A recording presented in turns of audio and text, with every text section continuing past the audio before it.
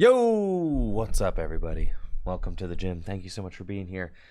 Yeah, Orlando was not great. I played Lugia. Lugia was definitely the right deck to play. I wasn't happy about it. I didn't want to play Lugia. I didn't put any more testing into Lugia. Pretty much just shipped the same list that Riley and I had played at San Diego, where Riley, lost his winning into top 8. So it was like, okay, pretty much played the same deck. We were like, Lugia is just it. It's just the best deck.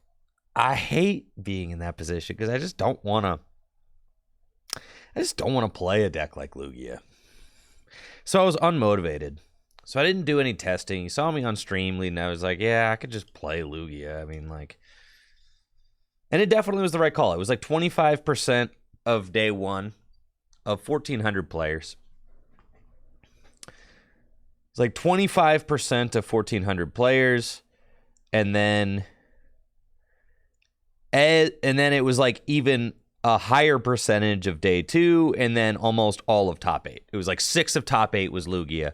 After being 25% in the field, all right, yeah, Riley texted me. It was 25% of day 1 was Lugia, 35% of day 2 was Lugia, and then 6 out of 8 top 8. So like that just shows you Lugia was far and away the best deck to play. Yeah. So 25% of day 1, 35% of day 2, 6 out of 8, top 8. So it was like,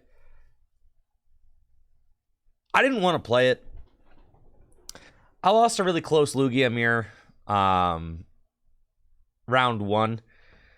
It's just really close. Yeah. Came down to the final play. And I just didn't have the game-winning boss. And then I won 2. I beat a Duraludon and I beat a Regigigas. And then I played against another Duraludon. And in game 3, it came down to I win if I get my game-winning lost vacuum. And I research and just don't find it. So at 2-2, I was like, I actually don't even feel like playing anymore. So I just dropped. And I went for a run, and I enjoyed myself. Yeah, I could have fought it out at 2-2, but when you don't enjoy the format enough and you don't enjoy the deck you're playing enough, it just was like, yeah, I just do not care. So if there was any event to go 2-2 drop at, it was definitely Orlando. The weather is nice there. The flight was cheap, and I had my room paid for by Full Grip because Full Grip was vending there. And Full Grip did excellent, so I'm very proud of everybody who worked at Full Grip and helped make that event a success on the store side of things. Thank you, Case Closed, for the sub in the 14 months. Thank you, Peter, for the 25 months. The Real Big B for that Prime sub. Prog Metal. Icky with the sub. Weeder with the sub. Thank you, guys. Thank you. Tartaria says, I was 2-2 in day 1 and ended up playing it out and got 25th. Congratulations. I just couldn't bring myself to do it. Yeah. I didn't like the deck I was playing enough. I didn't like the format enough. It was just like, yeah, I didn't care enough to continue fighting it out. I do plan on going to Knoxville. I'm going to go to a lot of... Well, the thing is like, I have 4 out of my 6... I have 4 out of my 6 regional finishes already. I've got a top 64, I've got 2 top 32s, and a top 16. So it was like... I only need 2 more regional finishes to round out my regional finishes. I would like them to be good ones. I'm looking for a couple top 8s would be great. So at a 1,400 player tournament, it was just I didn't believe in the list I was playing enough to fight it out after 2-2. I was just like, it's fine. Yeah. And just no, I'm not going to be able to make it to Oceania because I'm not rich. Man, the flights are expensive. I don't think I'm going to Oceania, but I will go to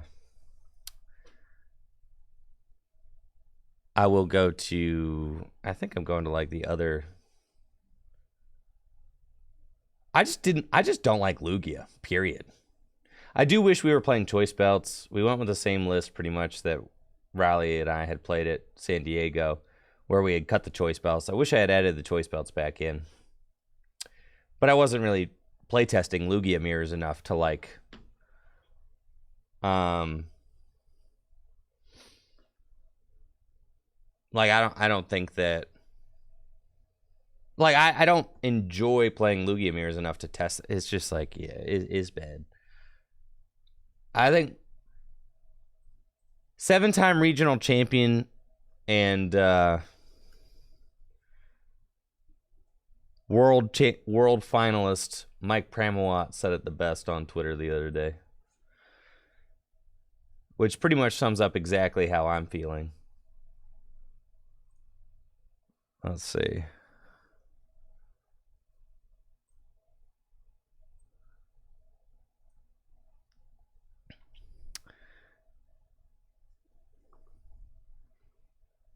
Yeah, so Michael Pramawat, a.k.a. the Seven God, a.k.a. the player with the most regional wins out of any player in the world, a.k.a. world champion finalist, one of the GOATs. If you've got a Mount Rushmore of Pokemon, he's on it. This has to be one of the bottom 5 formats of all time. Every format since Team Up has really released has been high roll or boring. Yes, there could be some anti-meta decks that are really good, but meta matchups are horrid. Pokemon is fortunate that their art team is the best. Yeah, he's spitting, bro.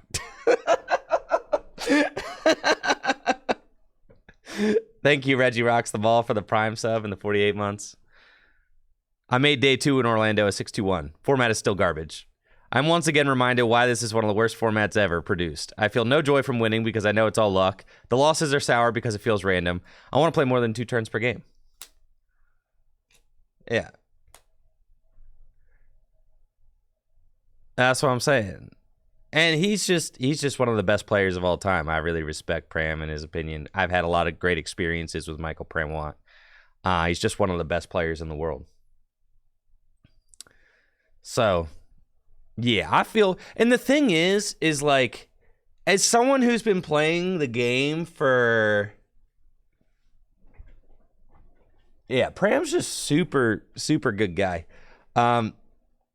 As someone who's been playing the game for like over 10 years, like myself, it's just like, it's a marathon, not a sprint, right? So it's like, yeah, I could really put the time and effort into like grinding, figuring out Lugia mirrors, you know, whatever. But it's just like, I can't mentally, because it all just feels so bad. I'm like not having fun, you know? So I think like for me, that's what it comes down to. I did have fun playing Mew. Weirdly enough. I was having some fun playing Mew. I was.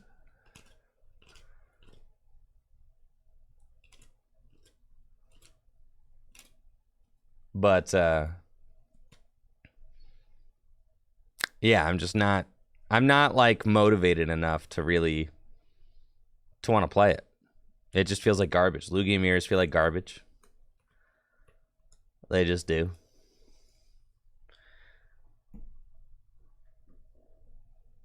You know, one of the most crucial plays in the finals came down to a capturing aroma flip. It just feels bad.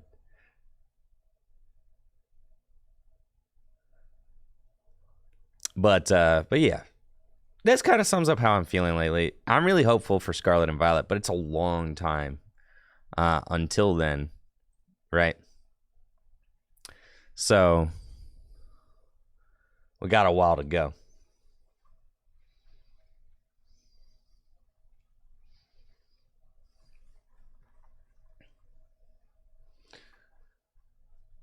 Now, as far as events go, let's see. I'm thankful that I've got 4 finishes at regionals already. I've got 250 championship points.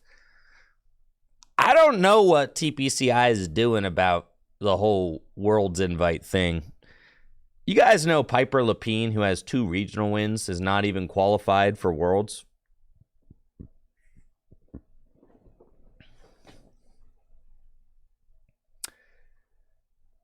Yo, thank you, Squeeze. Appreciate you.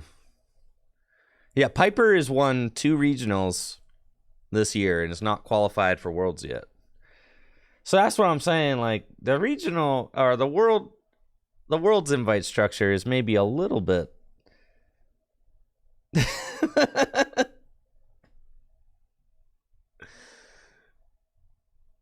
I think there's like, yeah, there's 9 players qualified from Worlds from the US right now. So, yeah. It's pretty crazy, which is fine, but like the thing is like if the Pokemon Company International wanted it to be an extremely exclusive Worlds this year, I feel like they should have like said so.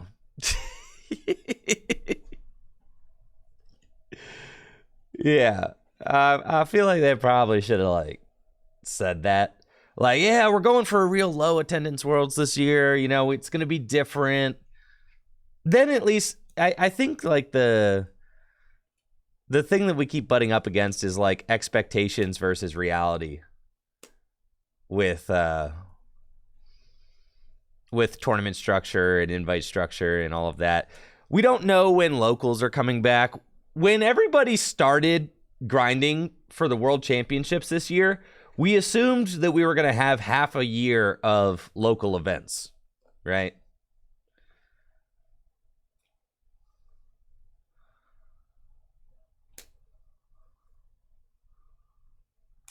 Yeah, I'm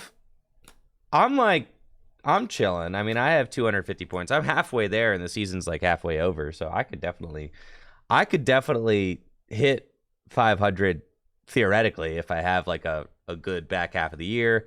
I'm going to EUIC, I'm going to NAIC. Yeah, I could theoretically do it. I would need to have a couple of solid finishes, which is why I dropped it 2-2, because like, all right, I need to like top 8 a couple of regionals, which is possible. I've had seasons where I top 8 multiple regionals in the same season. Even the 2020 season, I top 8'd 2 regionals in that season. So it's like, but when I hate the format so much, I'm not really feeling motivated. It's like I feel like I'm going to work, not like I'm having fun, which isn't like. It feels like. Honestly, it feels like there's so little you could do like in game sometimes. It just is so disheartening. In this format, it's very yeah. But then you go and play a format like Gym Leader Challenge, where it's like if you're the more experienced player who's played your deck more, like 9 times out of 10 you're gonna win. Whereas, like, in standard format, thank you, Lil Will, for that sub in the 51 months. In standard format, you could very well play against a Lugia player who's like, yeah, I picked up this deck last week, and, like, just get schmacked.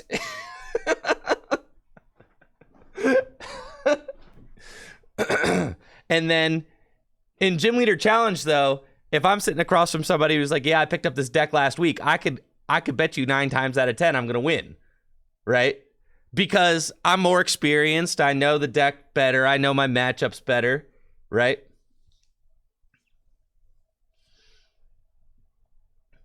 Trevor says, in standard, I lost to someone who didn't know how many prize cards Mew VMAX was worth.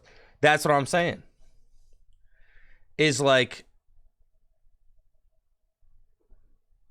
it doesn't feel like there's enough decisions to be made per turn. Not enough. Yeah. In standard right now, it just is like there's only like a couple of decks. Yo, what's up, Brady? Thank you for the sub in the 43 months.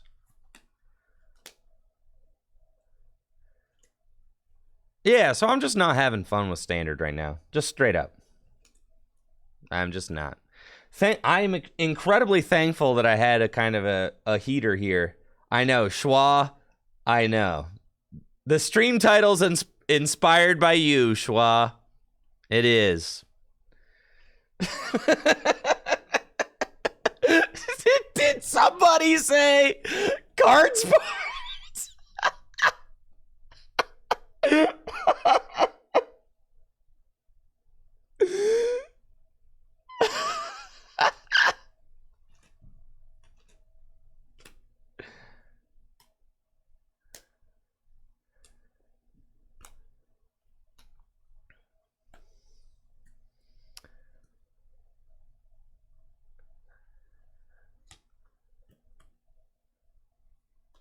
But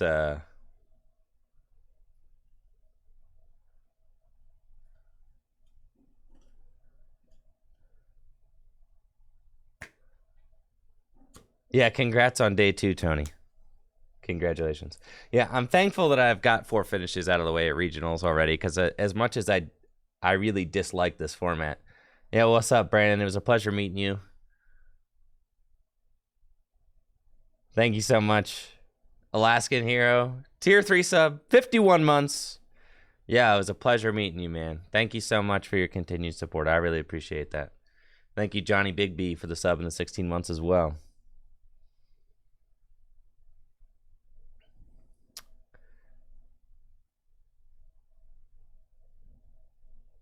In my mind, Regigigas like doesn't beat Lugia. Not consistently. And Lost Box, is a pile. Yeah. Lost Box is a pile. An insufferable pile. Lugia's an insufferable pile. Lost Box is an insufferable pile. Regigigas is an insufferable pile that can't beat Lugia. Yeah. It's just... I don't find it, like, interesting enough to really dive into and just play ad nauseum. Like, dude, we're going to be in this format for another 4 regionals.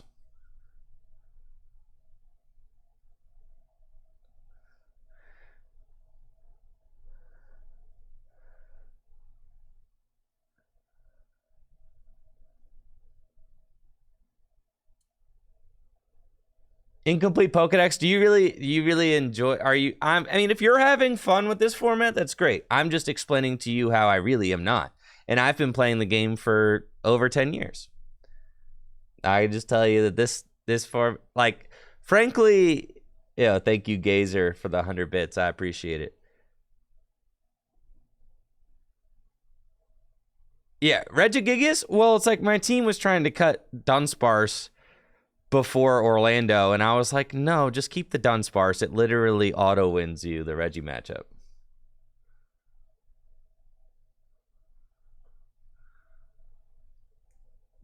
Well, Incomplete Pokedex, I'm certainly not the only one who feels this way. I'm just like, I've been playing the game for a long time, and I don't like the direction. I haven't liked the direction of the game since tag teams.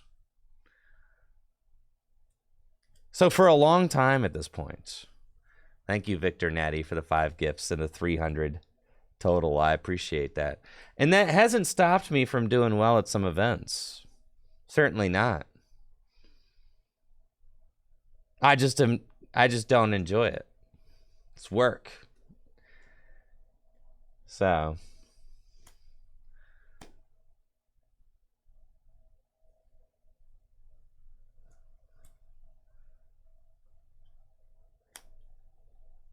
Well, like, even in a format where Lugia is just Lugia is just like the tier 1, the S tier, uncontended BDIF. It just is. But you can still have, like, Lugia beat Vikavolt in the finals of a regionals at Arlington. Yeah, that's what I'm saying. Yeah, I'm with you, Victor, 100%. The decks don't feel fun to play. The matchups don't feel fun to play. I don't feel like there's like a lot of depth to them.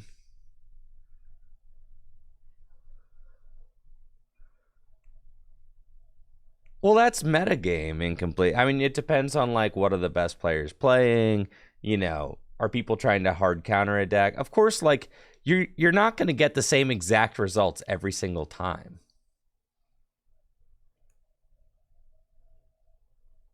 You're not going to. But I'm just saying, like, I just don't. I'm straight up not really enjoying standard format. Lost Box has a lot of decisions. But I won't ever play it for a tournament in this format, though. Omnipoke. I won't. Because Lost Box, I feel like, is kind of it's a really rough tournament deck. You're playing 50 minutes best of 3. Lost Box can soul-crushingly lose games at the end of like a 25-minute game because you confied into the 2 wrong things. You know what I mean? It's just like there are so many various creative ways to lose with Lost Box. I would never play that. I would never play that deck in a 50-minute best of 3 format. Thank you, Zangift, for the 100 bits. It's just like, yeah, Lost Box is a really good skill-intensive deck that takes like... Grant told you that Lost Box is like the most input into practicing and playing like just another okay deck. 100%. Like Lost Box, you have to like dedicate yourself to learning all the intricacies of Lost Box and then you're playing just another okay deck. Yeah, like why would I do that when I could just play Lugia?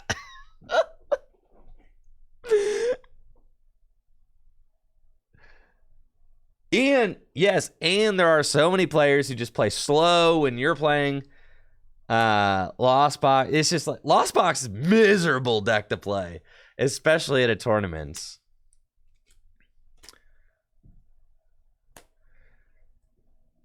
Well, that's why in this format, I consider the only 2 good tournament decks in this format are Lugia and Mew. Those are the 2 decks that I'd consider for in 50-minute best of 3. Lugia and Mew. Those are the 2 that I'd consider playing. I've been a little hesitant to bring back Mew just because I'm like worried about Drapion lately, but honestly, it might just be like might just go on a nice Mewcation for the next couple events until Scarlet and Violet comes out. Something like that.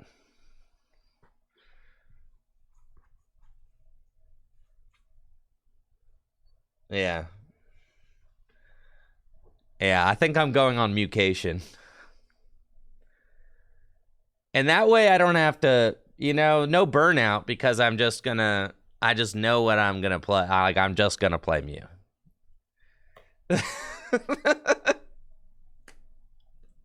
That's what I'm saying. So I don't have to think about this format anymore. I'm just gonna...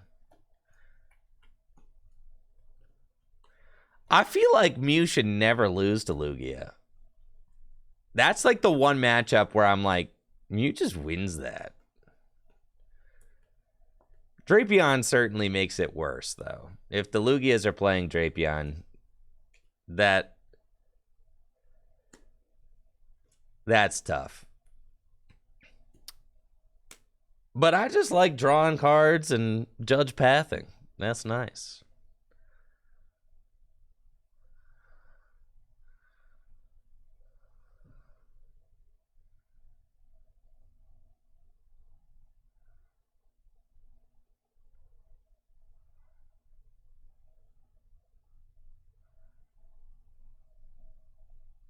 The Aerodactyl and Poncho tech, is that what the Mew player played? Aerodactyl with Poncho? That's crazy. Thank you, Runner Dude, for the sub and the 49 months. I would never play those cards in my Mew deck, no. Just judge path. That's it. Just judge path. That's it. No, I would never play those cards. Yeah. No, that just seems like a waste of space, if I'm being honest. You judge path, right? And then they...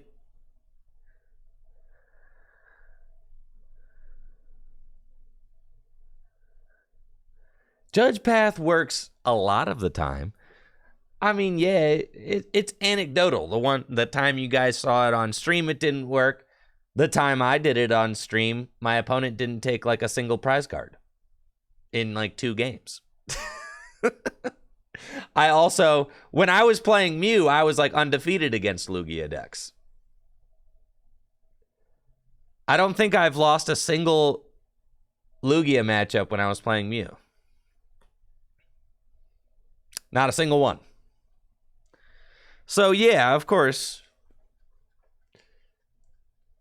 But the reason why I get scared off of Mew is not because of Lugia, it's because of other decks. But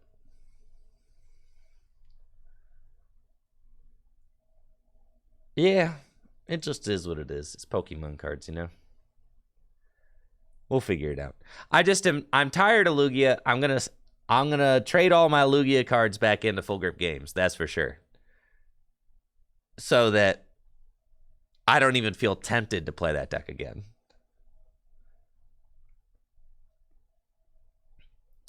I'm trading the Lugia deck back into Full Grip Games. All of it.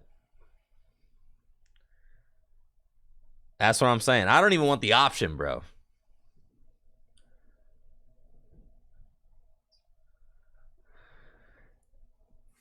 And the insane thing about Lugia is that I went like Arlington. I mean, I was killing it in Arlington with Lugia, and I hated the deck the whole time.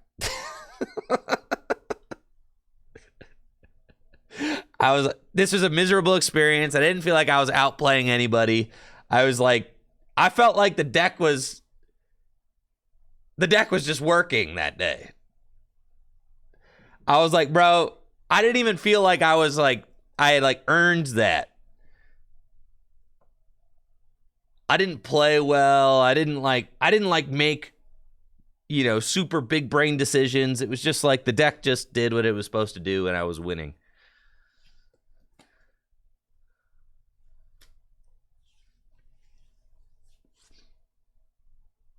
So, yeah. So then, like, I gave it 2 more chances to just do that.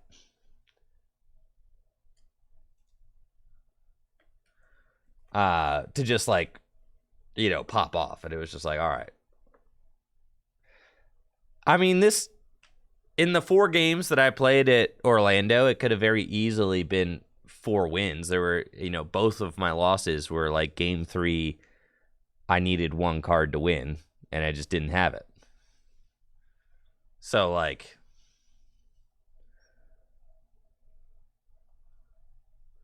yeah, I agree. I agree with you, Brandon. Yeah. Well, that's the thing about playing in Japan. It's why I'm so envious of Pokemon Japan, because they just get new cards that come out every month. Everything, everything's just more exciting. Like, organized play internationally is just like, cool. Guess we're going to be doing this for a while.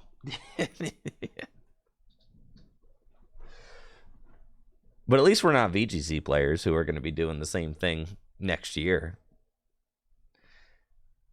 So,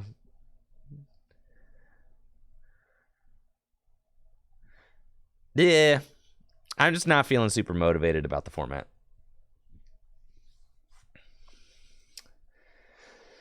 Yeah, Pokemon Japan has its own things, for sure. Having to raffle for large events, that's not great. But they have a more robust local scene. You could go to a local tournament in Japan and play with like 80 other players just on a random weeknight.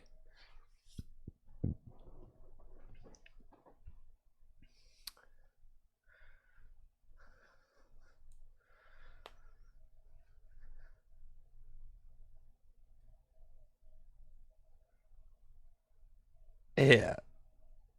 Yeah, it's just... There's a lot that needs looked at right now. I mean, obviously, it's like... You've got the invite structure needs looked at. You got the fact that, 1,400 player tournaments are awarding, not nearly enough prizes. But then it's like, why would TPCI revamp that? Tournaments are being attended in record numbers. Why would they revamp anything? It's like they've got no reason to. If people are showing up, thank you, Veg Molly. Yeah, recce number. What am I saying? People are showing up in record numbers. So it's like, why do they care? Yeah, I think I'm going, like, here's the deal, is that I'm just gonna, like, go to stuff this year. Like, whatever. Even if I'm not having, like, the best time, I'm just gonna go to stuff. Whatever, you know? I think that's just the vibe this year. Is that the World Championship? Thank you, GrimX Grin, for the 5 subs. I'm blessed enough to be in a situation where I can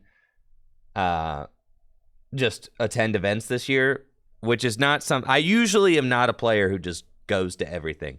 Usually I try to supplement with locals, but there are no locals. So this year it's like, okay, I think I'm just going to like go to everything because TPCI has created a Worlds invite that's like nearly impossible to get. So I'm just going to see if I can do it because I would like to go to I'd like to go to the World Championships in Japan. So I'm just going to challenge myself to try and do it. I'm in a position in my life where I can try that and just see how it goes. You know, maybe if I end up having a family in the next year or two, then I have to like basically quit going to events. So it's like, it's fine.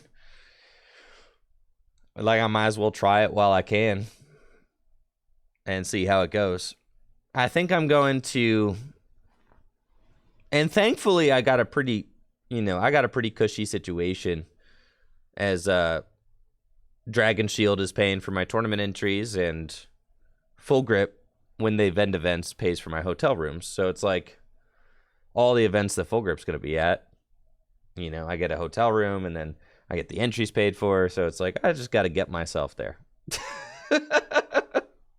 All I got to do is just show up. So if I could just find reasonable flights, use a nice travel card, get some, you know, some travel points, whatever, I'm in a pretty good situation. So I'm thankful for that. Yeah, I think I'm going to be at Knoxville. That's at the end of the month.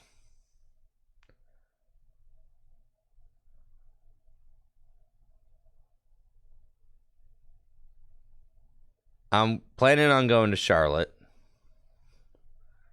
I'm planning on going to Fort Wayne. Good God. And if I'm feeling particularly, when is Fresno? If I'm feeling particularly like I hate myself, what is that? Self-deprecating? No. Maybe in June. What is the word when you love torture and pain? What's that? What's that word?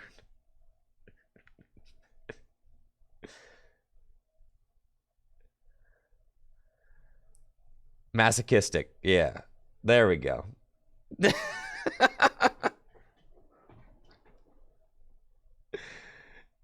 If I'm feeling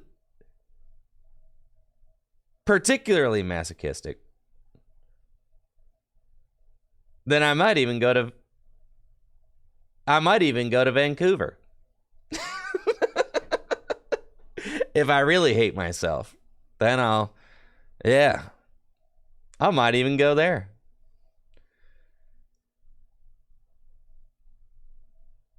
I only need 2 more regional finishes to round out my 6. So I could just torture myself going to all these, I guess.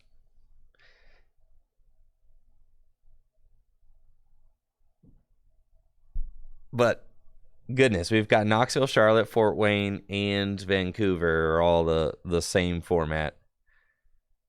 The same format as Orlando. That's yeah. That's a lot. And essentially, I mean, really, Crown Zenith didn't add a whole lot.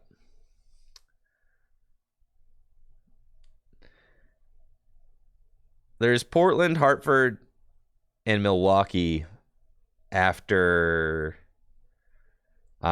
Scarlet and Violet comes out, and EUIC. So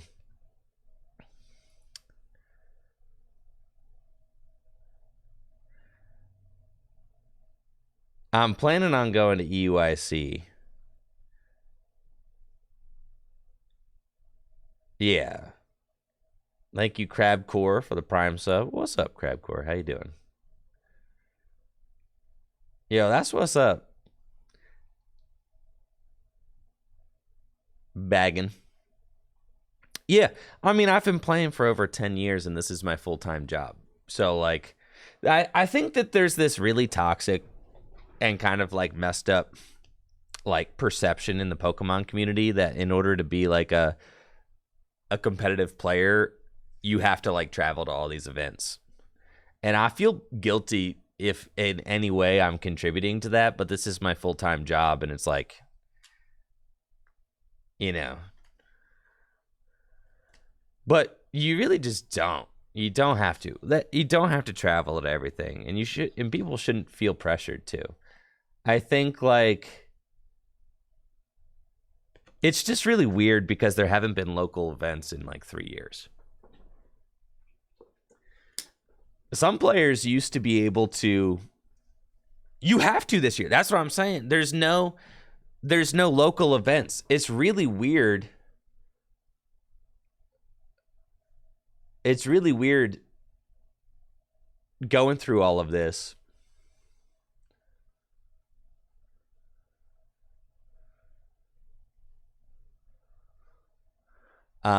Without locals, yeah.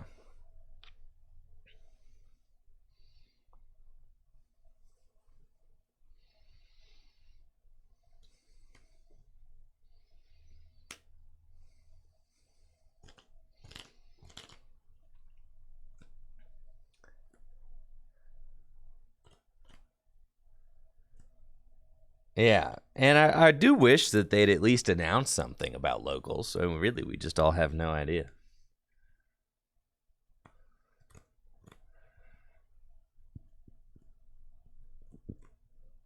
Well, that's what I'm saying, Tony. Like, for me particularly, it's like this is kind of my job, so it's like I'm trying to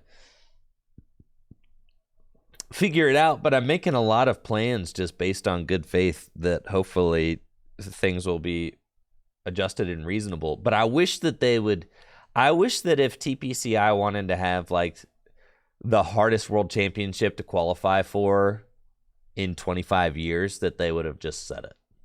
I wish that they'd just say that. Like, listen, we're trying to make this the most exclusive, difficult to qualify for worlds in 25 years. I'd be like, okay, that's fine. Because at least then, like, we're mentally prepared. Like, we know what we're getting into. But now at this point, it's like, none of it, like, a lot of us went into this expecting, no, this isn't the norm. This is not the normal. No. The fact that Piper's won 2 regionals and doesn't have a Worlds invite is like, that's not normal.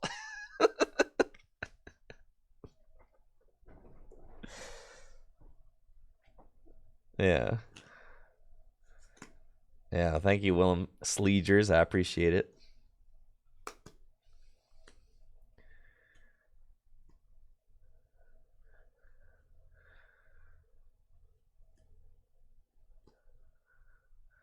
Thank you, Jay Belanti, for the Prime sub in the 7 months.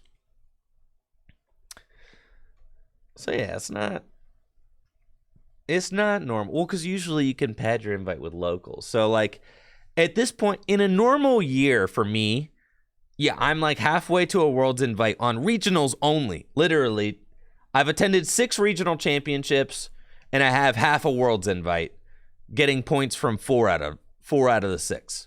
That's my season so far. I haven't attended any international championships. I'm going to go to 2 out of the 4 international championships. Both of the international championships that I'm attending are the back half of the season. So I don't have any of that cushion from a potential international finish from the first half of the season. So you can only get 6. You can only use your 6 best regional finishes towards a Worlds invite, and I have 4 finishes so far. So once I get 2 more, then I'm capped, and I can only get more points by improving one of those finishes.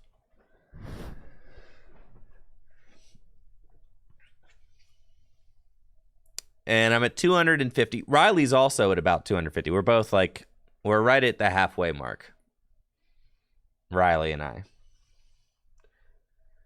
So usually I'd be right on pace because you could just go to locals and League Cups award 50 championship points if you win. So a couple of League Cup top 4s, then you're in couple of battle roads, then I'd be at around 400 points right now, which would be sick. I'd be like, all right, here we go. And then I wouldn't have to stress about flying out to every single one of these regional championships, man. But I'm in a life position right now where it's I don't know how many more years of this I got in me, so I'm just going. Even though I don't, frankly, I wouldn't be attending based on the format because I don't like it. So it's so if I could afford to just go to some locals and play, I would just do that. Because this isn't, for me personally, this is not necessarily fly out across the country to compete kind of format. It's not that great. It's not that deep. So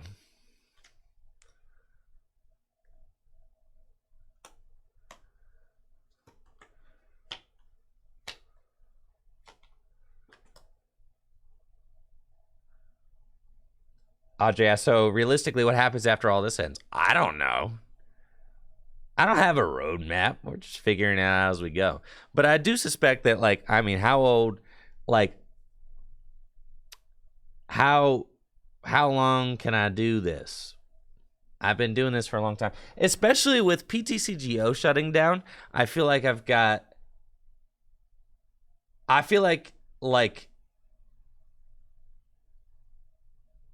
I feel like the channel and myself are at a major crossroads, and we're trying to figure out what the future holds. I mean, we could just dive headfirst into tabletop TCG production. Just do that.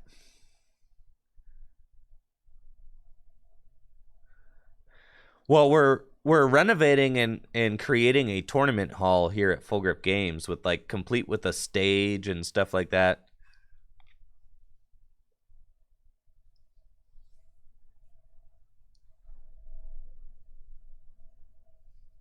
Which is yeah, I appreciate that, Logan Davis. I've thought about it, how long can you realistically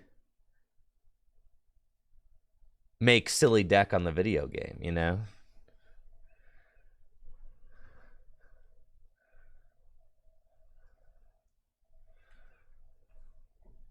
How long before I need to level up into something else? As long as they make silly card, you can make silly deck. All right. So I talked to Jameson, the owner of Full Grip Games, over the weekend, and we're renovating a complete. Well, the thing is we're doing some really cool, exciting things here at Full Grip Games. I'm very excited about a lot of the projects we got going on here. So it's there's a lot happening behind the scenes that is incredibly exciting. So right now, we just finished a bar and cafe, a board game bar and cafe called the Green Dragon Inn. It's right it's right here. It's like 50 yards from my studio. It's right there. So we just completed that. And that's going to be opening any day now.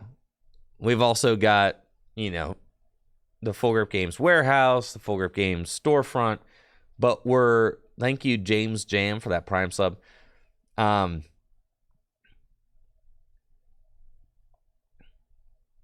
So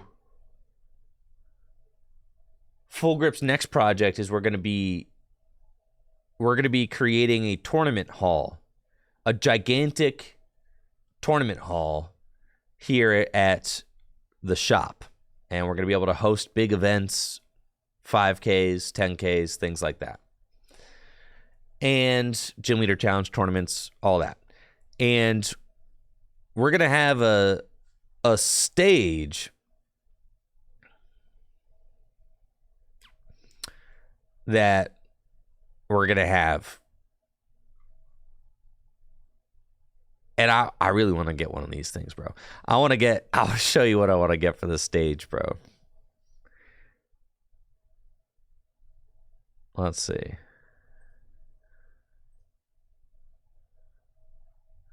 I don't need the circular truss system.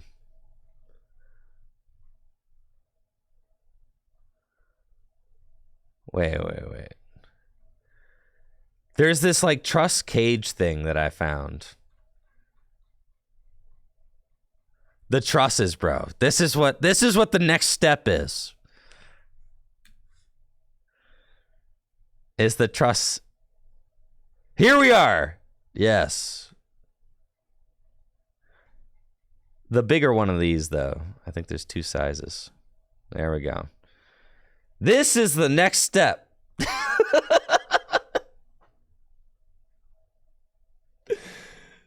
I'm going to try and get Jameson to buy me one of these. What do you guys think?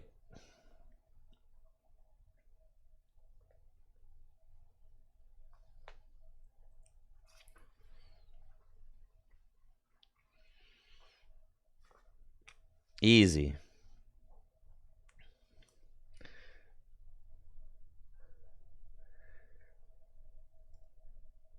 First for tabletop, yeah. Well, I'm gonna get a complete.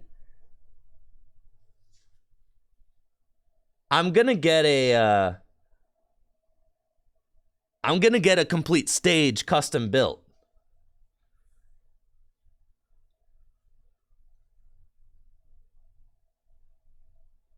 When we renovate, I mean, you gotta figure. All right, the projects that go down at Full Grip Games are pretty big. I understand that this would be a lot for me personally to buy. But Full Grip Games, listen, I do a lot for Full Grip Games.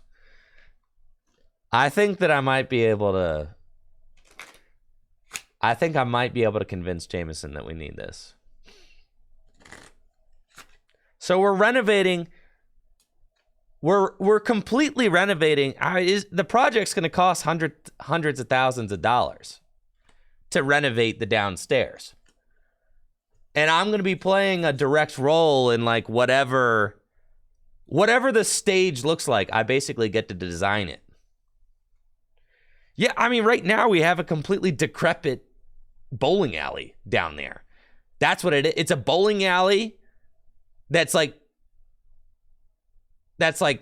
40 years old and decrepit.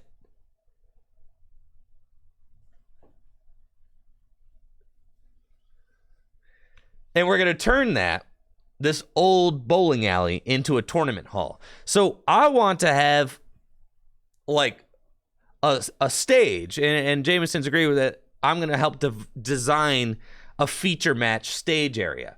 So this weekend, when I went 2-2 drop, I had plenty of time to walk around and take a look at the ones that TPCI sets up. Now, the ones that TPCI sets up are temporary stages that can be set up and broke down very easily. Mine's going to be a more permanent fixture. But I still think having like a having a gigantic truss setup like this would allow me to mount lights, cameras, however I want, which is like, that's exactly what I want. I want to be able to like, and then this isn't the only thing. Then there's going to be like, I'm probably going to do it up kind of like how I've done this up. Like, I'm going to have like brick. I'm going to have big neon signs. I'm going to have like LED floodlights. There's going to be like a lot. Basically, my dream is to turn Full Grip Games into like the premier tournament hosting, tabletop streaming, gameplay center for the Pokemon trading card game in the world. That's like what I want to do. That's something that I'm kind of passionate about. That's something that I would like to do. So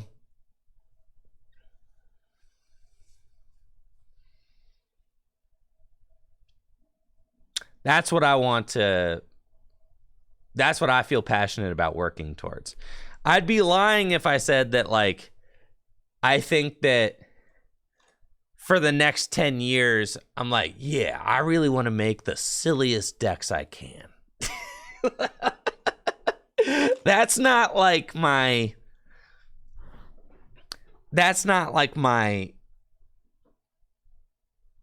big goal, you know? Is to like, yeah, I want to make the silliest decks possible on the online client. That's not like, if you want to ask me where do I think Tricky Jim's going to be in 5 to 10 years, that's probably not where I want to be, right? So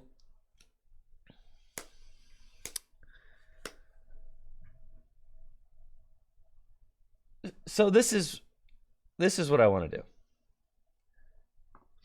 This is something that I'm passionate about. I want to build a stage. I want to build something that doesn't exist. I want to invest into creating something completely new and unique.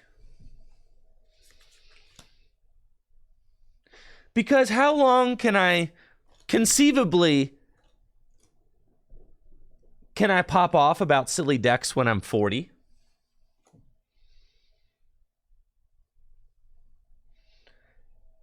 Am I just going to be funny streamer guy popping off about silly decks when I'm 45? How about when I'm 50? No. I know, but like, it would be irresponsible for me to not be progressing and working towards something else.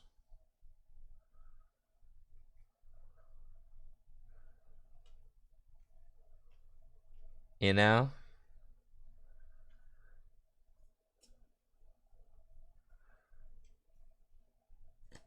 I need to eventually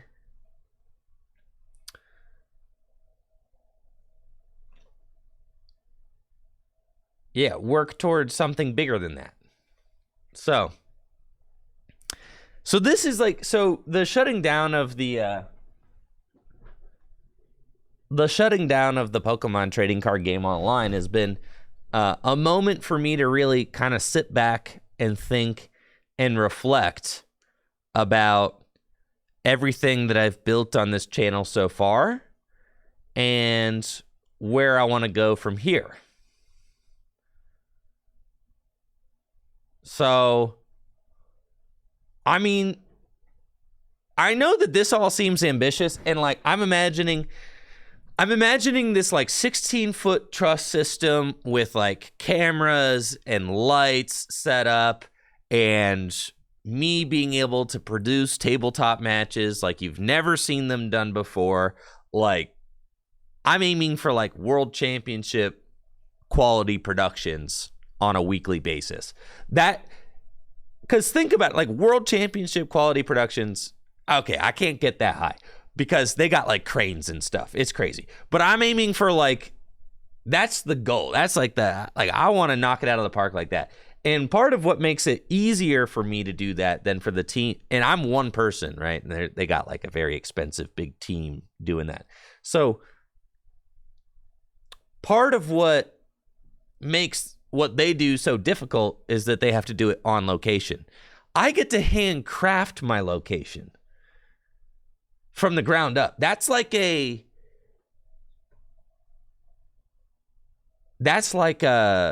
content creator's dream, right? That's what I'm saying, Steve. Exactly.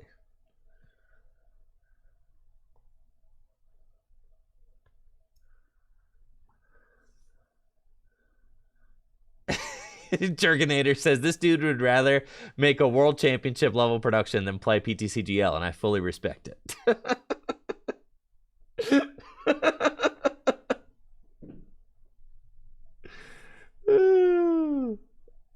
Yeah. So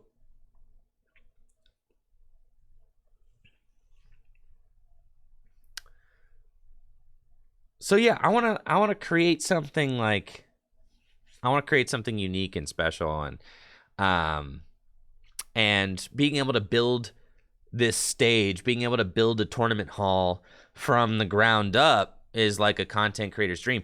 And this might seem ambitious to you guys at home, but let me tell you what, when you guys get to see the bar and cafe that we just built right over there, when you guys actually get to come in and visit it and experience the bar and cafe that we just built,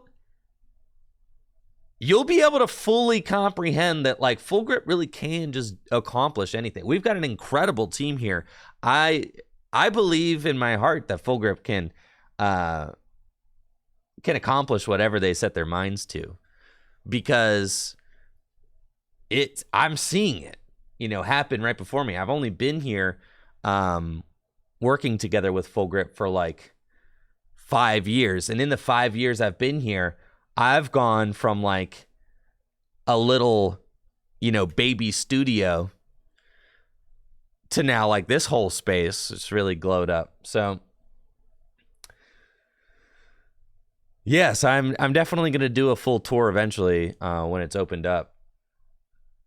So, and that's the thing. I think like I was talking to Will Mantho the other day, and like Will's like 22, young kid. And he's like, I just get like bored sometimes. And like sometimes I get depressed and I don't know what to do with myself, and I don't know what to.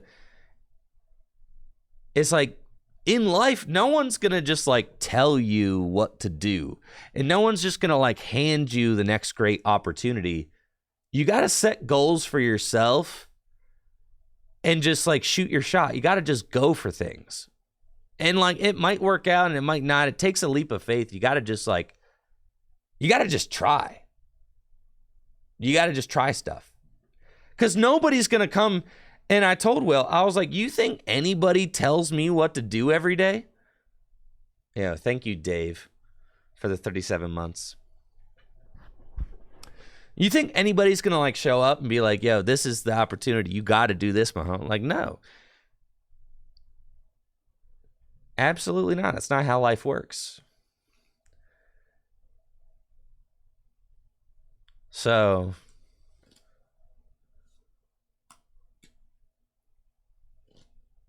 you gotta make your own goals. I was like, think of life like a video game. You got these quests, right? Except like nobody's gonna give you the quests. You got to make them for yourself. You got to set your own goals. You got to set your own quests and then go and accomplish them. So for me, I've set it in my mind like this. The next great frontier for me, the next great thing, and it's like I'm imagining, I'm envisioning it, and I'm gonna try and manifest it, God willing, is this stage in this tournament hall that I'm going to play a very key role in building. So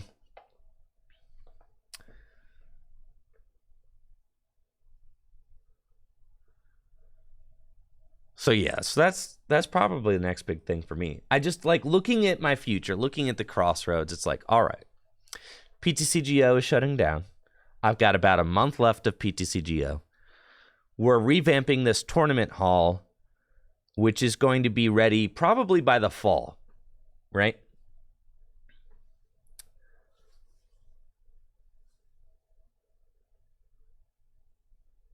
And I could either go a way of like, I could like go the way of playing PTCG live and just like doing more silly deck and kind of just like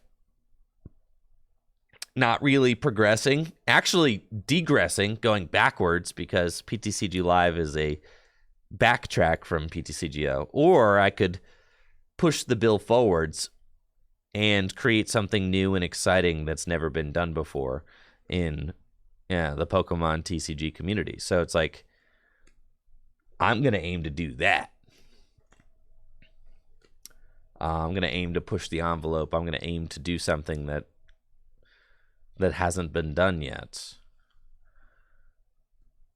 I don't know. It's a lot to think about. I mean, right now we're in a position where locals are not back yet. So like, but think about when Full Grip can host local championship point awarding events. We're going to be able to like, sheesh.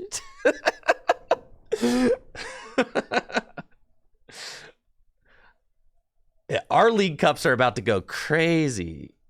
That's for sure. I mean, our League Cups used to be 1K. Like back before COVID, before Full Grip really like kind of came into itself, Full Grip's League Cups still gave out $500 to the winner. Like that's crazy. That was years ago. I can imagine Full Grip's League Cups being like 5Ks now.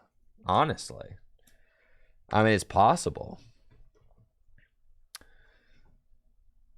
I could see our League Cups being absolutely massive. I mean, I could see our League Cups, streaming them just being huge with the production value and all that. I want to have in the tournament hall, I want to have like the stage. I want to have like a TV where you can watch the match that's on the stage from the side. Like, yeah, I got a lot that I want to do. But anyways, that's all stuff that I'm thinking about now. So then we've got this weird period of time between now.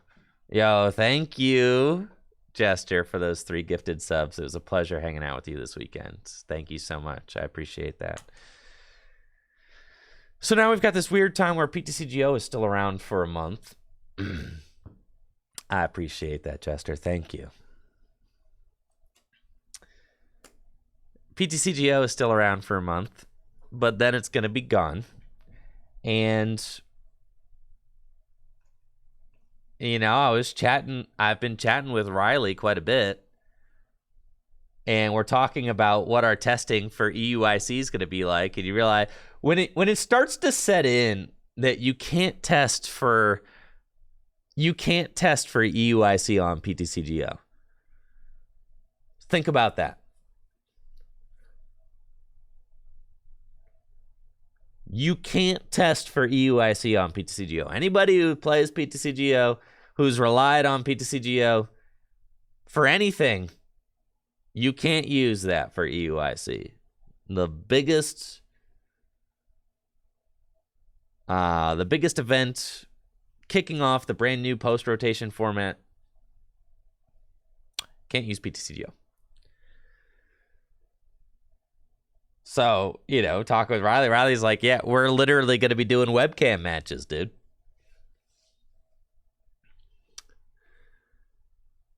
That's what we got. We can do webcam. That's going to be interesting. Now, playing on webcam can be fun.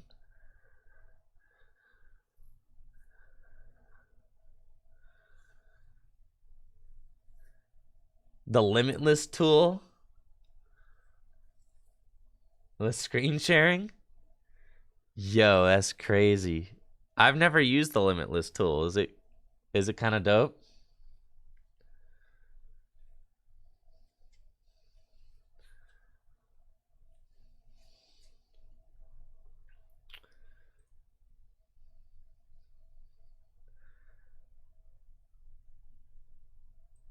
Triple Beat, new set from March. Gonna have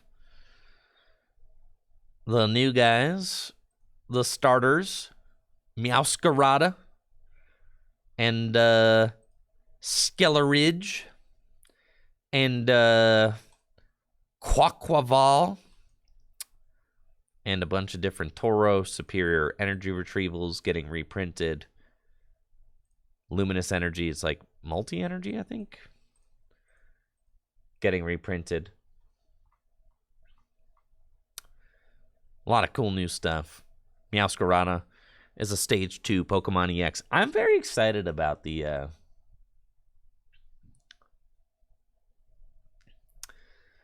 I think that our Scarlet and Violet set will probably be a combination of Triple Beat and the Scarlet and Violet sets from Japan, right?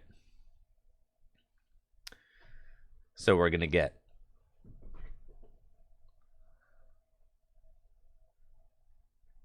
did I say it wrong? Skelledurge? Skelleridge? Yeah, Skelledurge. All right, fine. Skelledurge. You know, I would be able to know what the name of the Pokemon were if, maybe if the games had voice acting or something.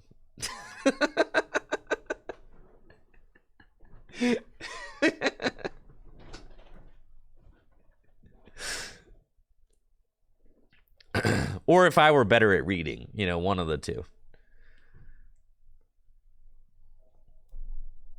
But neither of those are a thing. I'm not good at reading, and there's no voice acting. So, yeah, we're just gonna keep on having a rough time.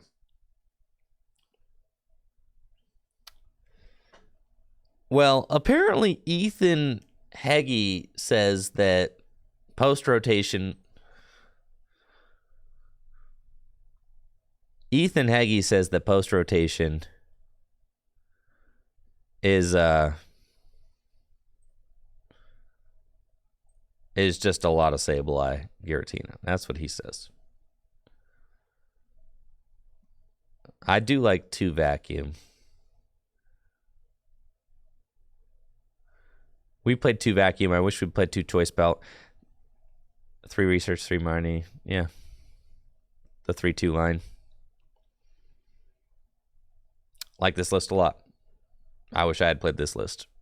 I mean, at this point, it's like you're just a couple cards off. It's like we didn't play the Choice Belts, but everything else was pretty much spot on. But Choice Belts were definitely a correct call for this weekend. But again, it's just like when you're not motivated, it's so hard. Let's see. How do you... Where's the search, bro? How do I search for people on this godforsaken application? You ever just find yourself like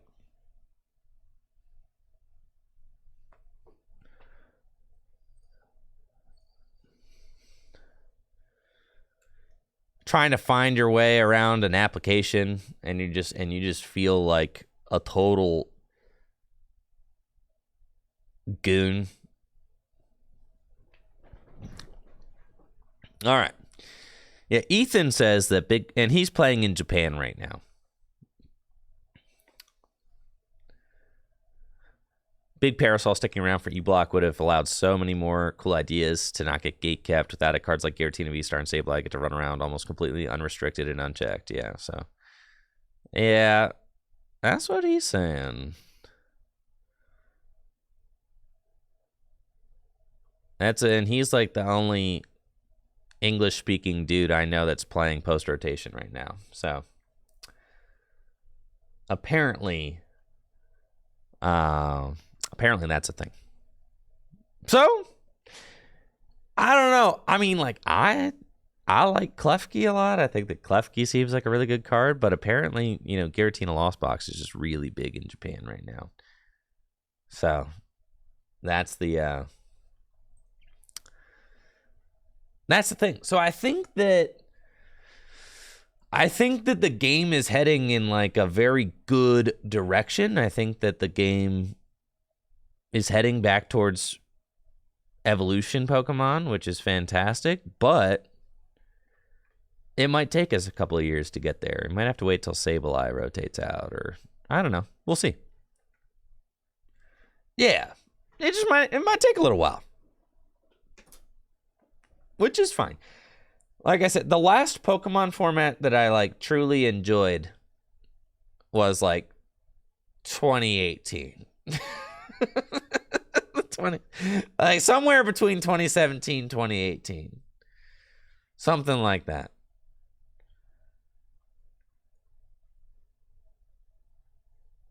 I think I liked early. Okay, I liked the tag team formats. I liked the Sun and Moon formats until Welder came out. When Welder and Mewtwo Mew came out, that's when I was over it. But like early, I liked Team Up Jirachi a lot. I liked Zapdos a lot. I liked Team Up cards. Even Pikarom only had 240 hit points. For a 3-prize Pokemon, that's like a big liability, you know?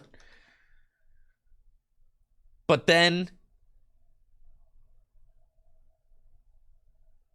it was like, because the difference between Team Up and Unbroken Bonds was like so big. The best tag team Pokemon in Team Up had 240 hit points. The best tag team Pokemon in Unbroken Bonds had 270 and could do 200 damage on turn 1.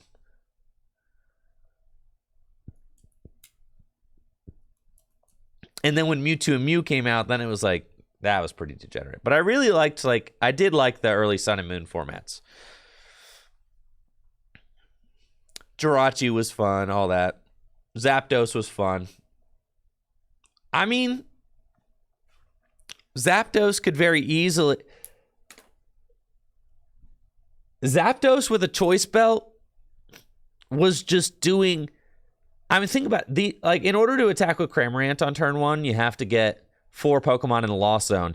In order for Zapdos to do 110 damage on turn 1, which is like what it did with the choice belt, all you had to do was retreat into it. You just were like, there we go. And Pokemon just had less hit points. So 110 on turn 1 back then was bigger than 110 on turn 1 these days.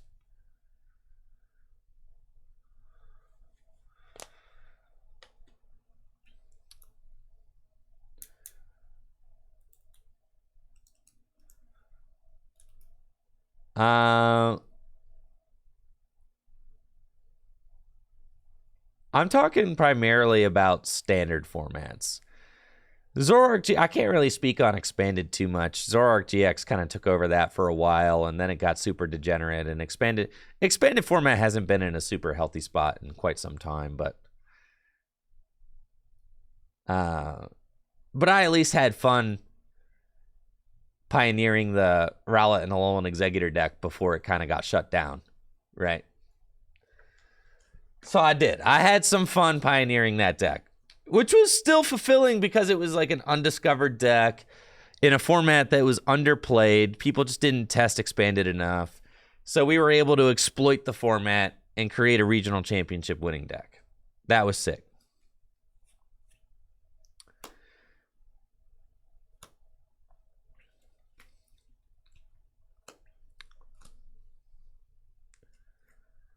Snorlax VMAX. Oh, yeah. That was fun.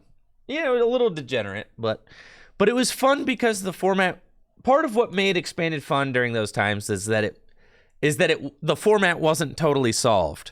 Like, even though the format was kind of broken, it wasn't totally solved, where standard just feels totally solved all the time.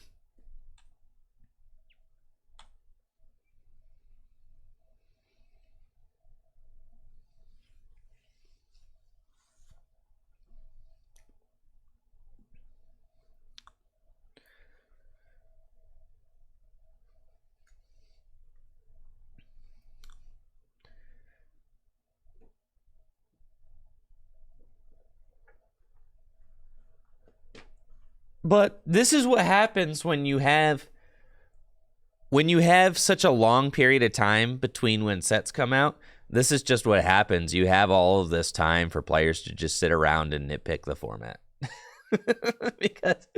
because players are like, dang, bro, is it time to like get another hobby, or like, you know, what are we doing? You know, we got a long time to sit around and think about Lugia, don't we?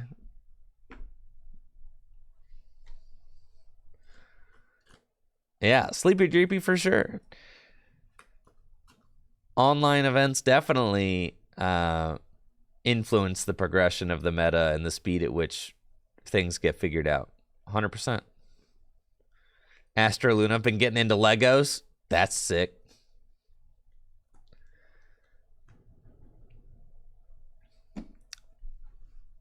Nice.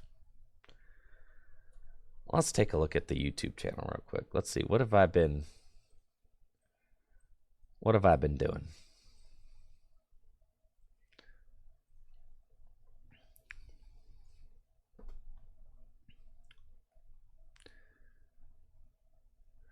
Holy smokes! Boo released a video! That's crazy. Boo had been on sabbatical for a little while. Boo's back, baby. Let's see.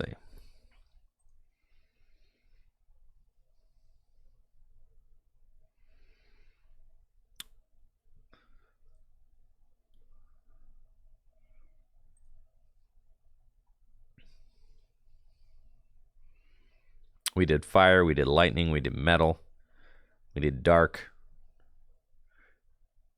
We got psychic all the way back here. All right.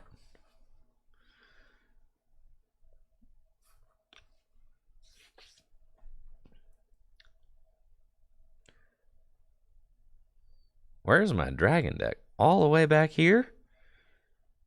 What about my Garchomp deck?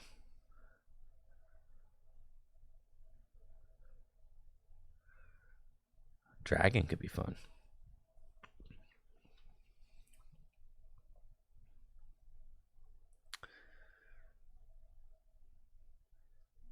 Colorless? I know. Could do colorless again, too.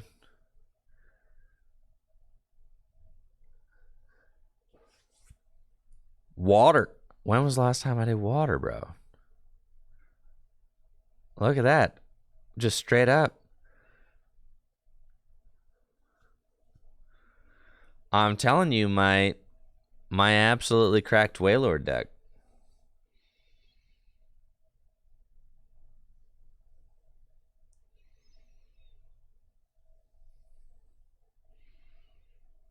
And we got a lot of things to do.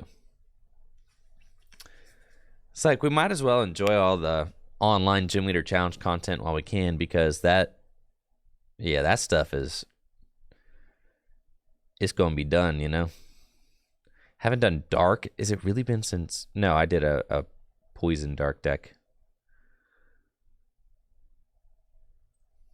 Cool.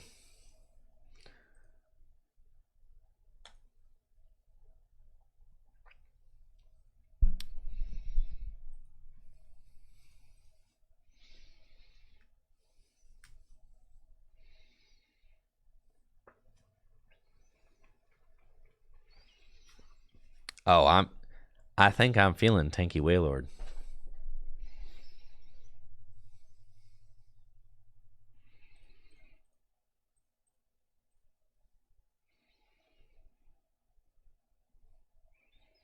So many fun GLC decks. GLC Whale. Whale. Dun dun dun dun dun dun dun dun. Dun dun dun dun dun dun dun dun dun dun. Well, beautiful. Yeah, Stage 2 Spork, they're going to be available on trickygym.com, and soon, as soon as my pins come in, which should be happening any week now, probably this week, next week, something like that. As soon as that happens. All right. I'm going to be looking for some Gym Leader Challenge opponents right after this quick break, so hang tight. I'll be right back, and then I'm going to play some GLC. If you don't know what GLC is, you can check out gymleaderchallenge.com. It's my favorite way to play Pokemon cards. We'll be right back.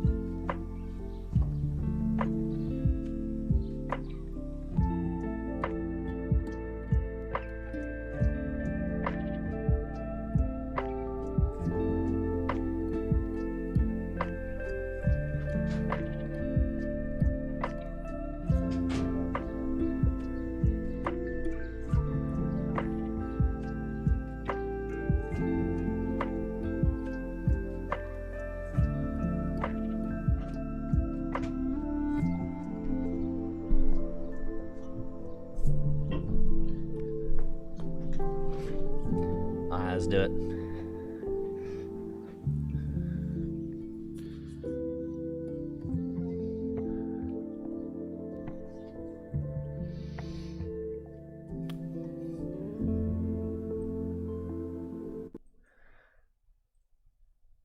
Anybody want to play against my crazy Wailord deck? The Stratch? Nice. What's your screen name, the Stratch?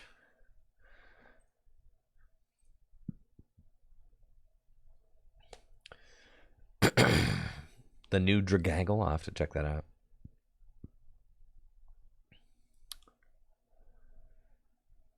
Nice. Jester sounds good.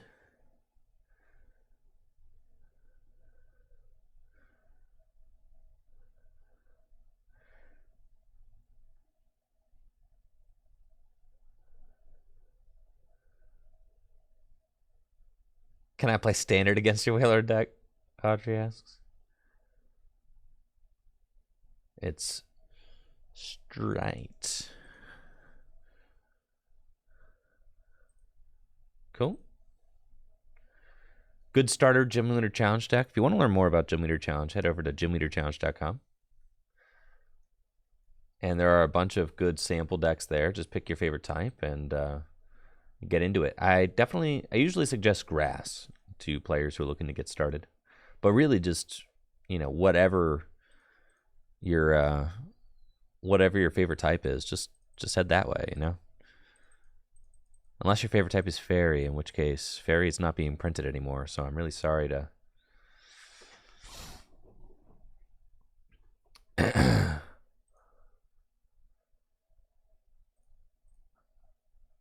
really sorry to burst your bubble there.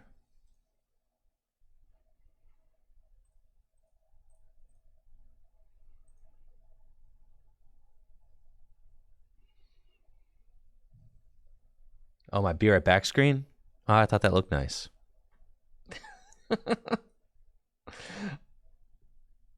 You can still play fairy if you want to. I just don't want to lead players astray, It's like asking, can you play your fairy deck in expanded? Sure. I just don't want to, I don't want you to have a bad experience either, though. You're playing with literally 50% of the card pool. It's like asking, well, no, that's it's like, can I play my standard deck and expanded? Sure you can, but you should probably put some expanded cards in there.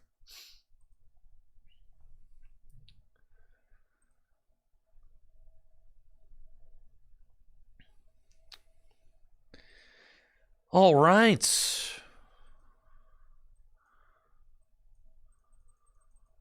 Oh, PTCGO, I will miss you.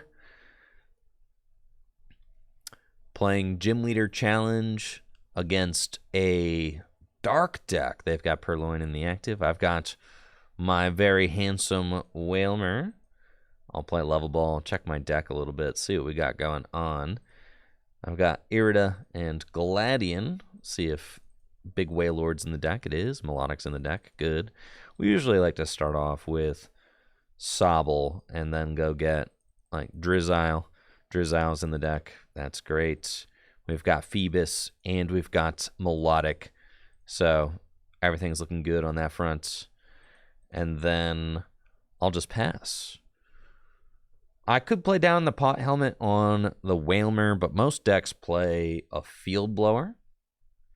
Thank you, Kuzarino, for that Prime sub, and Mr. Misters with the Prime sub as well.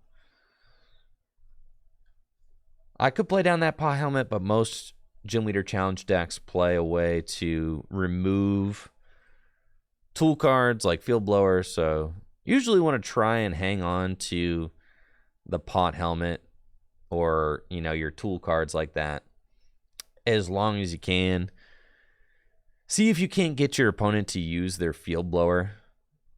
Now, they might be able to go, oh, I knew I should have played it. I'm going to get punished for this so bad.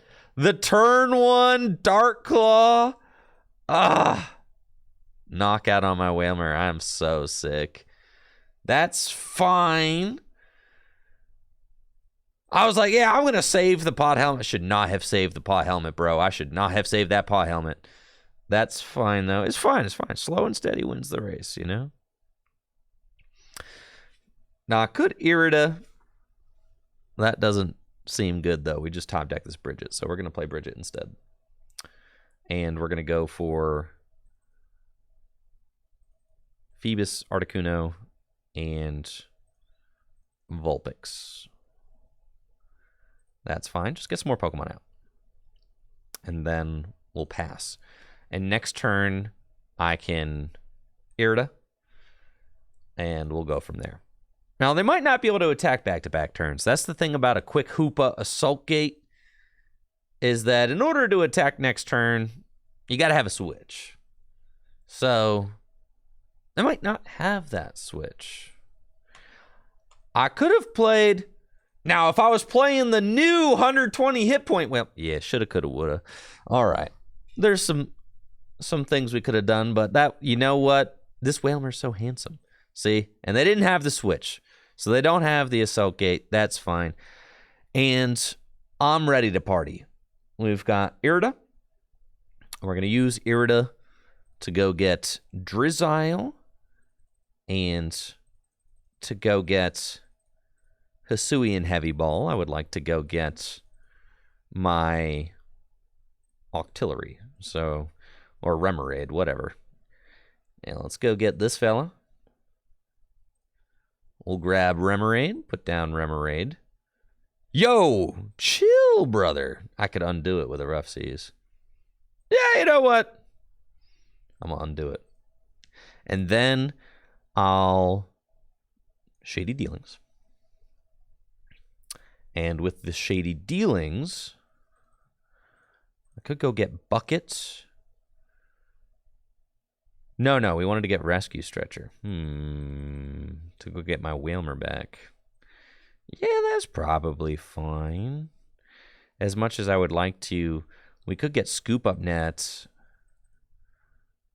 And I could Scoop Up Nets. No, it's not really worth it.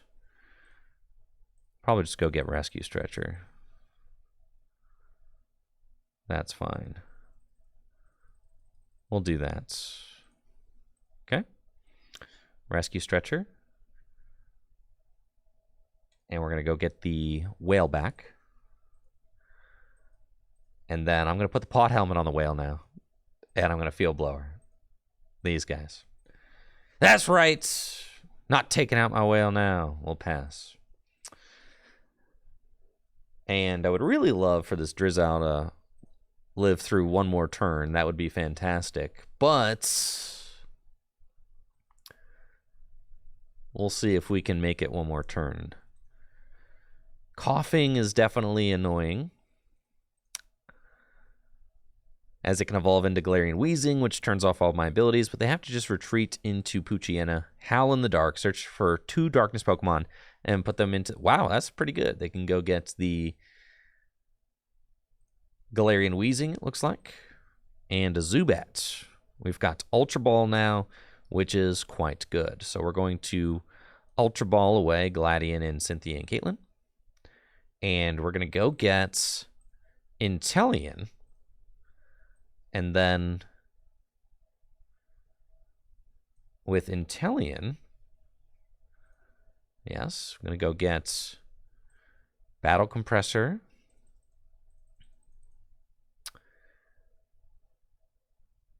And Dive Ball. Seems good. So let's do that. Battle Compressor, we're going to send 3 waters down. And then Dive Ball, we're going to go get Octillery. And it's time to start drawing cards. Abyssal Hand. We found Wailord. We found Counter Energy. We'll put that onto... Well, there's a couple things I could do. I could go in with the Articuno and pass that back to the Wailord. I actually don't mind that at all. You have to accelerate all three to the... That's super annoying.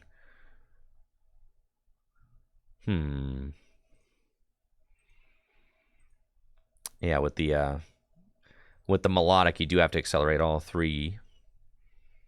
I could just actually take this knockout with Inteleon.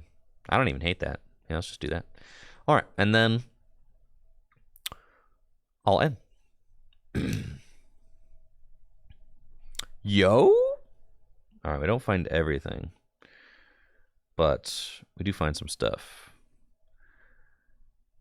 I think I'm cool with just keeping things right here, and I'll Aqua Bullet and put 20 onto that. And then we find Evolution Incense. So if my opponent promotes Coughing and evolves into Galarian Wheezing, all I have to do is attach an extra energy to my Inteleon, and then Aqua Bullet again, and we can knock it out. And then when we're ready, dang it, see, you always know the Field Blower is coming. So it's like, do I put down my pot helmet or do I save it? It's a tough decision for sure. With the counter energy counts as 2 energy when I'm behind on prizes. So we were able to Aqua Bullet for just the 1 energy attachment, which is great. And then we'll see what they are able to find off the end. No Liepard yet, which makes me think that maybe Liepard is prized. They do have Raihan, so they can accelerate a Darkness energy to the Coughing and go get another card out of their deck. And we're just really trying to get this Wailord fired up. That's the goal of this deck, and we're going to use the Milotic to do that by blowing up the Milotic. I got Ascension into Wheezing. Wheezing turns off all my abilities, but only has 110 hit points left because of the 20 that I put on it with Aqua Bullet earlier. So I'm loving that. I got Evolution Incense to go get Milotic out of the deck, and Capacious Bucket can get me those final 2 water energies. Attach a water energy to Inteleon, and everything else is looking pretty good. So we'll just Aqua Bullet for the knockout and place 20 damage onto Purloin. Seems fine. And marching on to 4 prizes remaining. Tag Call can get me Guzma and Hollow, which is great, as it allows me to get Tool Card, Special Energy, but I do have the Weakness Guard energy here that I can attach to my big, glorious whale. And with the Milotic, we'll be able to use its Energy Grace ability to slap 3 water energy from the discard pile onto the Wailord and get this thing up and schmoovin'. The Wailord is one of the biggest, baddest attackers in Gym Leader Challenge format with Special Wave. Can do 240 damage. And let's get this thing going. Well, Energy Grace. Just do that now. They get to take a prize. Got the Weakness Guard energy, and at this point, I just want to reset the Inteleon. I don't even care to continue attacking with this thing, because I can use the Inteleon to go get... Yeah, well, Hisuian Basculin, sure. It's good. I've got Basculegion in the hand. We can use the Inteleon to go get broken trainers out of the deck. Like if we want to Hex Maniac or Mallow and Lawn, I want to be able to search those cards out. So that's why we're going to ditch that and just start swinging with Wailord. Wailord's massive 200 hit points, very difficult to knock out. And then with its jumbo-sized ability, it's even more difficult to knock out because it takes 30 less damage from attacks. So, yeah, this guy is looking real nice. Real nice right now. Now, I only got 3 abilities in play, so if they are able to find Weavile could Evil Admonition for 150. I do have a full bench, so Zoroark can smack for quite a bit, but they've got Scoop Up Nets and Hoopa. So they're just going to hit me for 60 with Assault Gate, minus 30 because of jumbo-sized. We've got, let's see, what's Shady Dealings? And see what we've got in the deck. We've got, do I play Lusamine in this thing? Kind of wish I had played Lusamine. But it's cool. We can just Mallow and Lana. Let's just have some fun. Let's do that. We'll evolve into the Liege. And then Mallow and Lana. And we're going to switch. We're going to discard these into Octillery. Heal that 60. Floatstone there. And no need to use that rod. But I'll Abyssal Hand for 1. Want to save the tag call. We got Verse Seeker. Actually, don't need to save the tag call, but that's fine. Retreat into Wailord. And we'll Special Wave again. And this is what this deck tries to do. We are trying to tank and heal with Wailord. This is the strategy. It's basically like Arceus Duraludon, but Gym Leader Challenge version. We're going to get out our biggest, baddest dude, and we're going to say, you can't knock him out. Now, there are things that can knock out a Wailord. There are, but not many. And this whole deck is designed to just get Wailord up and going, as he is one of the biggest and most difficult to pay for attackers in Gym Leader Challenge, with an attack cost of 3 water and a colorless. There's quite a bit. We see the Liepard, yes, sadly prized. Would have loved to have that to draw extra cards during the game. Yes, this water deck feels more like a... And this is sick. We can Palpad back in the Mallow and Lana. And the Cynthia and Caitlyn, right?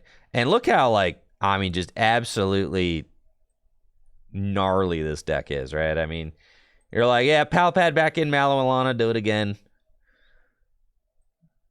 I could Hex Maniac. I mean, there's just a million things we can do. If I Hex Maniac, hilariously, I can Hex Maniac and then Special Wave. And because I used Hex Maniac, even if Weavile attacks this turn, it won't do any damage because my Pokemon don't have any abilities, because it says that all of the Pokemon have no abilities. So Weavile's damage does more damage for the amount of abilities online. Now, they just made themselves invincible. So we're going to see if we can find our Gust card.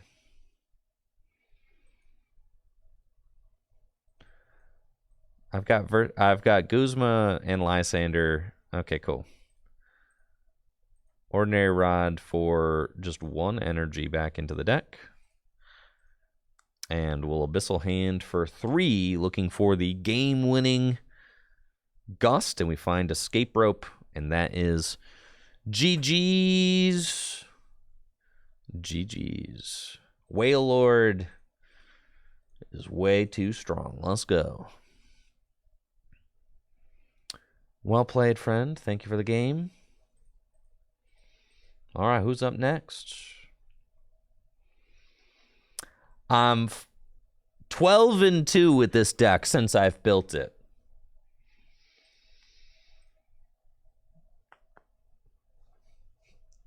We've had 2 losses. Jester is next. That's right. All right, let's go.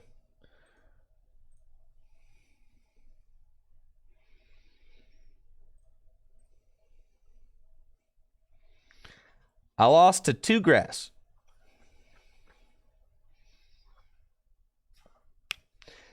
I should lose to Psychic too, though. I should lose to a 9. I believe that I should lose to my own Psychic deck. I should. Mimikyu, right. Mimikyu should. And I should, I could potentially lose to Lightning, for sure.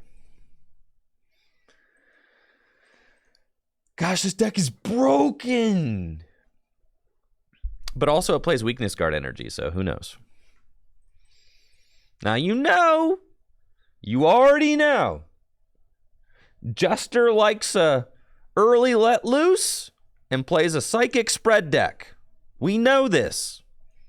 I'll bench that. Playing against Jordan with his Psychic spread deck. And looks like he might not have the best opening hand.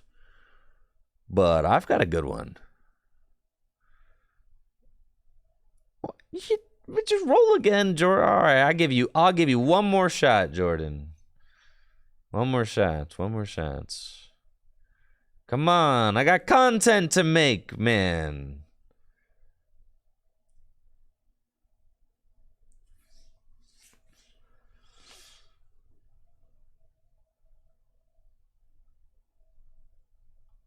Got content.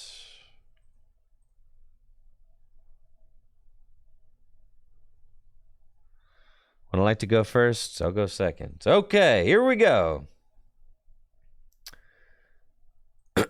This is fine. I should have benched that. Okay. Yo. All right, the Psychic spread deck. We'll bench that now. Playing against Jordan's Psychic spread deck. He's got Giratina in the active. I've got my Alolan Vulpix. Going straight for that Misdrevious, which evolves into Mismagius. And since Jordan really likes spread decks, I'm guessing that it is the Mismagius that spreads damage. That would be my guess. Now, I don't have the most explosive opening hand, but it's not bad. We've got Alolan Vulpix with the Beacon attack. Allows me to search for 2 Pokemon for free, which is great. I'll Gladion and see if we prized anything. Yo! All right. This is pretty good. We've got Quick Ball, so I could just go get... And then we Evolution Incense for Octillery next turn. I could go get Quick Ball. I could get a basic Pokemon. Or I could get Basculin, and we could go get 2 basic Pokemon with Basculin if I Escape Rope. But I've already got Vulpix out here, so that feels like kind of a waste. I feel like I should just Nest Ball instead. So we'll just do that. I'll Nest Ball, and off of the Nest Ball, I think I want to go get... Could get Sobble, and then I could Beacon for Wailmer and Drizzile, which seems pretty reasonable. I could also get Articuno, which wouldn't be bad, actually. I don't hate that. It allows me to put some pressure on, which is not bad. A lot of decent options here. I think I'll go for the Sobble, though. That's good. And then I'm going to start building it up, and we'll Beacon. Off the Beacon, I'm going to get these guys. And then I know that I used Gladion, and I know that my Inteleon is prized. And so is my... Dang it. And so is my Versus Seeker. Not that it matters, because Gladion's in my prizes, not my discard pile. So, that's interesting. We've got Hisuian Heavy Ball. I could go get my...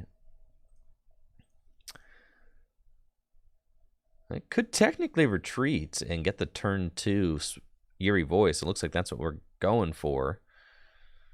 So, Eerie Voice. That is, yeah, that's some spread damage right there. But because we got out the Sobble, like, I'll take the Basculin, but I'm not going to put it down. Because we got the Sobble, if I can find Drizzile, I can go get Rough Seas and just kind of heal all of this away. I do want to start applying pressure. I mean, with Basculin down, I could take a knockout with Basculegion potentially. This is tough, though. I could just gust this thing back out, which I don't necessarily hate. And Beacon again? Yeah, I don't hate that. There's no way I got another switch. This thing's, he's heavy. All right, we're going to retreat. Do that, and I will Beacon one more time. And we're going to go get Octillery and Drizzile. I think that seems good. And then we didn't want to Marnie because he only had a 3-card hand, so we didn't want to actually give him one more card. And here we go. Excellent. Now we're cruising. We've got Octillery, and I've got Irida, so I can go get... And I want to do that. I don't want to give him more cards with Marnie because we caught him in kind of a dead hand. So we'll just Irida. And with the Irida, I want to go get Phoebus, and I want to go get, I guess, Level Ball and Wailmer are going to be my 2. So let's do that. Get Wailmer down, Level Ball, go get Phoebus down.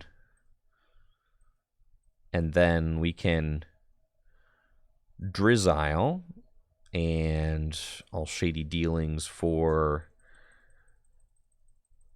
the Rough Seas to undo that situation.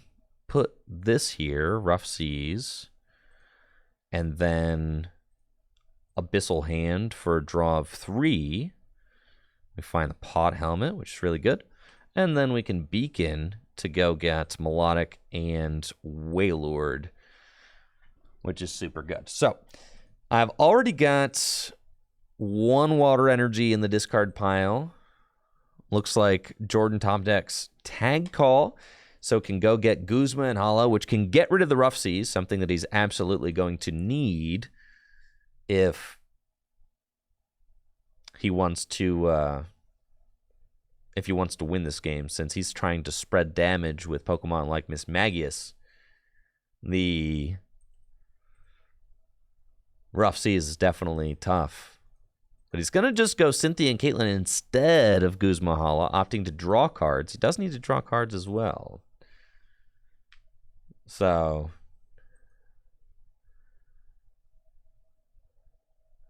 got the Dimension Valley and the Psychic and a Let Loose. That's pretty good.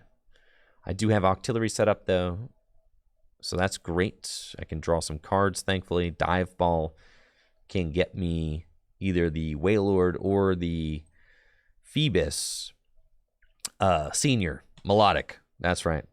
Cool. And Giratina's Shadow Impact will knock out my Vulpix. That's fine with me. Here comes Drizzile. I'm going to retreat Drizzile, I think. We find Bridget. That's not helpful.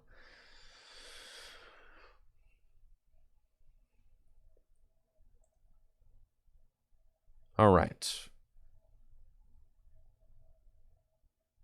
So, I need to make a call. I think I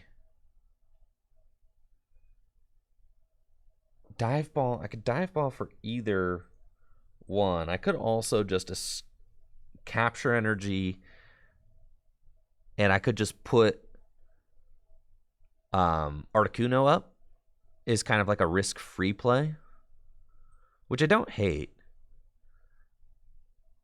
And just say, like, all right, the following turn I'll go do something. That's fine. I'll capture energy, and we're going to go get Articuno, and then let's Dive Ball and go get Wailord. And I'll escape rope and see who Jordan promotes. It's going to be Miss Magius. That's fine. We'll send up Articuno and let's Abyssal Hand. We've got Battle Compressor and Tag Call. So I can Battle Compressor another couple of water energy.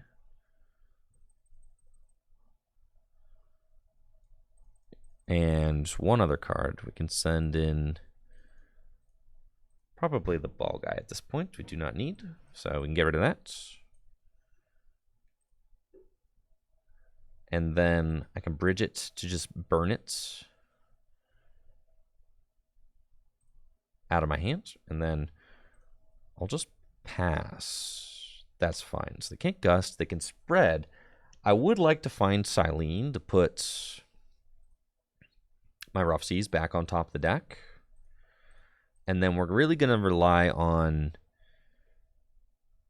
kind of rinsing and repeating the Wailord. I just need to make sure that Jordan doesn't take any more prizes than the ones that are on the bench. You know, the Phoebus can theoretically go down. I do need to evolve this so that it doesn't get knocked out preemptively, though. I mean, a couple of Eerie Voices will get to this thing, even though it is... it cannot be damaged by attacks. It can be damaged by effects of attacks, which is, you know, the difference that we are seeing there. So I could Guzma Hala. No, that doesn't seem good. It's not terrible, actually. Let's tag call. Because I could Guzma and Hala, and I could Guzma and Hala, and I could go get the beach, and I could go get the counter energy, and I could Cold Cyclone the Miss Magius. My Phoebus would probably go down unless I can draw into the evolution, which is possible. I might be able to do that. So I think we're going to do that. We're just going to go there. I'm going to Guzma and Hala. And we're going to do this. And we're going to go get this, and this. And we're going to play the beach down just to counter it. I'm going to go here, and we're going to go Floatstone there, and then Abyssal Hand. And then by poking this Miss Magius, that's excellent. Yes, and we've also got the Evolution Incense. We can get Milotic. And by using Cold Cyclone, I can Aqua Patch too, actually. And then, yes, we're going to Cold Cyclone. And by using Cold Cyclone, I actually pass that counter energy back to my Wailord, and I make it so that I might not have to use Milotic's Energy Grace. So that could save me a prize card if I don't have to do that. I do really want to get the Rough Seas back. I got to delinquent my hand away. That's super annoying. Yeah, you don't love to have your hand delinquented away, but that's okay.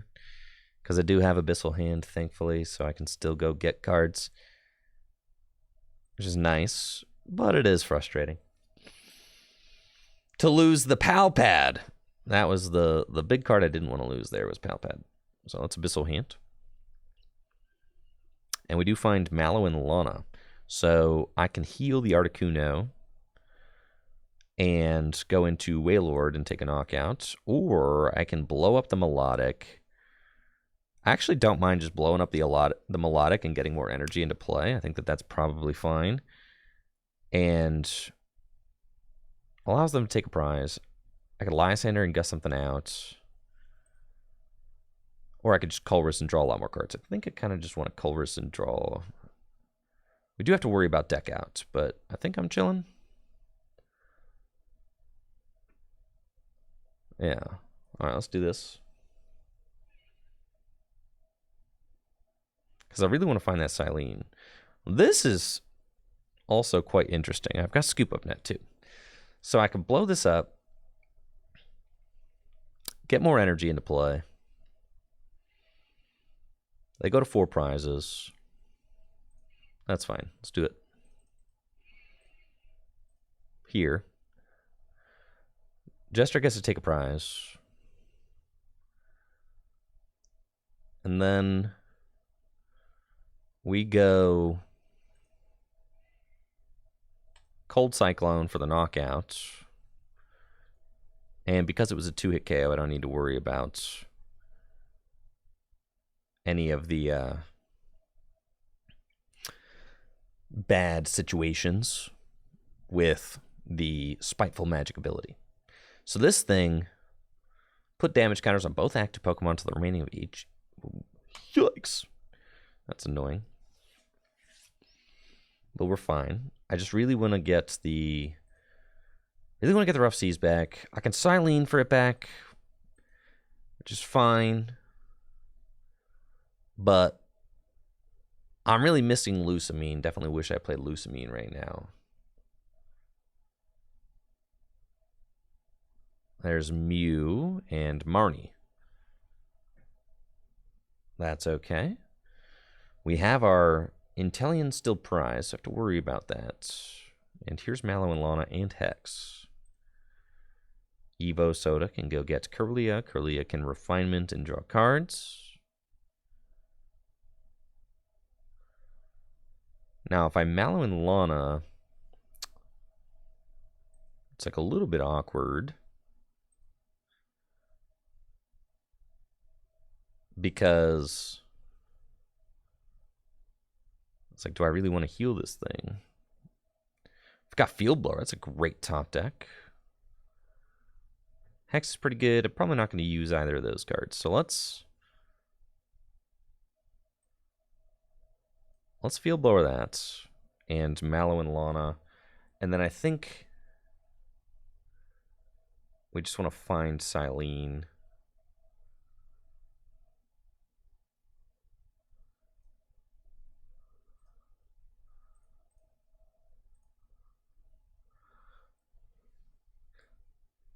That's fine. So heal that thing. I could have retreated it, I guess. That would have been kind of cool. Found Silene. Retreat into the Wailord. Do I want to rod anything back? No. Not until I could rod one water back in.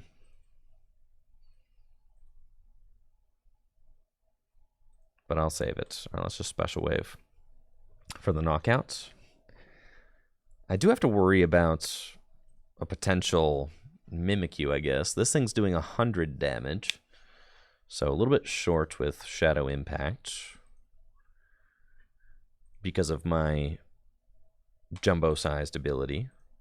And I'm going to get End. So we really want to find the Silene or Versus Seeker for Mallow and Lana again. That's like the dream. We can Cynthia and Caitlyn for the Mallow and Lana back, of course, which is fine. I can ordinary rod that one water back in. I can Articuno, but really, really wishing we had Lusamine in this list right now. I think that's kind of where we're at. The Silene is kind of filling that spot right now. Silene's can effectively do the same thing. But it's fine. There's the Horror Psychic Energy. Tapu Lele can move damage counters around. And there's 180 damage on the board right now. Shadow Impact. So, puts him up to 160. I really need to find that Inteleon.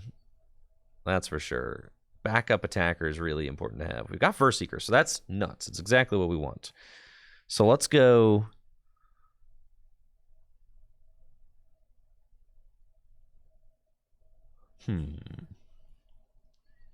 Will they be able to move damage counter if I heal 120 and then take 20 more? It's Versus Seeker for Mallow and Lana. And that, well, if I find Scoop Up Net, then I'm really in there. So that's good. Let's do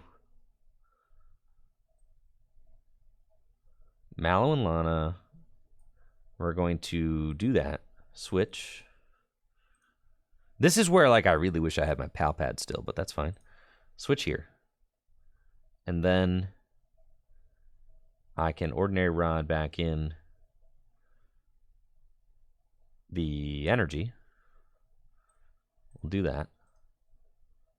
And we'll Abyssal Hand for 4. And we're hoping to find Scoop Up Net. And we do. So with the Scoop Up Nets, I can scoop up the Drizzile. And by doing that, we take more damage off the board. And that means that the Tapu Lele... Oh, I've got... How many energy do I have? Too many. 1, 2, 3, 4, 5. That's not that much. Just 100. That's fine. All right. Magical Swap is the thing that I have to worry about. So, yeah, the Magical Swap could have been bad, but right now I've got just 120 damage on board, so they can Magical Swap things around to take a knockout. I do have Gladion back, so I can go get the Inteleon that I need, which is cool. My Aqua Patch is down. That's fine. I've got Silene, though. I've got Silene, and I've got Cynthia and Caitlyn. So with that combination of cards, this deck does get very grindy. And it gets very difficult to take... or to not run out of resources. So that's why we're playing so many recovery cards like Silene, Cynthia and Caitlyn, Palpad, Versus Seeker, stuff that allows you to recover resources. It looks like Blacephalon is potentially making its way out. Could take 2 knockouts this turn with its Fireworks Bomb. Could knock out Octillery and Sobble, which would certainly be annoying. Could also just place enough damage that maybe Tapu Lele would be able to swap it around, which would be pretty cool. Scoop Up Nets on the Let Loose. Can send up Malamar. Maybe we're getting Let Loosed again, yes, to 4.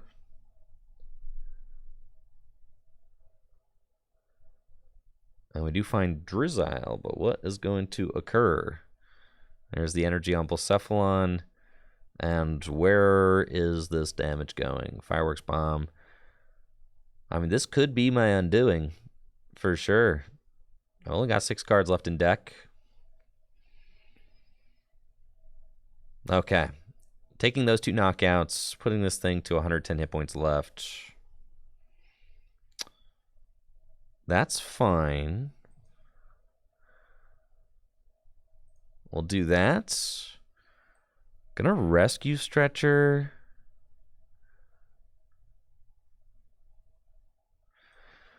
Huh. That's fine.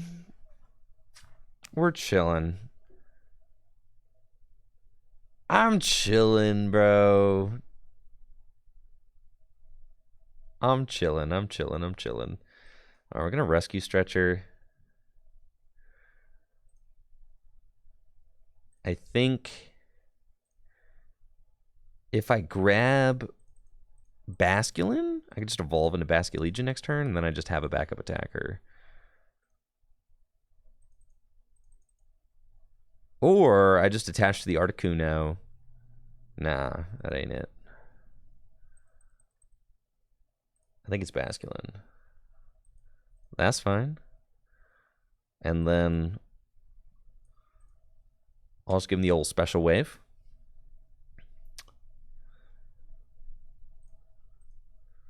We find Quick Ball. So now I do expect that Wailord will probably get knocked out. And thanks. Let's see, what's up? Have I done a stream showing off? I had. Oh, in GLC specifically? I've done a stream doing a set review of Scarlet and Violet in general. which then I talked about GLC. So my Scarlet and Violet review has those in it. Got Gallade. Body Catch. Fail.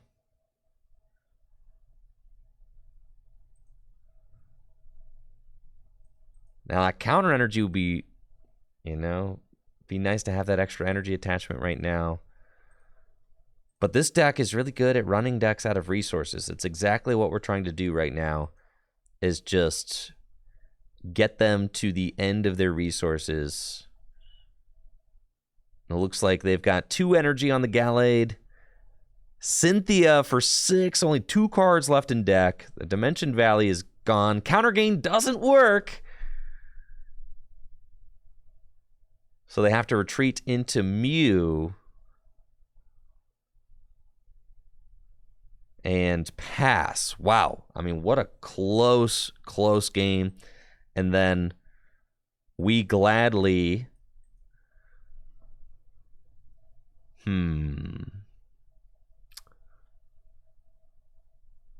Okay. So... what's checkmate here? I could obviously gust and knock out Gallade. And then I could gust and knock out Gallade, but I think that I probably want to save my final gust. So I think I just thin my deck and just wait and just jumbo wave, and then we Lysander for game.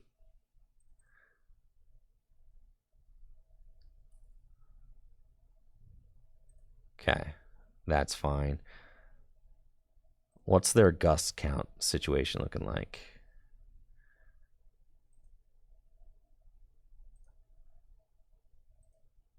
They could definitely gust, so...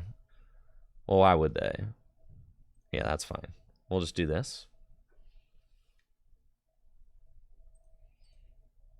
I don't think I lose if I don't KO Gallade. How do I lose? Can't take 2 prizes.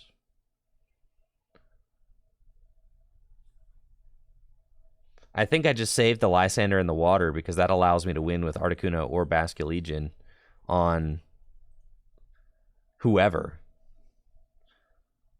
I think we're saying, like, all right, I might not be able to take out the Gallade.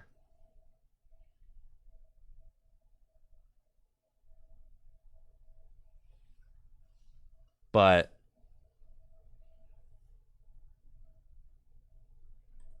they do have Versus Seeker. End to 1. So, yeah, I probably should have just... yeah, I think I threw here. They do have to pass the energy back, though. That shouldn't matter, because they could Psychic Recharge. Well, if they end themselves to 1, but then they should have Guzma for game. Yeah, I'm throwing.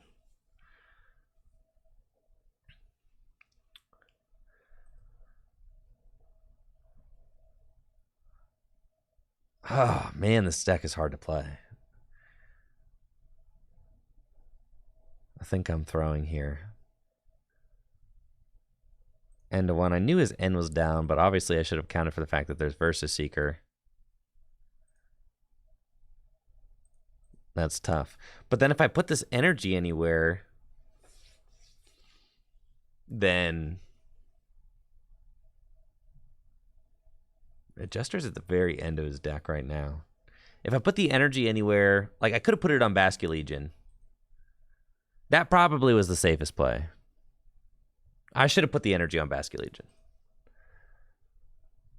Because now it's like, all right, we're spinning the wheel and I'm only getting 1 card, which is not great.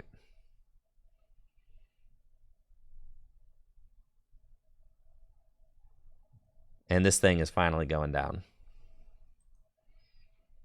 And he's got the game-winning boss. Now, you didn't Psychic Recharge, though. You couldn't Psychic Recharge. So will you...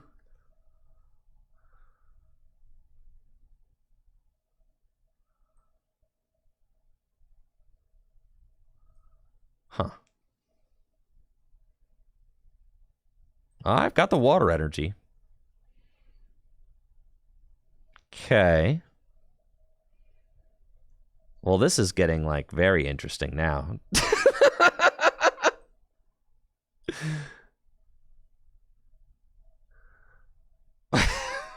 What do I get, bro?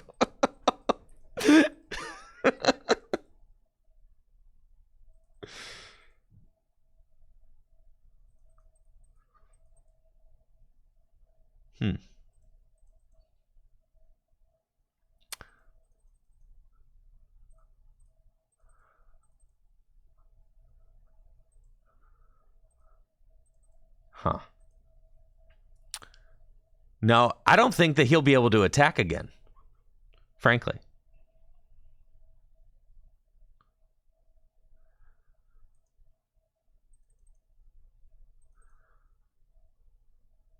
So I go 120 and confuse, right? And then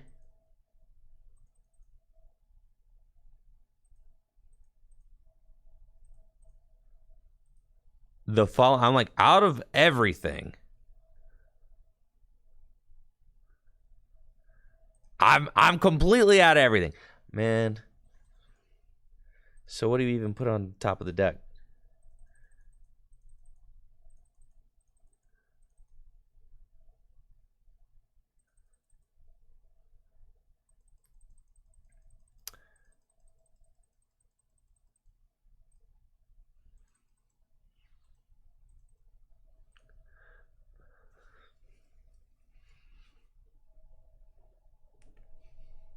I think this Gallade is just stuck here, frankly.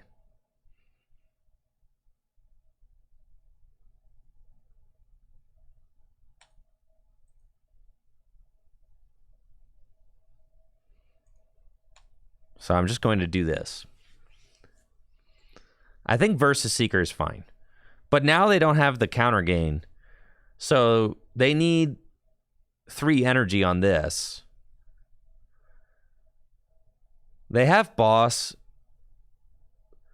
They win if they have Guzma energy, but I think like they have all this energy on this coughing, which they don't need to have.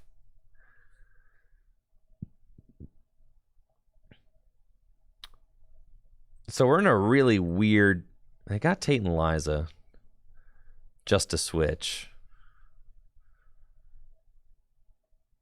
And can buddy catch. They're failing the buddy catch. They've got no basic psychic in the discard pile. So they have to retreat and do that. That makes sense. Okay. So now...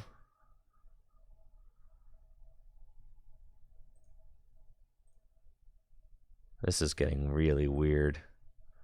So I've got Versus Seeker. I think... And now it's like if I let them Psychic Recharge one more time, they win. So I can't do that. So I have to Versus Seeker...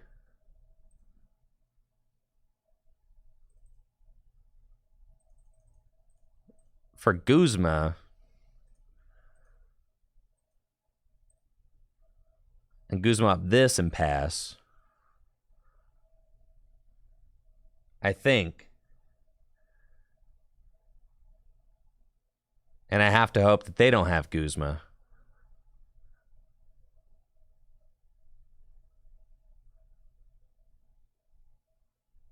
And then I have to just pass and hope that they're stuck and that I win by a deck out. Right?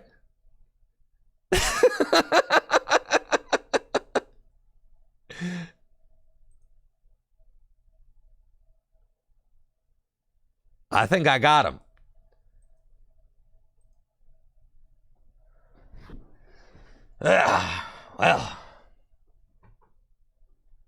Well, there's one energy. Is there another? Oh, lordy. I've got another Lysander, but I cannot use it.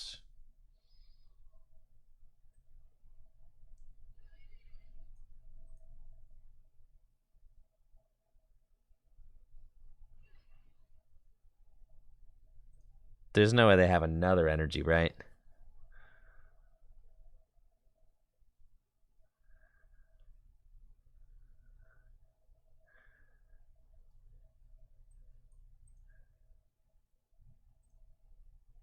Do we get it? No!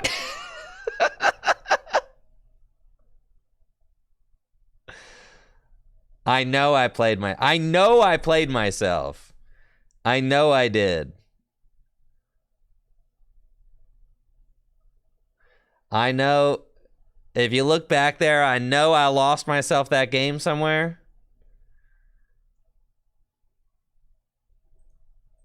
I know I did. Yeah, that was GG's for sure. I do feel like I probably want Lucamine.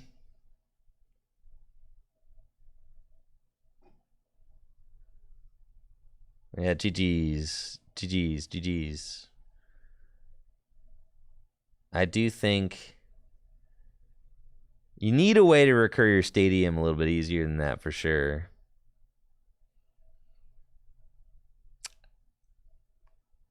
Yeah, I definitely misstepped somewhere in there.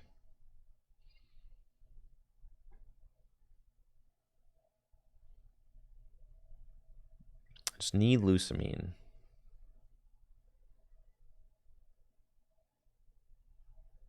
But I don't know where to put it.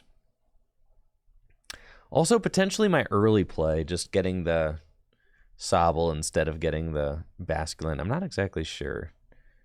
You see how easy it is to run out of resources with this deck when you're so reliant on just one attacker, but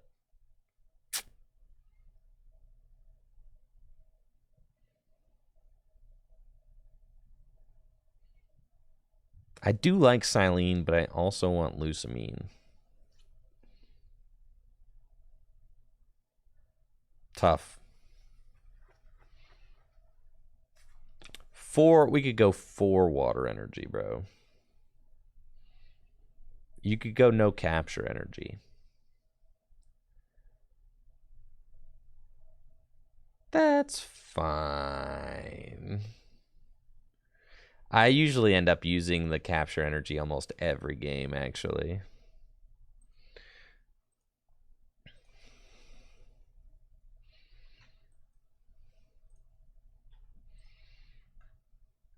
I do.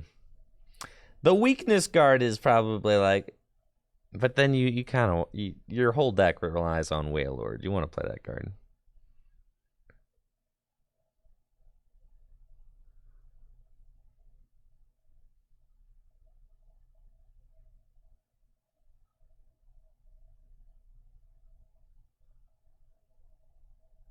Get Timer Ball out of there. I've got Ball Guy. You don't need Timer Ball. Right? No. We got Heavy, Level, Nest Ball, Quick Ball, Ultra Ball. You don't need Timer Ball. All right, here we go.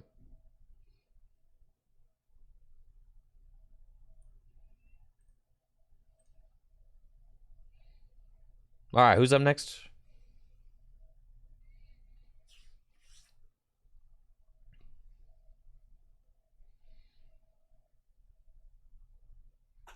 Ninjas.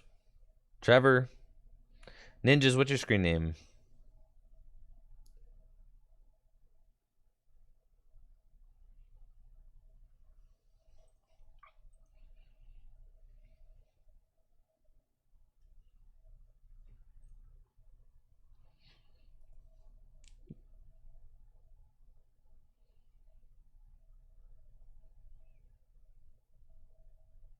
Yeah, Ninjas, we'll play. That's fine.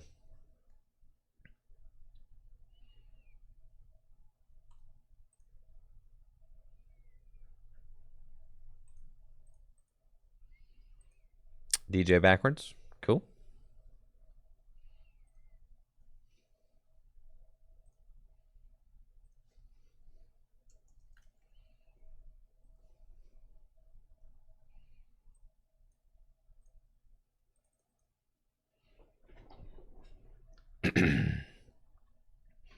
All right.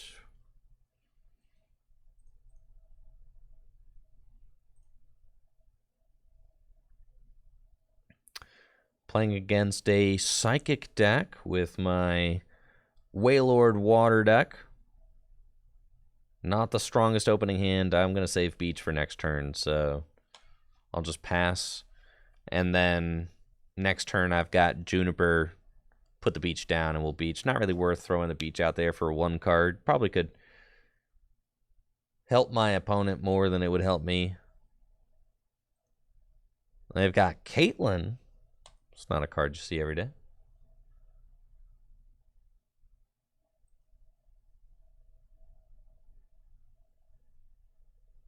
Old Cemetery and Singe to leave me burned. That's fine. Let's see what we can do. We've got the Beach, Phoebus, and All Juniper. We got Capture Energy. That's good. And Capacious Bucket. Palpad. Let's go Capture Energy for Remoraid. My Wailmer is prized. Okay. So we're going to have to find that dude. And then... yeah, sure. Beach for one. Battle Compressor is a good card to find, as it allows me to throw some water energy into the discard pile. Then I need to go find Hisuian Heavy Ball or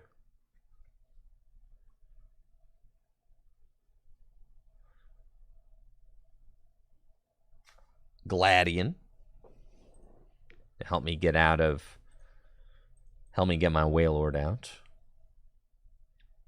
That'd be great. We've got Octillery and Marnie, so some nice draw options for next turn. It's good. I don't have Sobble down. Sobble evolving into Drizzle and using Shady Dealing is kind of a direct... I should have just, at this point, just attached a couple of water energy and we would just win. My goodness. I guess it's possible to win this turn.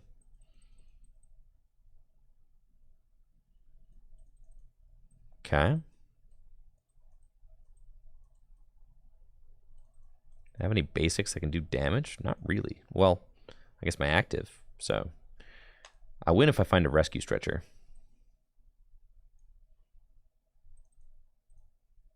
Which is cool.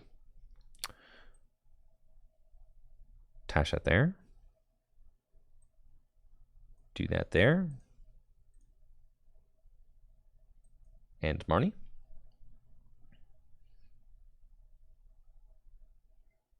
Got Basculin. Got Hisuian Heavy Ball. So I can go get my Wailmer, which is great. We'll put that down. Wailmer, Basculin. Aqua Patch. To the Whale. And Abyssal Hand. And we don't have it, unfortunately.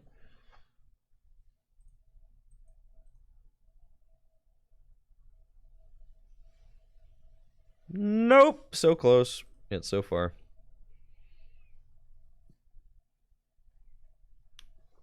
Well, that's fine. This little Salandit's going to need some backup stat.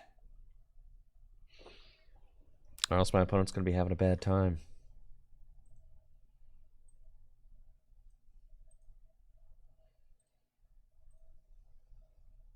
This Articuno is going the distance being poisoned or burned, though. I think, you know, if I flip enough tails. There he goes. Finally. Okay.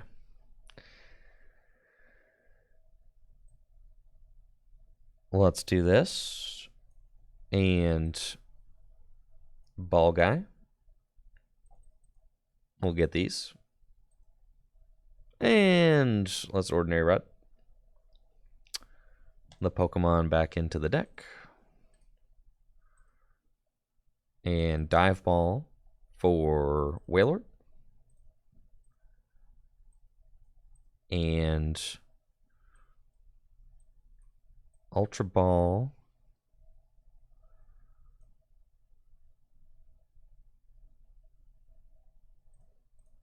It's fine.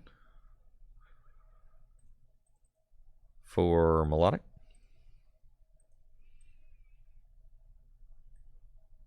Rough Seas. And we're pretty much chilling. Abyssal Hand for 2. And I could take this knockout. With Cold Cyclone, move those energy back to my Wailord. And at this point, I'm kind of just chilling. We'll hang out here. Don't even need to use the Milotic to get the Wailord going. Thank you, James TCG, for the rate of 18. Appreciate it.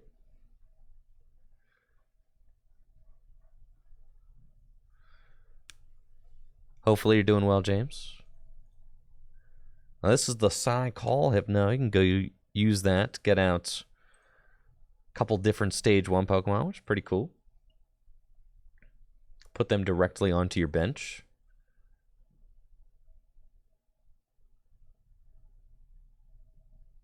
Looks like that is what they've got.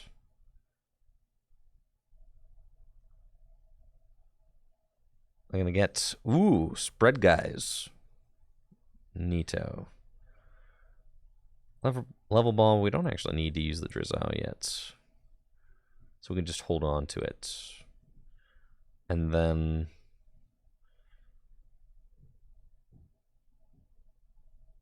well, I might use the Drizzle. I think there's no Aqua Patch's gone, my bucket's gone. 2 water in the discard pile. I need an energy. I could use Guzma and Hala to go get it. That would be fine.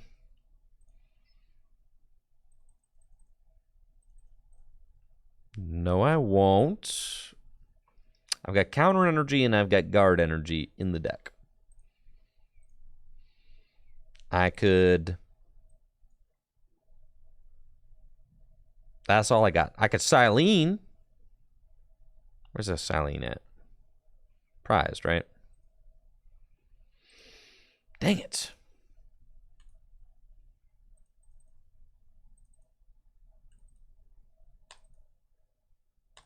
Okay. I'm just trying to figure out if I could do this without blowing up my Milotic. I really don't want to. So... just go for it off the draw. Let's just do that, you know, just Colress for a lot. And just say, all right, we'll draw 7 cards. And we'll probably find the energy. And we do. So there we go. Evolve here. And now Wailord is ready to use that very special wave for 240 damage. Clean board. Everything's looking real nice. And we just kind of sweep it up from here. I think so, anyways.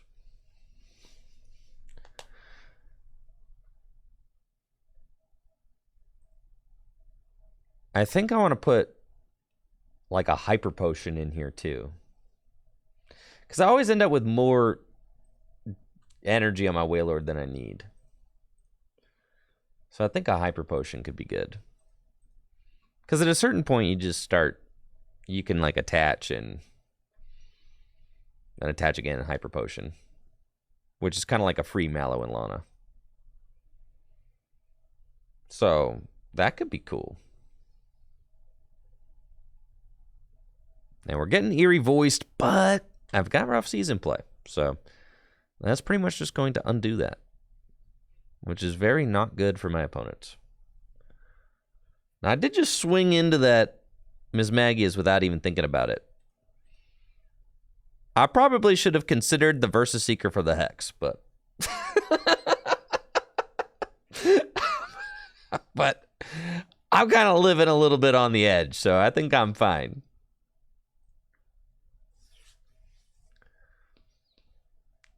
I just decided that this Wailord's going to eat that 80 damage. No problem. I'm getting Averied. That's okay. Avery, huh? Yeah, it's got to be Articuno and Basculegion. That's fine.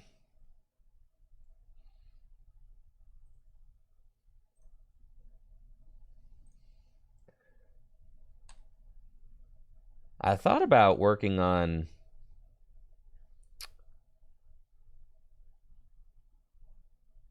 my YouTube video about rotation today. Getting singed again. Don't you do that to me. Mallow and Lana. Bada boom, bada bing. Yeah, I think we should lean into the healing even more, I think. With this deck. More healing. There's like a healthy amount of healing, but there could be more. Like imagine if I was working towards a hyper potion play right now. That'd be sick.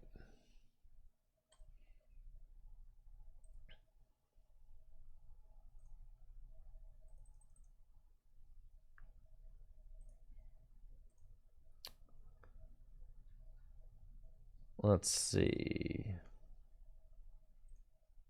My notes. Oh, did I do it on a... Did I do it on a note, or did I do it on a... like a sticky note, or did I do it on my notes pad?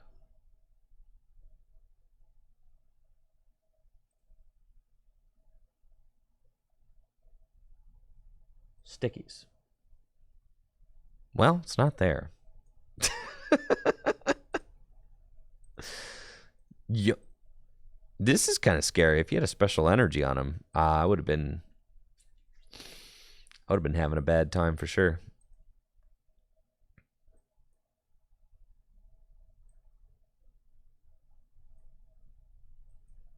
It's first seeker for...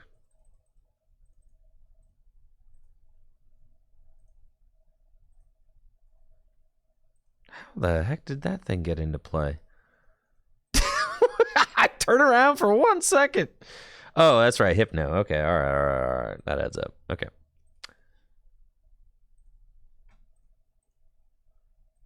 Mallow. I mean, the idea is to just Mallow and Lana and heal the Wailord every single turn, which, you know, kind of rocks.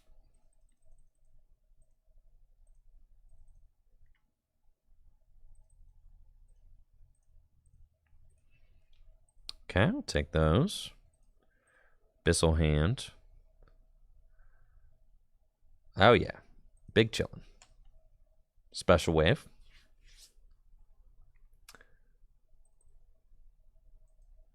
There's my Silene.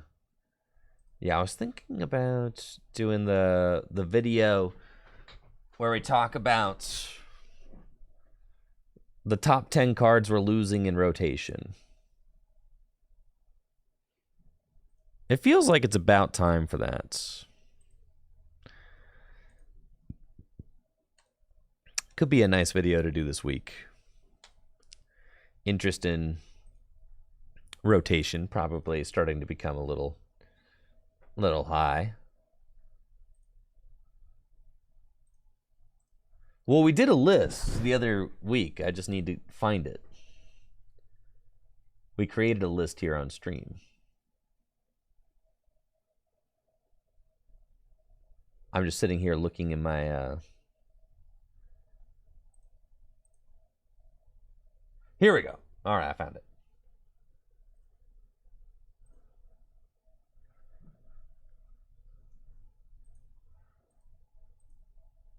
Okay.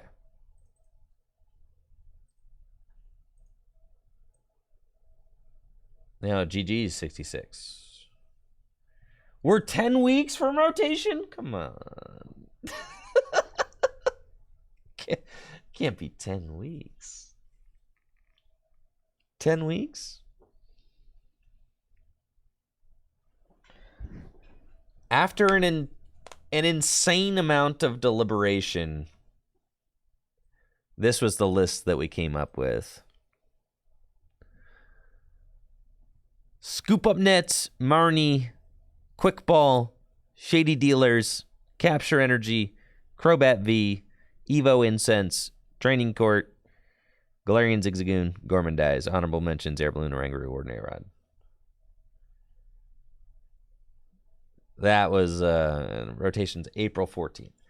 April, that's like, yeah, man. Holy smokes. Yeah, maybe we got to save this one in our back pocket for a little while longer.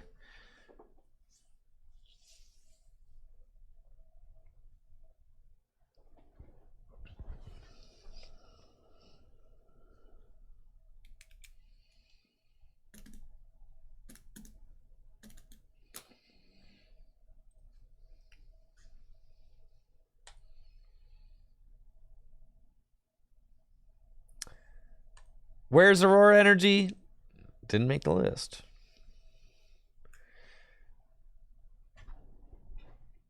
Save it for next month.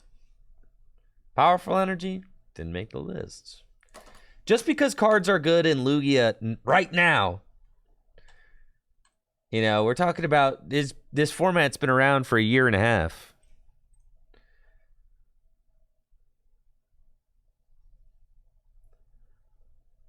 How is Marnie so high on this list when Marnie has been a format-defining card for the entire time it's been legal?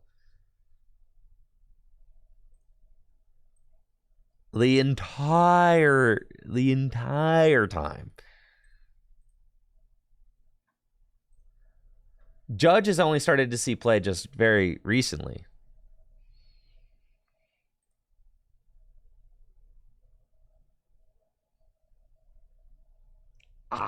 I feel greedy cutting the Bridget. But you could. Let's just lean into the greed, bro.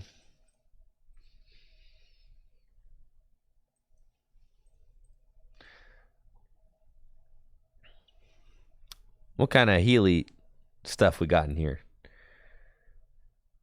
Cheryl. I ain't playing Cheryl, bro. Though you could Cheryl. You could build up your Wailord, and then Cheryl, and then Milotic to it to keep going.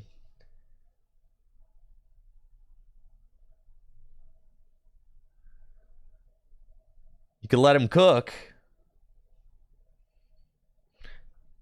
Cook might just be better than Hyper Potion.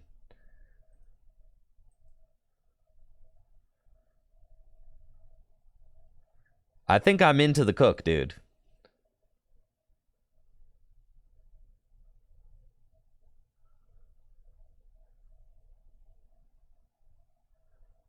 We should allow A-Specs, bro. What do you think?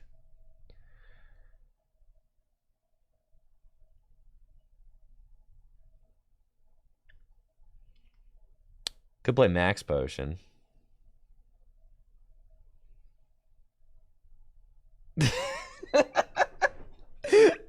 All right. No A-Specs, fine.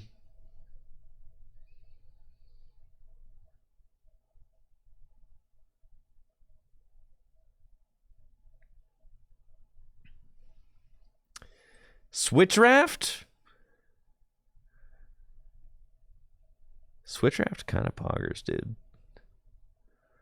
I think the escape rope is here to get around Wobbuffet and Galarian Weezing, so we kind of have to keep that. All right, we're gonna keep the cook to just let him cook, you know.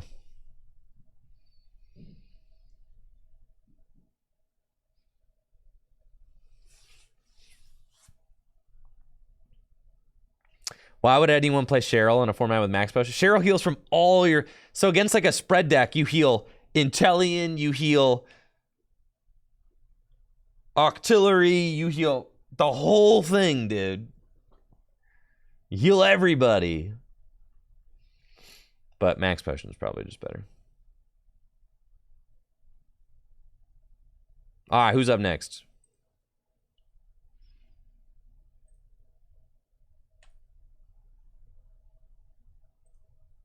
Trevor, let's go.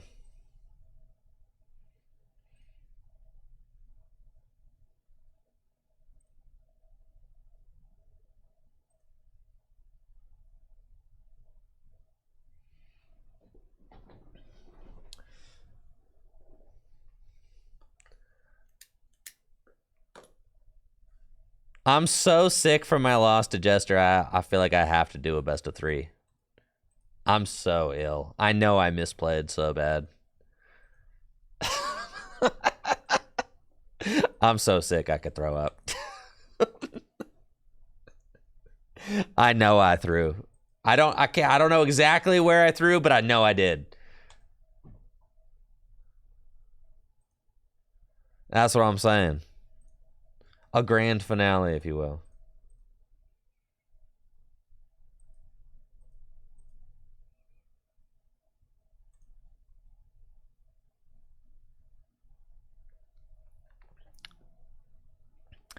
Looks like Trevor and I are having a whale of a good time. A whale off. A great whaling competition. A whale mirror match.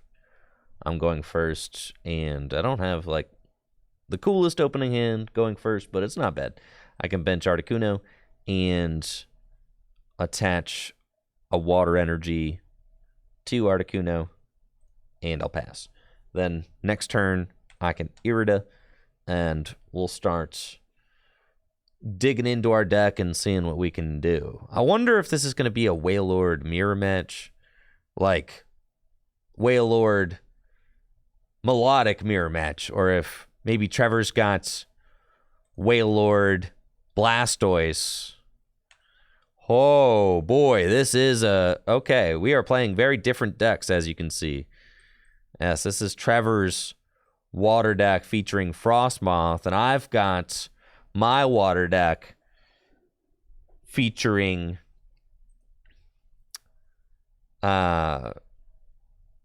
holy moly, yeah, I've got my water deck featuring Milotic, so this is going to be very exciting to see how this buffs out.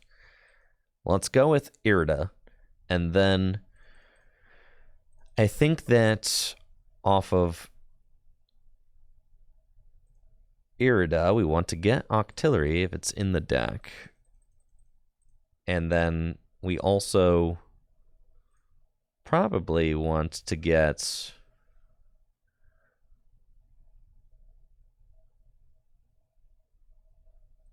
Escape Rope. Would be sweet.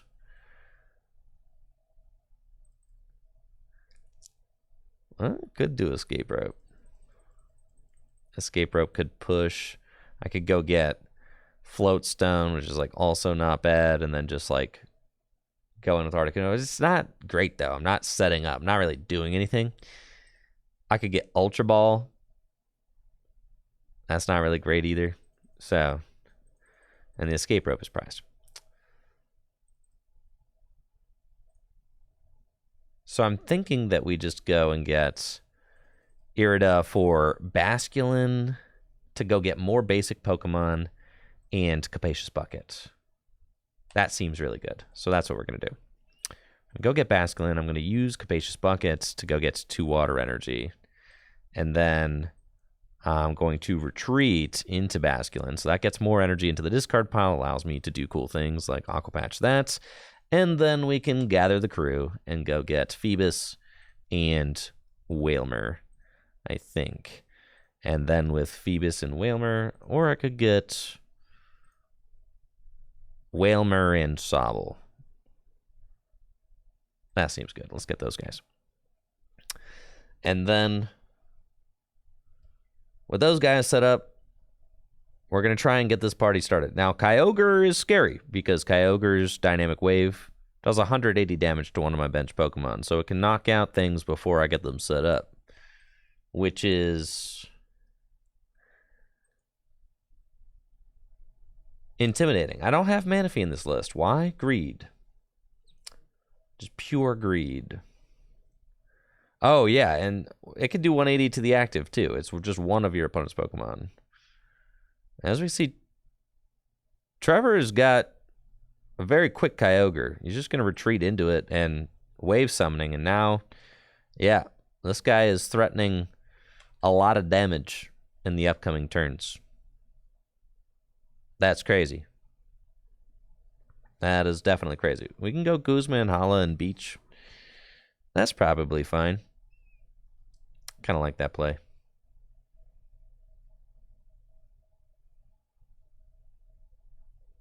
Yeah, so let's go Splash Energy to the Wailmer. And Guzma and Hala and discard these. And Beach, Pod Helmets, and Capture Energy. Well, Counter Energy. It's fine. If that Wailmer gets bopped next turn, I'm going to feel really bad that that's there. So we'll just put this out. And Tropical Beach. That's cool.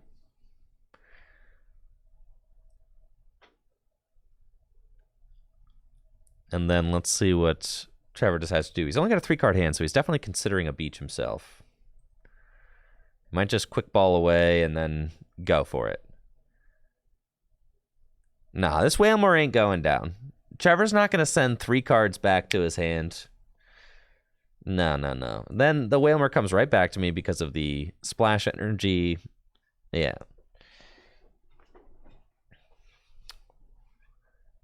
We're fine.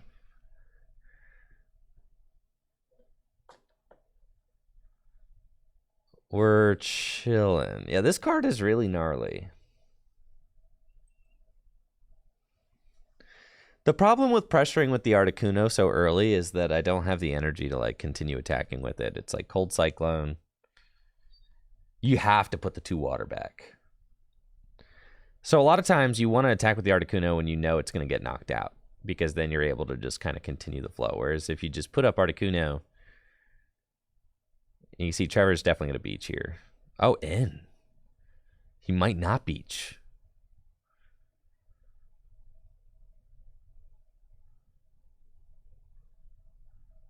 Sobble and? Well, his hand is pretty good for me. Cool thing is if he... Yeah, he's going to Beach. All right. I was going to say, if he takes a knockout, I can evolve into Basculegion, and we can do some cool stuff. Now I've got Dive Ball, right? So we could Dive Ball for the Wailord. He's huge. Get him into play. And then I can evolve into Basculege, and then we can attach this water energy here, and I can evolution Incense for... I was going to say Drizzile for Guzma. That was the game plan. So we go Shady Dealings. And Shady Dealings for Guzma. Yeah. And we Guzma up the Sobble. And Cold Cyclone. Those 2 energies back to our Wailord. Now Wailord is ready to go. Got Weakness Guard energy too. And a Mallow and Lana. Now, obviously, I have to deal with the fact that Kyogre can just do 180 wherever he wants. But to the Wailord, it's only 150. So it's not actually a knockout. And I haven't used my Milotic yet. So I still have that in my back pocket. I could use Milotic to explode some more energy into play, which would be quite good. So I have to think about that. Getting the Drizzile there instead of the Octillery feels a little bad, because I would like to have Octillery set up, as it just gives me more draw, but I can just Lucamine this next turn. which could give me an option to go get those things, which would be fine. I can attach Weakness Guard Energy to Drizzile, Lusamine, since I'm not going to need to play Mallow and Lana. Would really like to find my... Well, I might have to use Mallow and Lana. It depends. So, like, Kyogre can do 180 wherever, right? Might knock out my Drizzile, might hit my Wailord. There's, like, a bunch of different plays. Yeah, gonna knock out Drizzile. And it's like, I understand that play. It's the same reason I gusted up the Sobble instead of the Squirtle, right? Because the Drizzile is the playmaker. Anything can happen when you got Drizzile in play.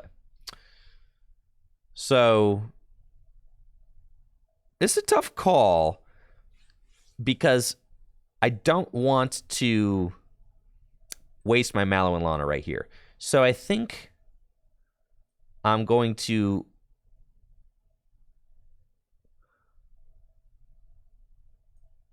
just N. Because Trevor's got a huge hand. And I got 2 of those cards back. Dang it. I didn't find anything good. Okay. So I'm going to go here and Beach.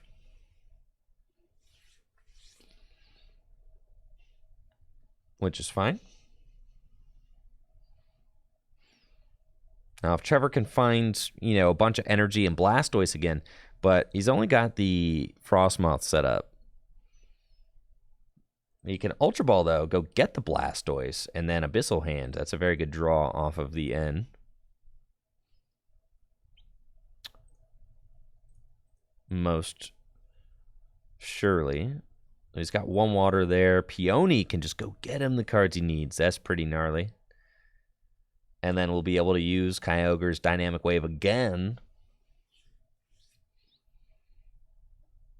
Which is not what I want. Let's see what he gets with Peony. That's tough. We've got Cook and Rough Seas. But he's got his own whale. He's got 2 whales in his deck. He's got Bucket Rod. All right. Well, probably wants to draw back into the Sobble. Would be my guess. Has the Blastoise, can accelerate too. Yeah, this thing is so nuts. This card is really crazy. 180 anywhere on the board is very wild.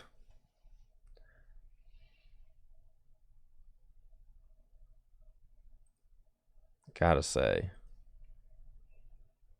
Yep, sure enough, there's the Sobble again. So, yeah, now I'm really feeling quite bad that I don't have Avery or Parallel or anything. Hex Maniac would be good, but I have to find Hex this turn, which means I would have to top deck it. I've got Pot Helmet and Marnie. So that's not bad, because I can just retreat Pot Helmet Marnie. That ain't bad. So we'll do that.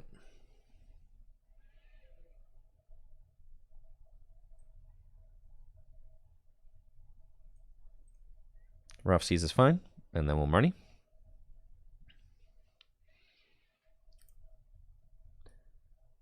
And we've got Rescue Stretcher. Yes, please.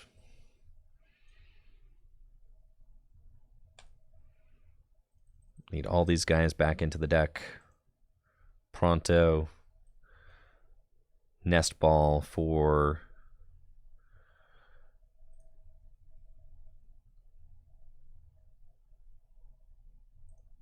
Remoraid.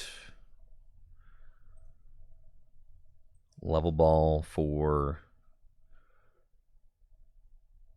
Sobble. Okay. And we'll retreat into Wailord and just schmack. There he goes. That's fine. We get Battle Compressor. And up comes Wailmer. So Trevor needs Wailord, 2 water. Trevor needs Wailord, Special Energy, Field Blower to respond to my Wailord. He's got Silent Lab, but that doesn't turn off my jumbo-sized ability. It just turns off Blizzard Veil. And it's got Evolution Incense, so it can get the Wailord, but does he have the Field Blower? Can also get Drizzile. Irida's in the discard pile, so can't get Irida for Wailord and Field Blower. Like I said, there's a pretty big combo that Trevor needs this turn. Probably going to be a Drizzile for maybe Colress draw. No, Colress in the discard pile too. What about Verse Seeker? Verse Seeker is still live, so could get Verse Seeker for Colress and draw just like a ton of cards. Yeah, it's looking like, or Irida could get the combination if he needs Field Blower and Wailord and has, looks like it's got to be Colress. Like looking for the 9, needs the Special Energy, needs the Field Blower, and needs a Water Energy. Does he find it all? Off of the Colress for 9. Letter can get some Water Energies. He's got the Wailord. It's this Wailord! Never mind. But does he have enough water to take the knockout? I forgot he is playing the Vivid Voltage Wailord. Not the Shining Fates Wailord. Or not Shining Fates, not the Silver Tempest Wailord. It's Vivid Voltage versus Silver Tempest. Well, this is a whale off if I've ever seen one. This is sick. This is content right here. I wasn't expecting it to be like this. And he's got Superior. Holy smokes. But only for 1? Does he have enough? Oh my gosh, he's got the 6. 7! But he's only got 7 cards left in the deck. All right. Well, that certainly was something. Okay. We now have to rebuild. I can confuse the whale, or I could just Cold Cyclone and rebuild. I think we just Cold Cyclone, rebuild. That's fine. Let's send up this guy. And we'll bench that. We'll do that. We'll go. Let's see, do we have Lucamine in the discard pile? We don't. Hisuian Heavy Ball. Don't need Vulpix. Got Colress and Hex down. Okay. Water Energy in the discard pile. We've got Aqua Patch down. 5 water in the discard pile, so plenty of that. It's Battle Compressor. Oh, I can get any supporter I want with Battle Compressor this turn, so that's pretty cool.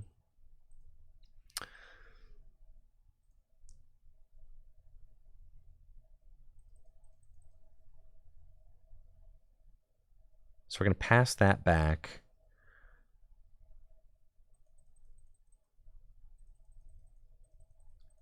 That's fine.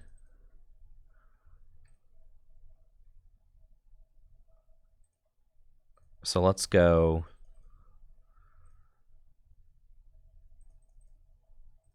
Battle Compressor, the Lucamine, and the other worthless cards we don't want at this point. Ball Guy probably don't need. And we'll also Battle Compressor. Tank Hall's decent. Probably not playing Juniper at this point. It's fine. Then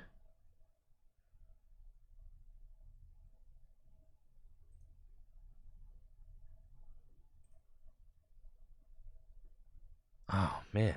Actually, I was like, yeah, I'm going to Verseeker for the Lusamine, and we're going to do that. But now that I'm, like, looking at this, I was like, yeah, I'm going to Lusamine and then Abyssal Hand. My Abyssal Hand's not set up. What balls do I have? Quick Ball and Ultra Ball in the deck. That's not going to do it. I could just Juniper. Is my Rod in the deck? It is. I don't mind just Junipering, actually. So, a little bit of change of gears, but that's fine.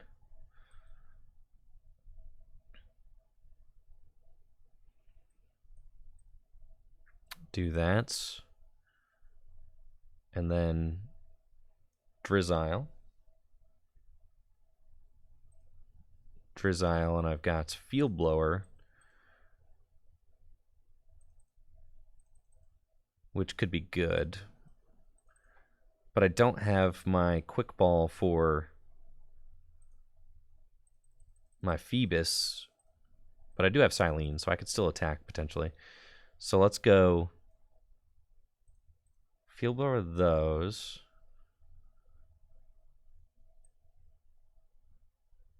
Do that. Pal Pad. Let's put back in. This is very roundabout, but that's fine.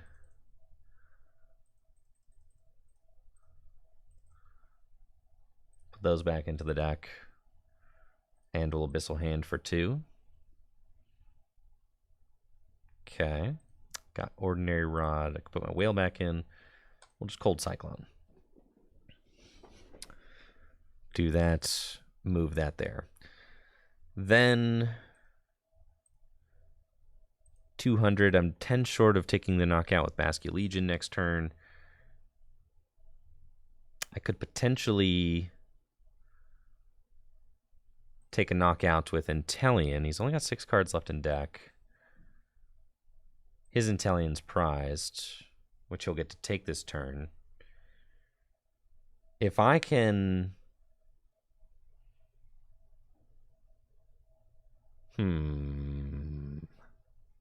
We're very close. I have a feeling that Trevor's like very low on resources. Got Lost City, so you can Lost Zone my Articuno. Only 2 cards left in deck now. His Nesta's in the discard pile, and he's got Marnie. That's okay.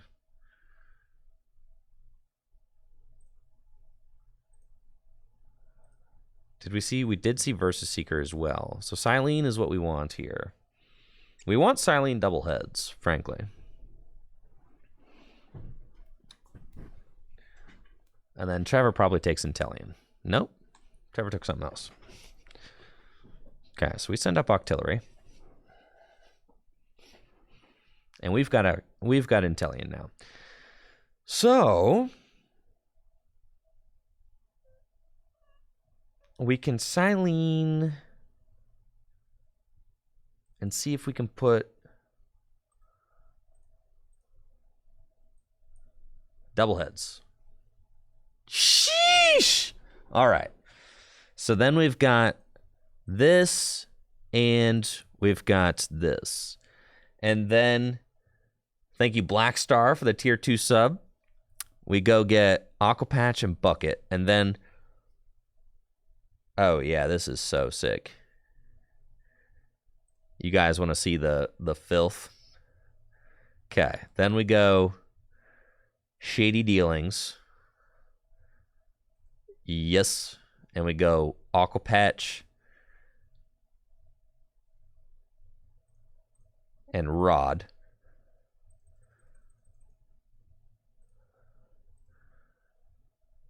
And we go Aqua Patch there. Rod. Do both. There's no way I whiff here. 0 shot. Ultra Ball. Get Whale. There's no way I whiff here, bro. Abyssal Hands. See, we're chilling. Barely.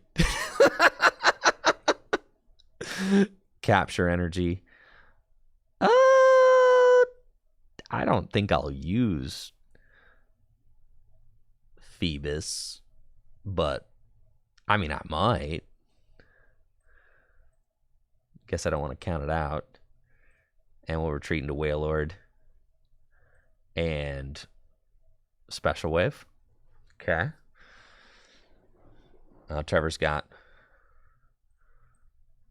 1 card left in deck, and I lost City to his Wailord, which is kind of nuts.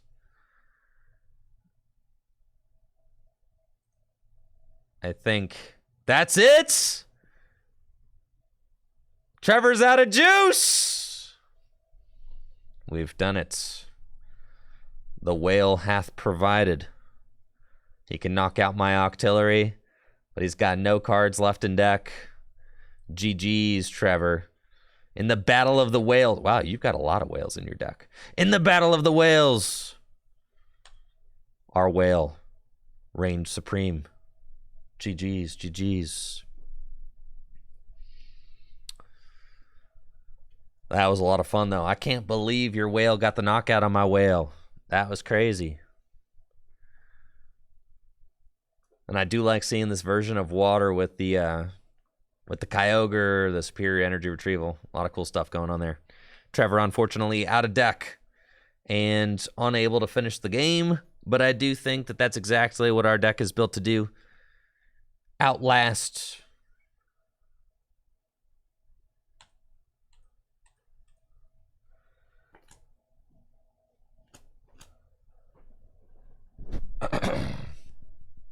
GG's, GG's.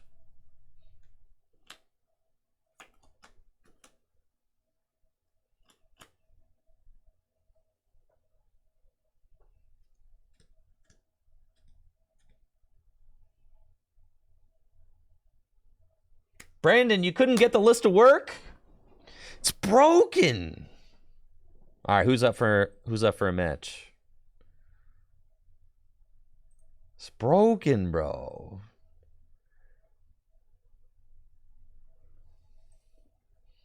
All right, let's do NM darts.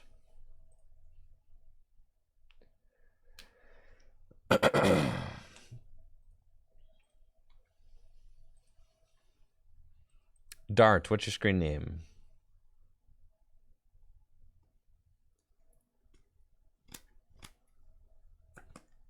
Oh, Brandon, don't say that about yourself.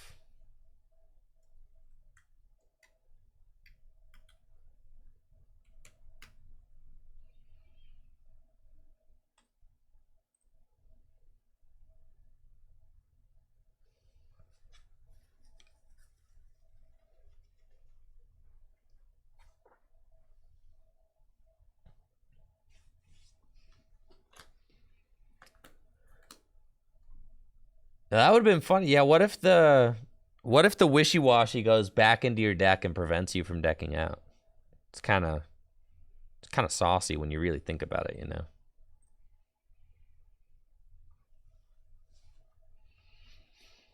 know. I think I've been meaning to put this list on gymleaderchallenge.com, so I think I'm going to put it on the website soon. I haven't published the list yet, but I'm down to put it out there.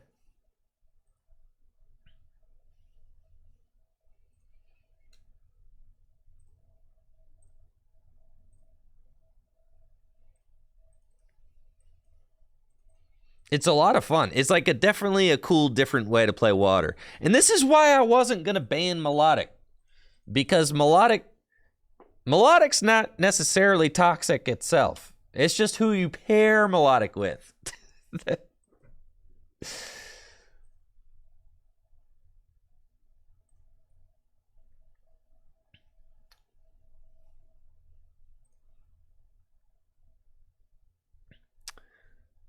Playing against NM Darts with their Dragon deck. Absolutely love this Drampa. Natalie and I were talking about if Kamiya ever does an artist signing, I'm gonna pop off. Kamiya's my favorite TCG artist. I would love to get this Drampa signed. I would love to get my Alt Art Galarian Slowking signed. Yeah, that would be insane for sure. Now Dart's got a pretty solid opening hand. Can go get Gibble and Dratini. And we've got a great opening hand ourselves with Hisuian Basculin ready to gather the crew. Let's check the deck real quick. We've got Octillery, the Wailord, the Intellion line, Phoebus, and Milotic is in my hand. Seems great. So bench that. And I don't have any supporters or anything, but we'll bench that. And I'll gather the crew to go get Wailmer and Phoebus. No, to go get... I gotta assume that the Basculin's going down next turn, so then I'm gonna send up Articuno. That's fine. So we're gonna get Sobble and Phoebus. And then we'll send up Articuno, and we'll buy one more turn with Articuno. And then after that, we'll be good to go. I can get whatever supporter I want out of the deck with Evolution Incense. Thank you, Lil Munchkin, for the sub and the 50 months. There's Drudagon. What's your guys' favorite dragon Pokemon? There's so many good ones. Drampa has really grown on me. And Drudagon is so cool. These full art trainer gallery cards are so sick because Drudagon is not a Pokemon that I really thought was super dope, but now this card makes me think that Drudagon's really cool. And there's the double dragon energy onto Drudagon and just a corkscrew punch, not wanting to waste that extra energy. Nest Ball will grab us Wailmer, and then I've got Milotic, and I can use Evolution Incense to go get Drizzy. And this hand is just full of cards that I do not want, so probably a perfect hand to Marnie, honestly. Because this is all stuff that I want later. I don't actually want to draw into any of this right now. None of it. So yeah, let's just do that. All that stuff is like later, please. Literally anytime but now. Where these cards right here, this is the juice. This is what I want. It's that good stuff right here. So now we go Battle Compressor. And we'll send a few water energies down. Let's see, is the Aqua Patch in the deck? It is. That's fine. And then water energy here. Level Ball. Let's go get Octillery. And we can draw a few more cards with Abyssal Hand. And then, woo-wee, cooking. That's fine. I think we just retreat into Articuno. And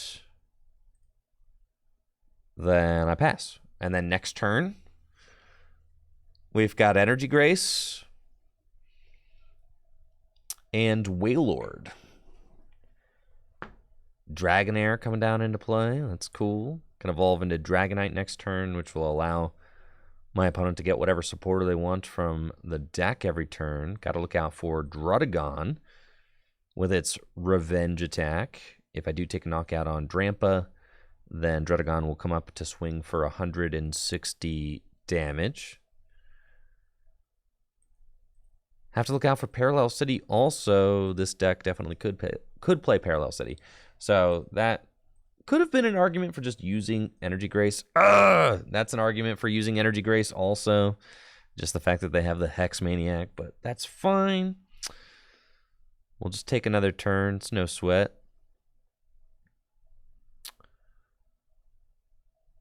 Yeah, I mean, I could, like, take a KO with Drampa.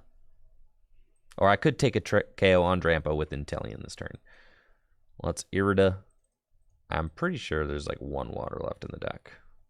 There is. So I could do that. I could evolve into Intellion for no effect? What are you, crazy? Some are saying this. No, that can't be worth it. And plus, I can't get the field blower to take the knockout because I need the bucket. So it's not worth it. We'll just go get the whale and evolve it now and just chill for a turn. And then I'll save the Intellion and the other card we'll get will be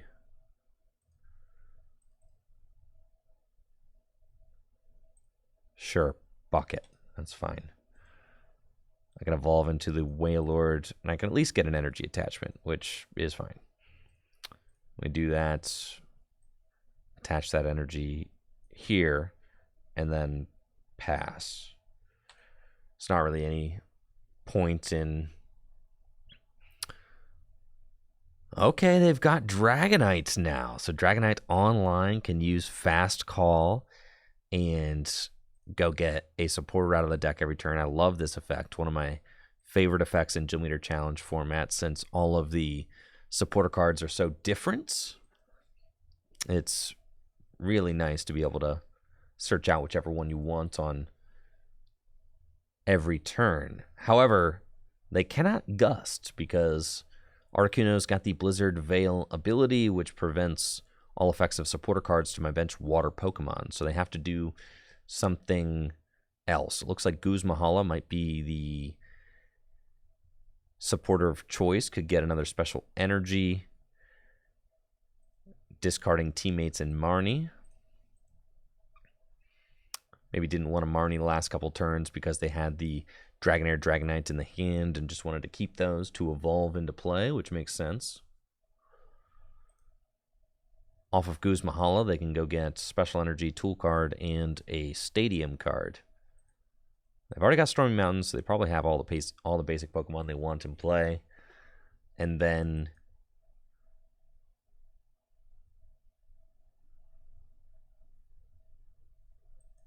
yeah, Prism Energy. So they're only doing 70 because none of their bench Pokemon have any damage on them.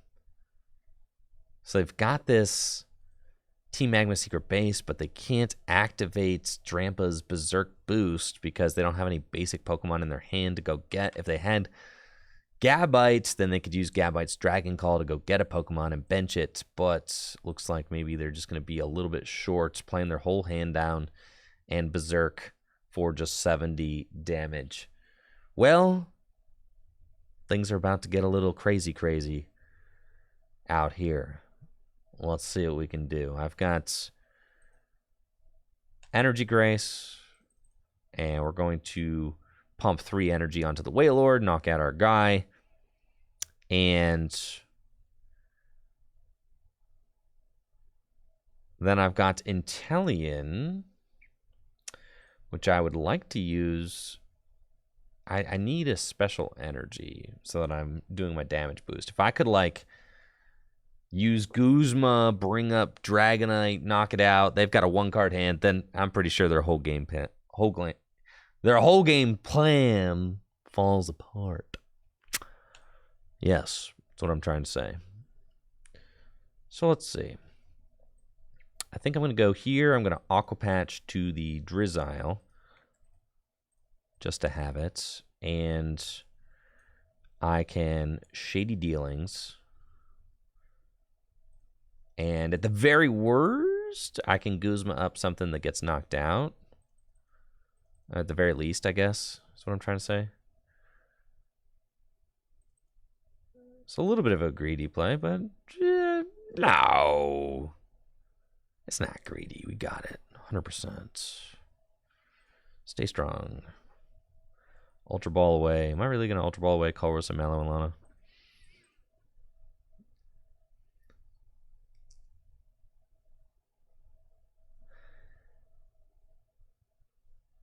Nah. You just Quick Ball away. What kind of Pokemon do I have in the deck? Let's get Field Blower too. I don't have any Pokemon left in the deck that I want to get, so we'll get these guys. I'm going to Quick Ball away Colress and sure, just put this down. Thank you, Phantom Lily, for the Prime sub. Appreciate you. Sequencing! Don't play like me. Alright, we're going to get rid of these. It's fine. Vulpix just wanted that little 20 damage there. That's fine. We're going to bring up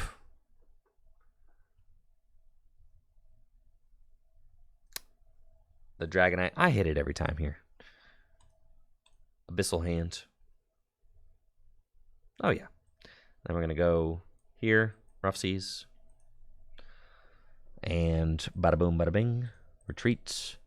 And Special Wave for 240 damage. So we have vanquished the dragon.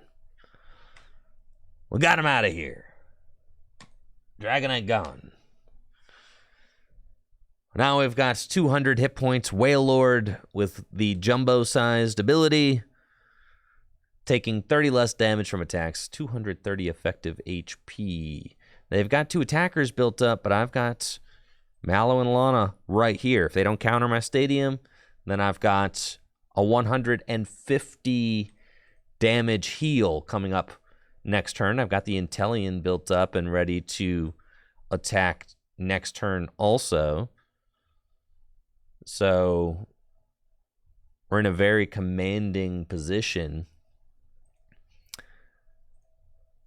They've got Guzma, so they can Guzma and knock out my Inteleon, which does take away my backup attacker, so I do like that. That feels better than just swinging into the Wailord and having it be healed, so I get that for sure. We'll retreat for free using Octillery. I've got Hex as well, which could be nice. Rough Seas to heal 30 more damage from that guy. And then are there any supporters that I want from the discard pile? Nothing particularly that I need. So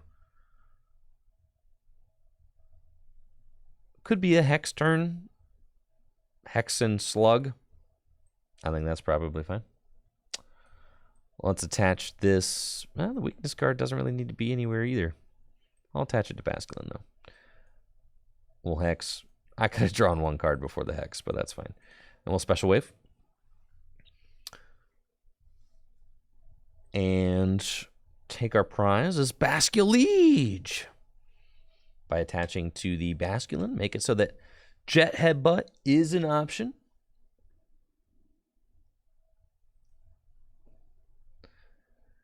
They don't have any damage Pokemon on their bench. They can't use abilities, so even if they find their Gabites, they won't be able to Dragon Call.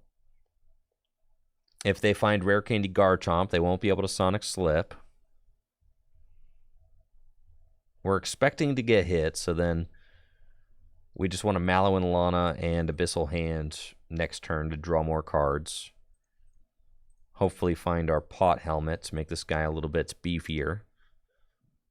They've got Professor's Letter to grab a couple of basic energy out of the deck. There they go. And can start building up the Gibble. Gibble is definitely one of the bigger threats on the board right now, just because Garchomp can't be damaged after it evolves thanks to Sonic Slip. But that's okay. I think we're just going to take out the Drampa. I could see what we find first, though. 160. Yeah, let's just Mallow and Lana. It's fine. Discard these, heal completely, and Abyssal Hand for 4. And then this is where the cook comes in. Because you've got both Cook and Mallow and Lana. I can Palpad the Mallow and Lana back into the deck, which is just completely broken. Palpad, Guzma, and Mallow and Lana. And we'll retreat. And Special Wave again for 240 damage. And there's our Pot Helmet. No wonder I wasn't finding it. It was prized. So now we have to wonder, do they have the Rare Candy Garchomp play? Yes, they do. Teammates. So with the teammates, They can Sonic Slip, make their Garchomp invincible for a turn, which is tough. That is tough. They have to discard 2 cards from their deck when they use it. And here's the rare candy into Garchomp. Perfect turn to use Sonic Slip. They are immune to all damage and effects of attacks next turn. 130 damage. Mill 2 cards. Let's see what we can do about this. First of all, I could just cook and put the pot helmet on, which is kind of just nasty. Just leave him there. Which is kind of insane. I put the Mallow and Lana back into the deck. And I could just find the Mallow and Lana again, which would just make this all, you know, just not need to have to worry about any of it. So let's Ultra Ball away.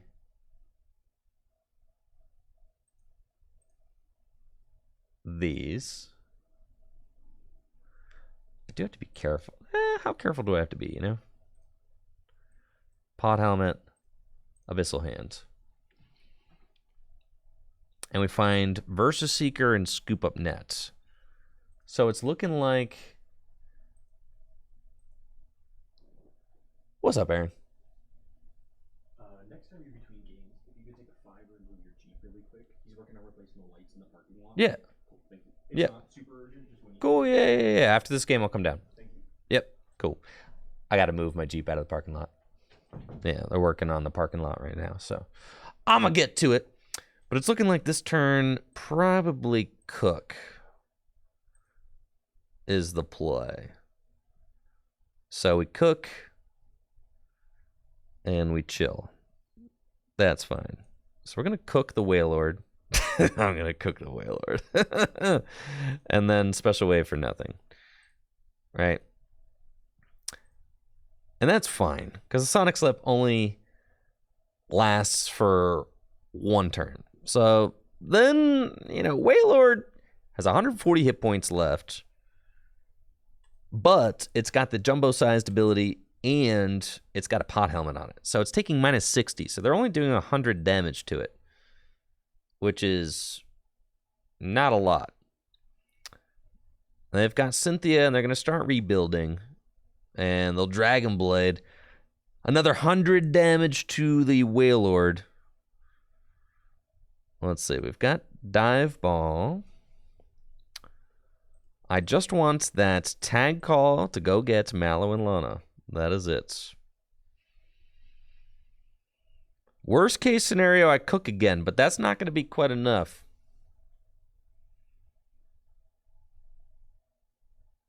All right, come on. Abyssal Hand. Thank you, Aaron, for that gifted for that sub and the 44 months. Appreciate you, Aaron. Thank you. We've got Cook, so we heal 70 damage. We'll have 90. We're taking... Yeah, I mean, technically we survive if we Cook again. So I'm going to Versus Seeker for Cook. And I'm going to Cook. And Special Wave. So we're dealing 240 damage. And what's nuts is that, I mean, Reggie Drago 160 minus 60 is 100, leaving me with 10 hit points remaining. Who let him cook, bro? Who let the whale cook? Y'all should not have let the whale cook.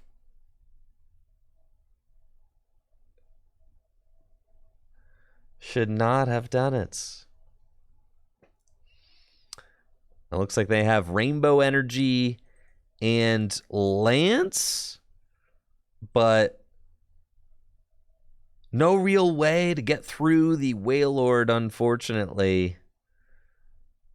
So the Dragon deck just running out of steam, trying to get through the Wailord. The Wailord just barely hanging in there multiple turns in a row. And the Cook, oh, the Cook has really has really healed this thing right up. I think I have to Cynthia and Caitlin for the Cook back. So Cynthia and Caitlin discard the ball guy and go get the cook. And a little special wave. Just one prize left.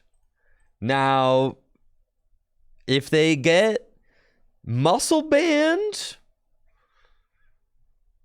here's Dragonite. Is possible that they could take a knockout on the whale. Thank you, Nintendo, for the sub and the 28 months. They've got Raihan. This is it. If they go Raihan, Muscle Band, they can take this knockout. Do they have everything? The double dragon energy? No, they are 10 damage short. Wailord living with 190 damage on it, and that is GG's. The Wailord who cooked.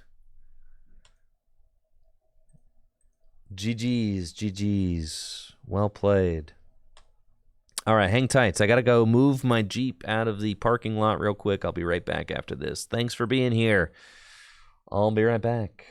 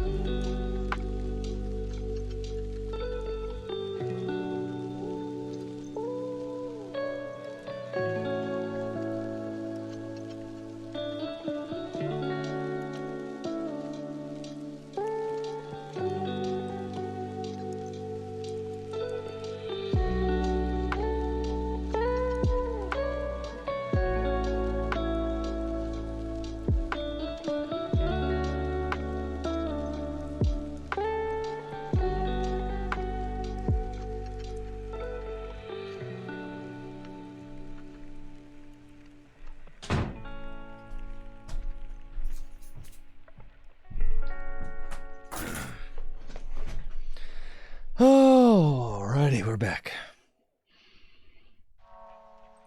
Let's go. Yo, GG's, Dart. GG's. And thank you again, Nintendo, for that sub.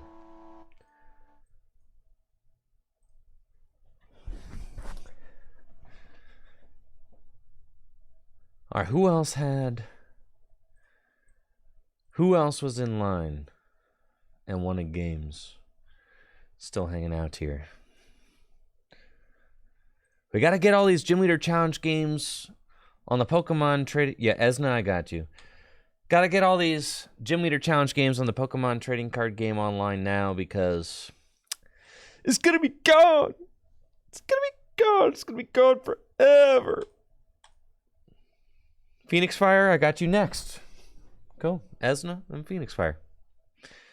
You got it. Thank you, Awkward Color, for the Prime sub in the 9 months.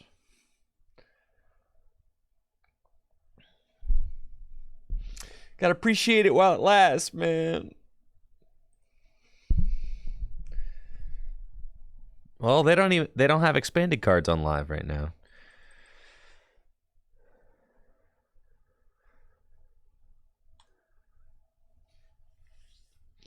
No, Dwaygo, you're good. Doggo.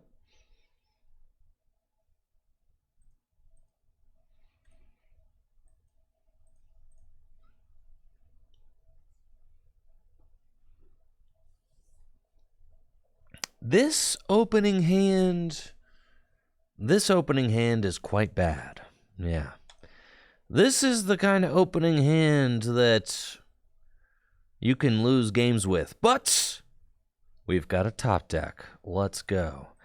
I can quick ball. All right, so we have to decide. I can quick ball. Yeah, all right. We're going to do it this way. I'm going to quick ball, discard the water energy, and we can go get Basculin. And then Basculin can gather the crew and go get Alolan Vulpix. Now, it might just be better to go get Alolan Vulpix. It's a little bit of a weird play to just go get Alolan Vulpix, but with Alolan Vulpix, I could Beacon, go get 2 basics, then put them down, and then Beacon straight for their evolutions, which is fine. I think I'd rather do that. Because I don't think that this Vulpix is going to be under any fire next turn. So I could just retreat into Alolan Vulpix. I don't think it's going to get knocked out. I don't want to Silene, really.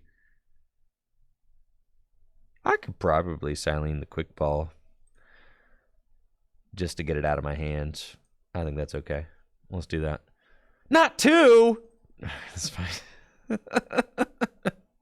Just 1!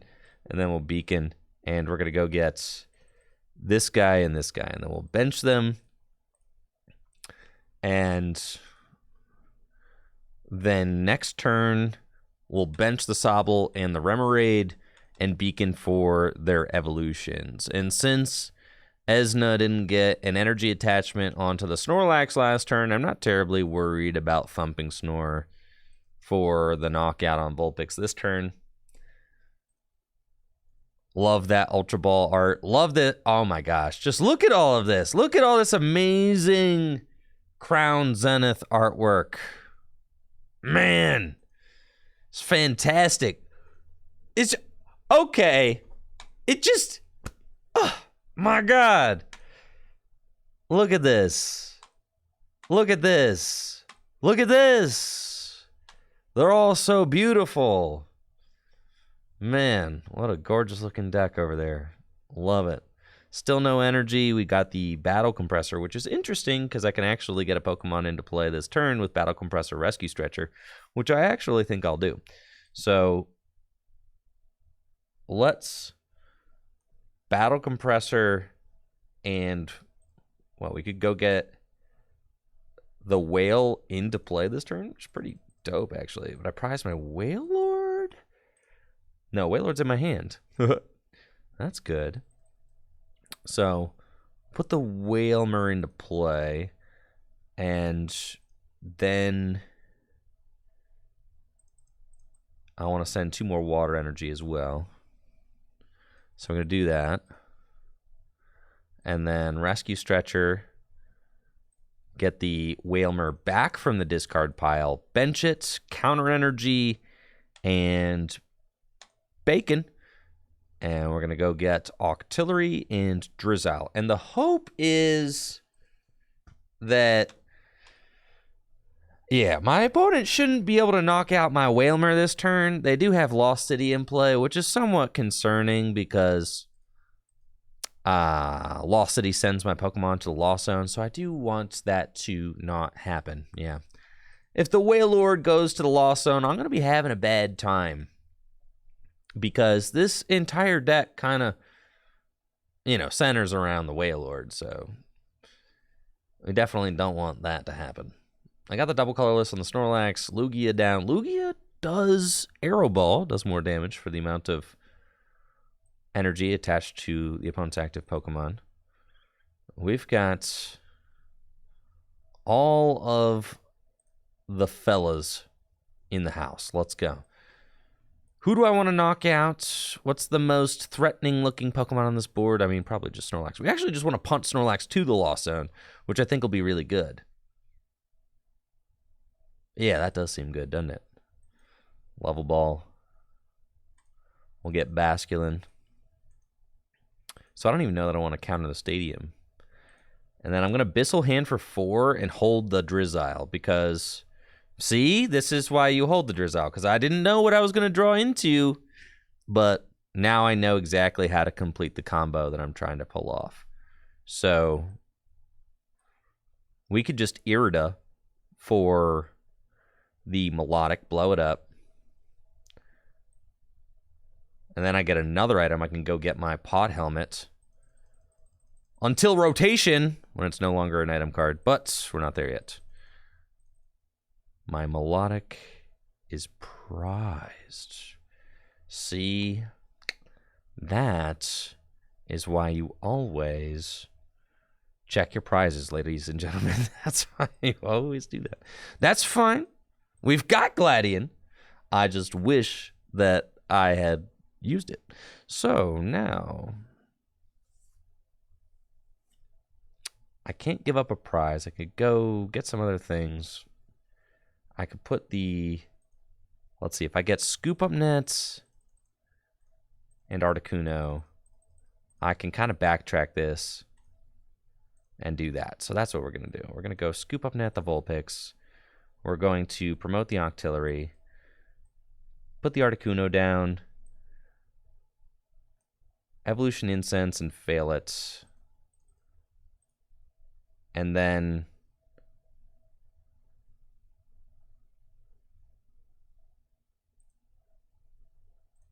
retreat into Articuno. Next turn I've got it with, I should have kept this Evolution Incense, that's fine. Next turn I've got the Gladion. Easy. That's fine. Avery, gotta get rid of, yeesh, that Avery hurts. It's cool though. We're fine. No sweat, brother. Yep. Gotta check your prizes, you feel me? It could get disastrous if you don't.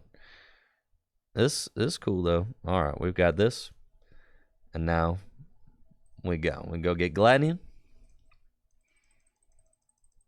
Which is what I should have done last turn. If I did this last turn, smooth sailing. But I didn't. So now we're here. We do that. And bench that. Energy Grace. Knock myself out. Send the water energy to the whale.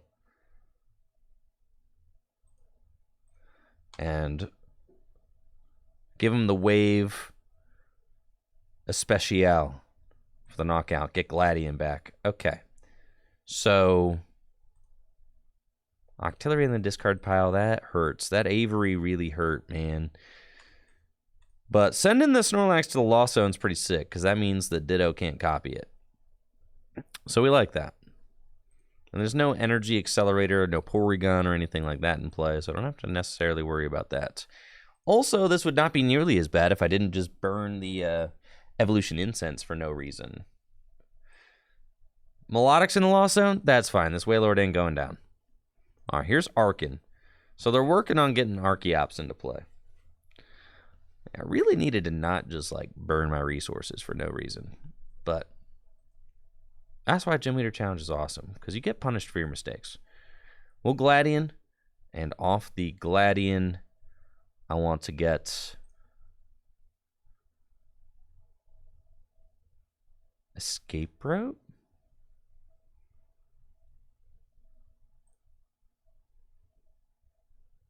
Seems good.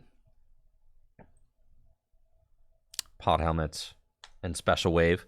And I'm going to, like, this Lost City is going to put in a lot of work for sure, because I think I'm just going to Lost Zone all their attackers with Wailord. Now, I do have to... Hey! Cut that out.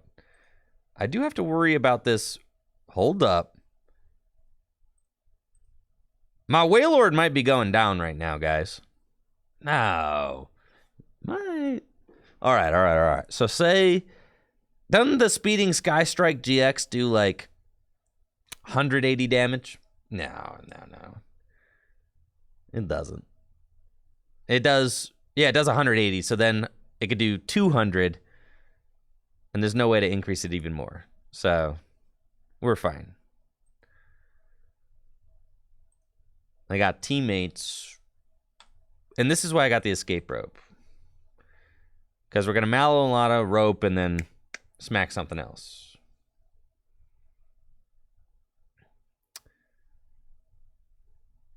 So it should be okay. You think they're teammating for the canceling cologne? Flyinium Z, muscle band? Alright, now we're chilling. Okay, so they're invincible. 170 damage. There's a lot. It's a lot to take in, but we're fine. I think we just Juniper. No, because I got him out. All right, so if I... 160, 180, they're probably still getting there with the Lugia, right?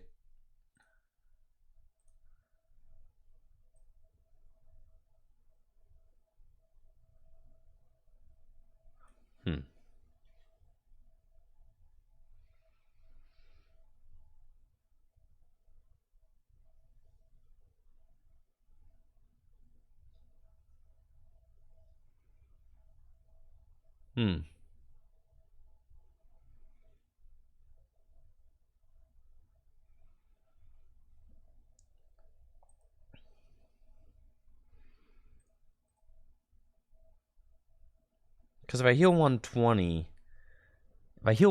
I'll have 50 on me.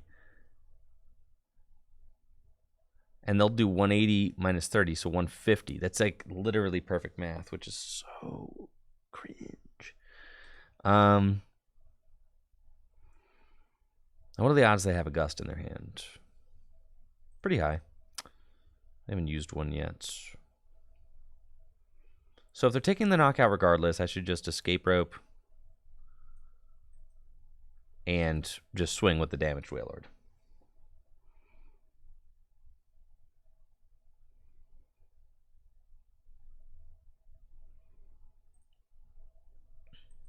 And I think I should just Juniper.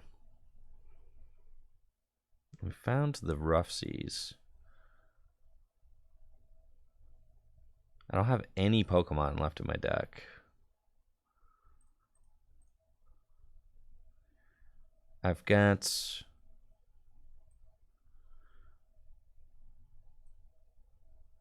that...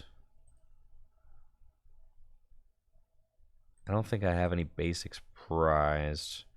Lost Zone, I've got Milotic and Articuno. I've got Inteleon in the deck.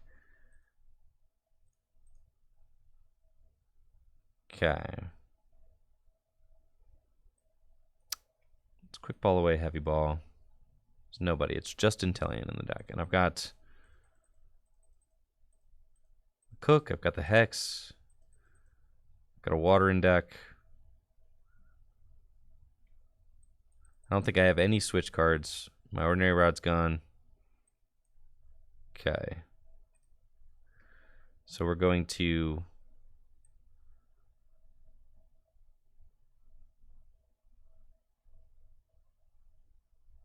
Ultra Ball away these to go get Dintelion. And we're going to Shady Dealings for Aqua Patch.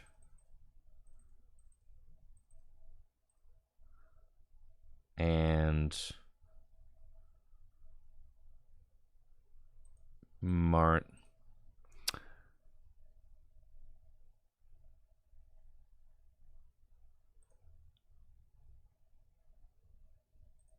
seems fine.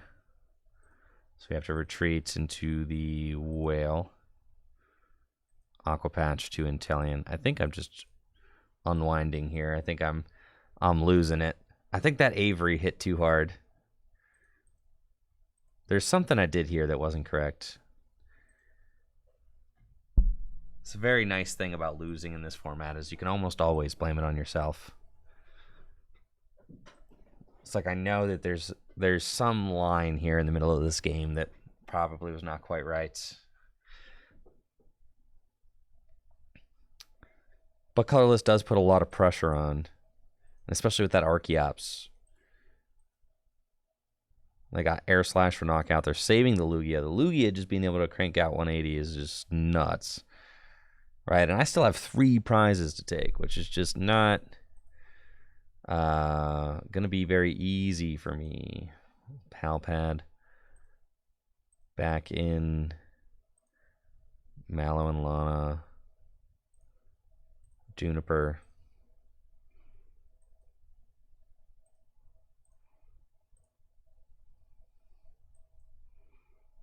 Nothing. Marnie. Okay. And they can just Deep Crush for 160. Ah, so tough. All right.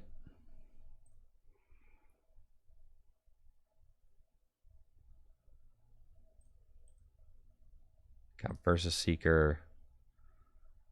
But what can I really do? I need to get... Where's my... Is my Basculin prized? End me to 2, knock out my Inteleon? That's bad.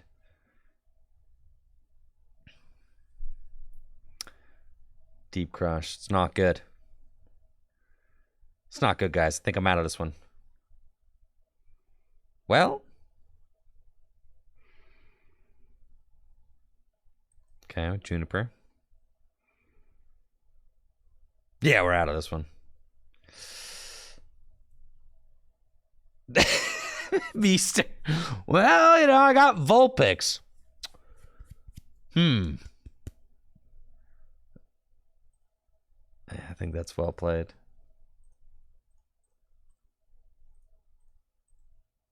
Yeah, GG's. GG's. Dang, man. My whale deck. GG's, Esna. It was a pleasure. All right, Phoenix was up next.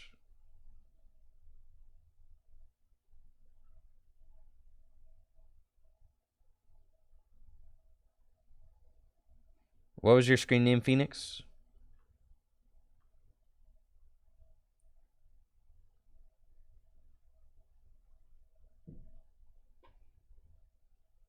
Phoenix Fire 7127. Sure.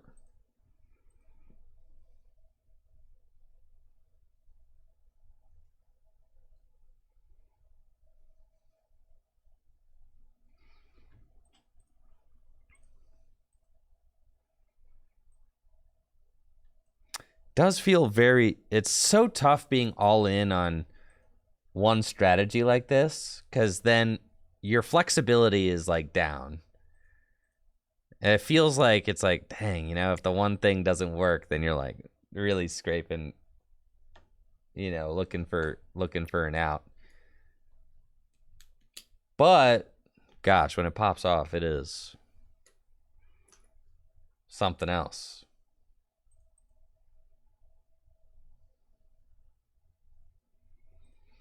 We'll go second. All right. This is a pretty cool opening hand. I have a ton of access to my prizes.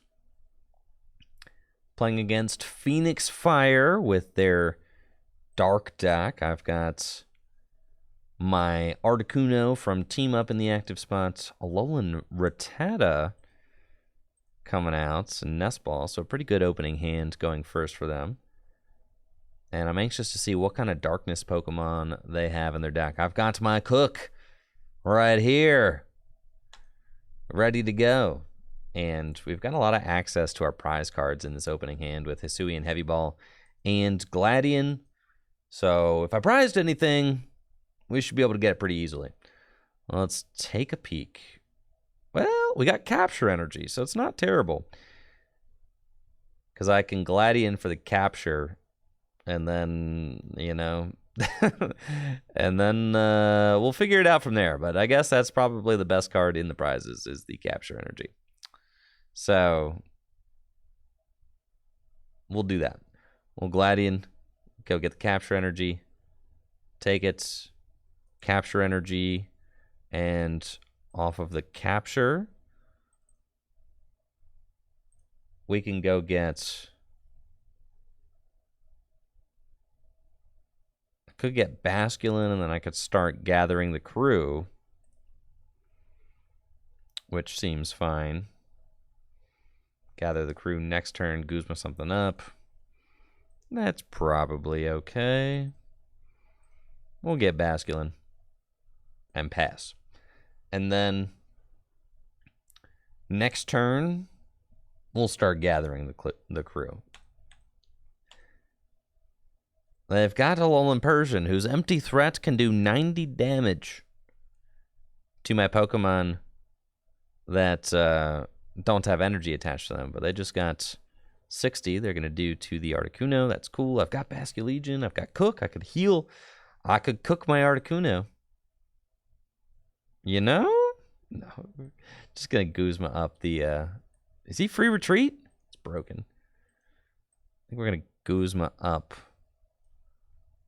the Sneasel. And then we'll just gather the crew. That seems fine. Off the crew gathering, I'm going to go get Vulpix and Sobble. No, so not Sobble because I prized Drizzle. Vulpix and Remoraid. And then, yeah, we got a little bit of a grindy start, but Basculin can get Vulpix. Vulpix can get Octillery, and then we start drawing cards. They've got Double Colorless to retreat, and Alolan Persian's Empty Threat, just 90 damage to Pokemon that don't have energy attached to them, is proving to be quite effective. Top deck the Octillery, that's busted. And I can Palpad the Guzma back into the deck and attach Weakness Guard and Abyssal Hand for 2. We find Guzma and Hala, which is not really helping right now. Exactly. No, it's not. So let's beacon. It's fine. We're not going to let this single Alolan Persian take out my entire team. All right. This ain't going to be an Alolan Persian sweep. I promise that. We just gotta get our feet back underneath us is all. They've got Guzma and Hala themselves. I do love the Alolan Meowth, Alolan Persian combo. Those two cards, very aggressive. And go really well together since Alolan Meowth can just take turn 1 knockouts, doing 70 damage, and then Alolan Persian can follow it up and continue swinging for 90 every turn to Pokemon that don't have energy on them, which is quite good early game. We got the Hustle Belts. Capture Energy can go get another Pokemon. Spiritomb with the Hustle Belts. Now, Spiritomb with the Hustle Belts can do quite a bit of damage. Just saying. That's a lot. I got 2 energy on my Articuno, so he's not getting knocked out so easily by Persian. Especially if I cook. There's no way to... Well, I can get Guzman Hala. All right, yeah, we're going to Guzman Hala. It's just time. Guzman Hala. We got to get rid of... Because I... Yeah, no. I'm going to get rid of Basculegion. I'm going to get rid of... I feel so bad to get rid of Lusamine, but that's fine. We're going to go get Beach. Floatstone. Beach, Pot Helmets, Wash Energy. Okay. And then we put down the Beach. We put down the Phoebus, the Wailmer, the Splash Energy. Did I say Wash Energy? Oops. Abyssal Hand for 2. And let's go to the Beach. Beach. We've got the Wailord, and we can Juniper away 1 Water Energy. We can Irida to go get Battle Compressor, and that'll actually just do it. And then I can actually just start attacking with the Wailord, which is exactly what I wanted to do. So we're getting there. It's taken us a little while. The Persian's thankfully only doing 30 damage now. Empty Threat is an empty threat after all. 90 minus 30 for each energy. This thing's got 2 energy. They can't use boss's orders to get around Articuno. So they're going to retreat Persian and Evil Admonition for 150 damage. Holy smokes, that'll do it. All right. So here comes Wailmer. And we'll evolve into Wailord. We'll Evolution Incense.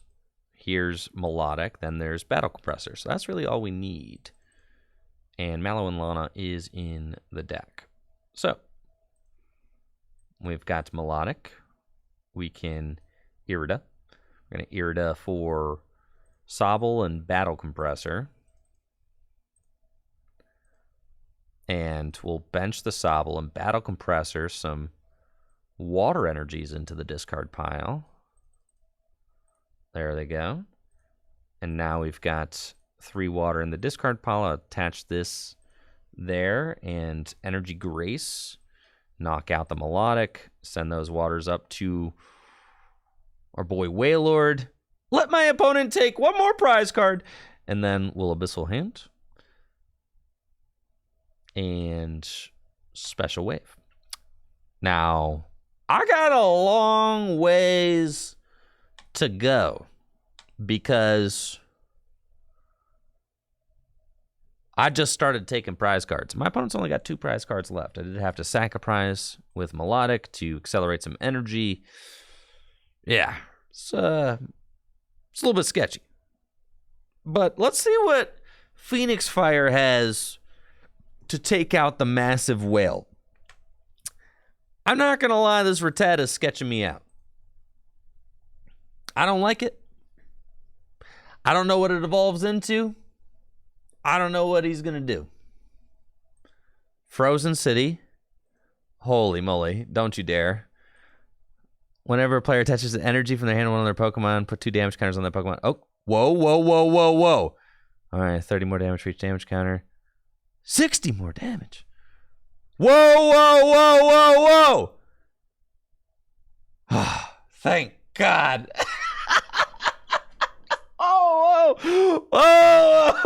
Whoa there, hey.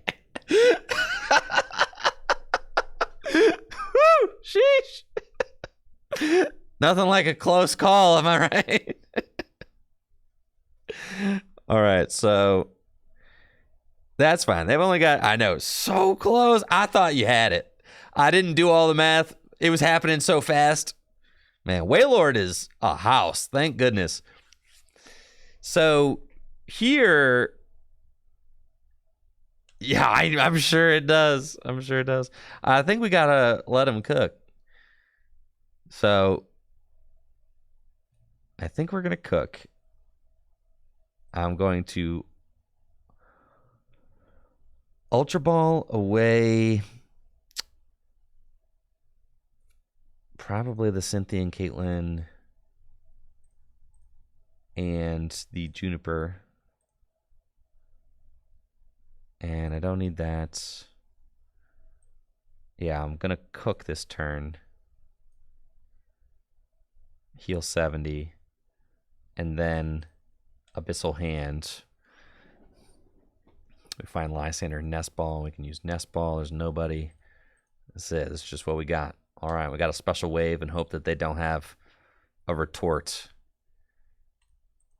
I need another turn. Bad. What do you do? I don't trust you. He's got free retreat. That's what it. I mean, that's good. Evolution Incense. Show me the Eradicate.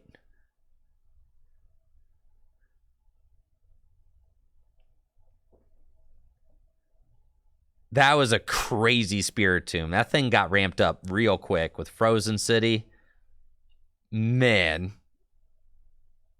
That was gnarly. All right, they got Lipard. And Raihan, no. Don't you dare. The Beast thing is prized. Or gone. Yeah, the Beast ring's already gone. Okay. Yeah, the Beast ring's gone. Spiritomb can't do enough. They can gnaw for 0. Okay. So we got a turn. We got a turn. I feel like it's attached to Sobble. Dang it! Escape rope.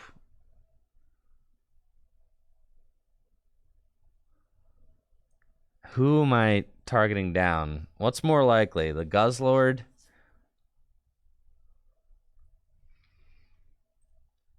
And then I'm looking. We can Pal Pad, Lusamine, Guzmahala. Get the cook back. Get the pod helmet back.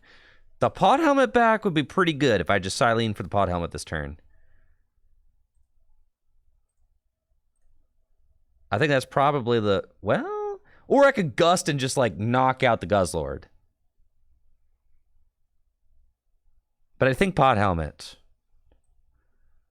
All right, let's go for the pod helmets. All right, here we go. We've got Versus Seeker now, but... Okay. You think I just go for double spin? And then retreat and cook next turn? No, they could just... Well, I can't knock out my Sobble. It's got a retreat of 1. They've got no draw on board.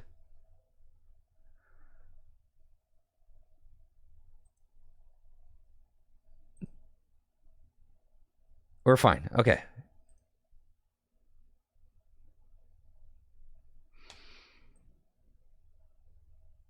Yeah, we're fine. We're fine. We're fine. All right, special wave. Here we go.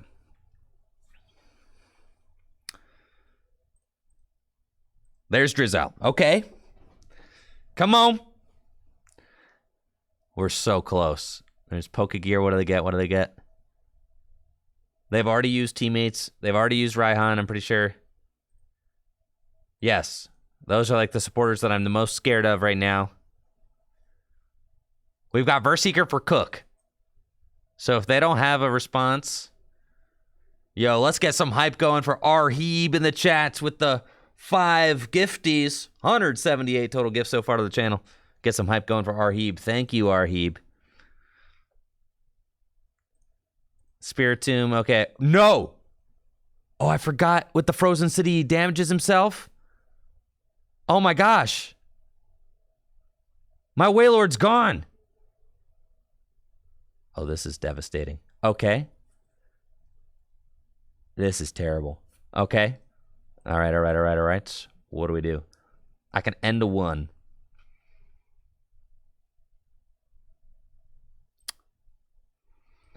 Bench the whale. I can end them to 1. But Spiritomb, I need to knock out the Spiritomb.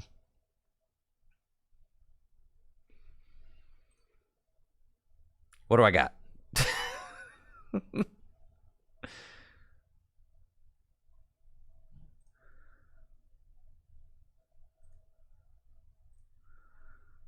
Okay, we go Shady Dealings. I could KO with Drizzile. Do I have the energy in deck to do it?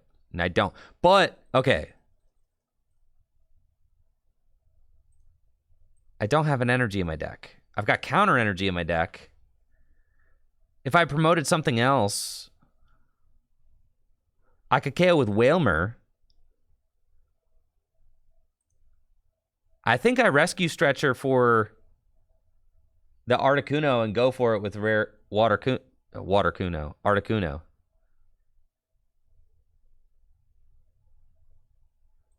So, all right, I could get Rescue Stretcher. What's the alternative?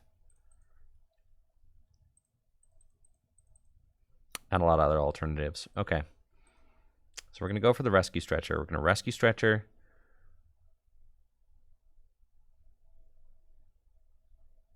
We're going to do that. We're going to get Articuno.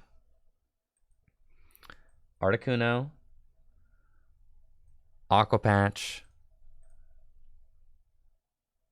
The Aqua Patch does not matter. Because if I find... I could just retreat and take the knockout with Wailmer. But I have to find the counter energy. You guys think you think I find the counter energy here? I could just Verse Seeker for Guzmahala, get the counter energy, and just take the knockout with Wailmer. Forcibly.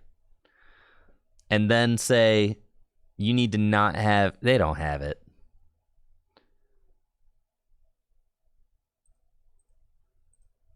They don't have it. So we Verse for Guzmahala. Is my Rough Seas in the deck? It is. So we're going to Verse a Seeker for Guzmahala. And we're going to Guzma and Hala. And we're going to discard this and this. And we're going to go get 1, 2, 3. Okay. So this is what we got. This is the best we can do. Wailmer. Dang it. Oh, it doesn't matter. All right. All right. Rough Seas. And Floater. Abyssal. There's no way they have it. Level Ball ain't nothing. Retreat. And we're pumping.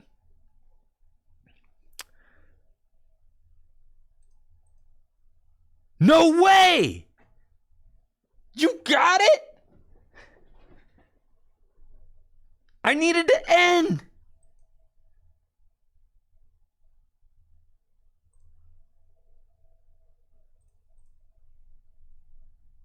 No! Weavile! The Clara, I knew the Clara was in the hand. I needed to end. I needed to end so bad. No.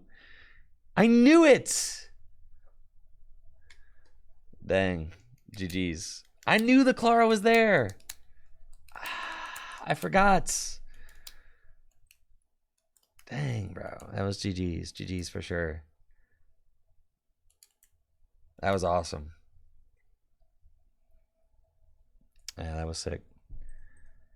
The first time I built this deck, GG's Phoenix Fire. The first time I built this deck, I was like, this deck's invincible. It's so good. I was like, this is like unfair good. Now I realize it's fine. It's not like broken, but it's pretty good.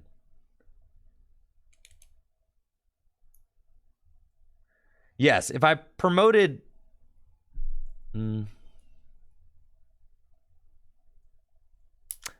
Yeah, that was tough. I think I should have just maybe Aqua Patched onto the Drizzile turn before. I needed to end you to 1 and knock out your... I needed to end you to 1 and knock out your guy. Which was like... It was a possibility. I needed to go for it. Which would have required that I draw into my counter energy, but that was kind of annoying. Now I'm feeling like I have too many recovery cards and not enough...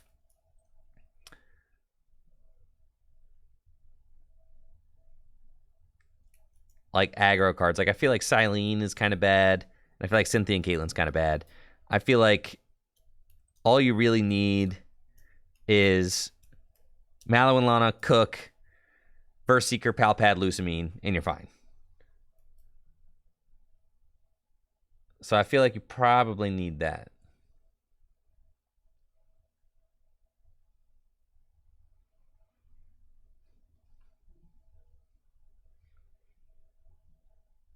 Wally, huh?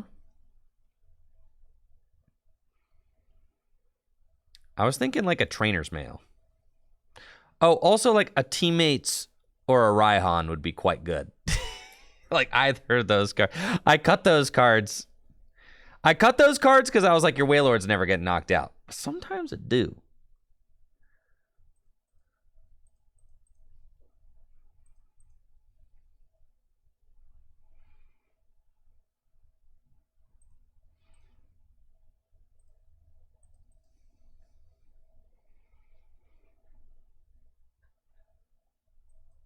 Or you just go gear mail. I like that. Thank you, Gadget Badger, for the 25 months. Yeah, gear mail. That's sick. Nah, you don't need Raihan, bro.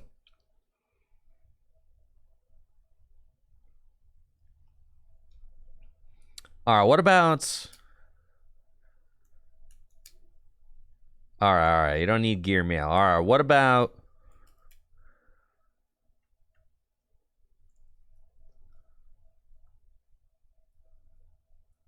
Hyper Potion.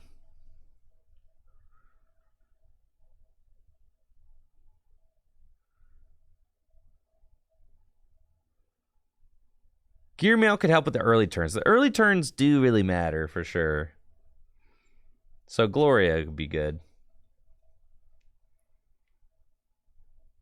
Raihan's definitely a fine card.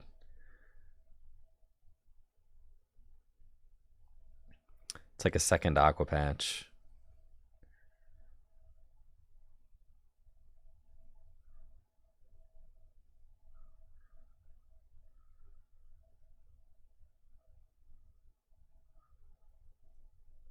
Mallow and Lana, Cook. I think that's pretty good. We didn't cut Bridget, did we? Did we? We did. What was I doing, bro?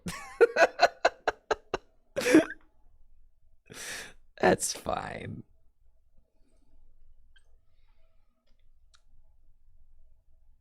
That's fine. We're losing the plot a little bit with this deck, but nah, it's cool, man.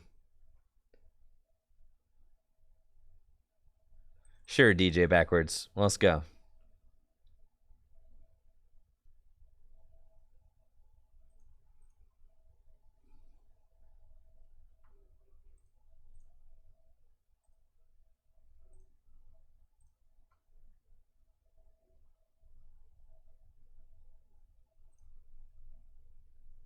Lake Acuity, it's true.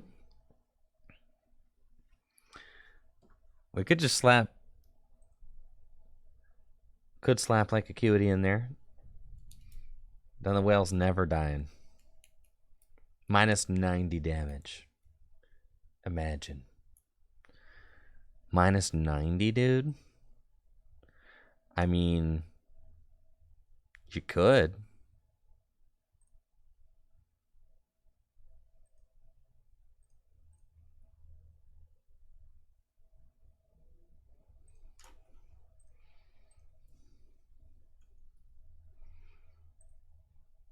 Oh, it's only minus 20?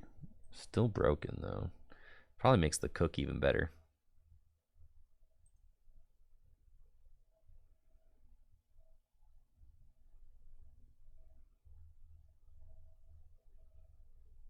With Lucamine, I mean, yeah, you just got like infinite access to your stadium cards, which is really good. I also want Hyper Potion, though.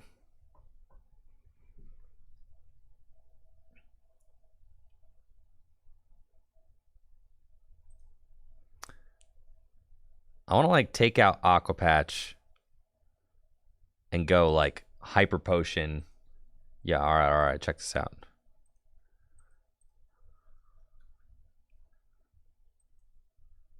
Okay. And then I want to play like a double colorless in here.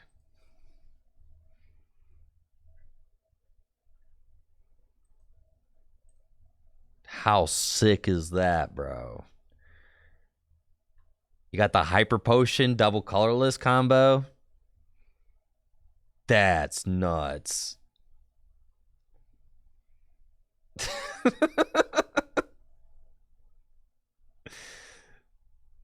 Yeah. That goes hard.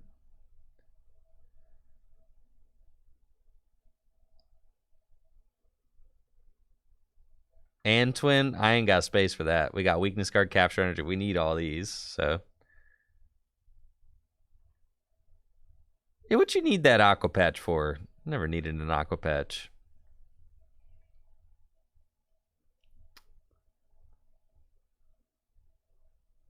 Lucamine, Irida. You could Irida for the Hyper. That's nice. And Marnie good. Malolana good. Lysander, Guzma good. Guzma Hala good. Okay. This is it. All right, DJ. You ready for this?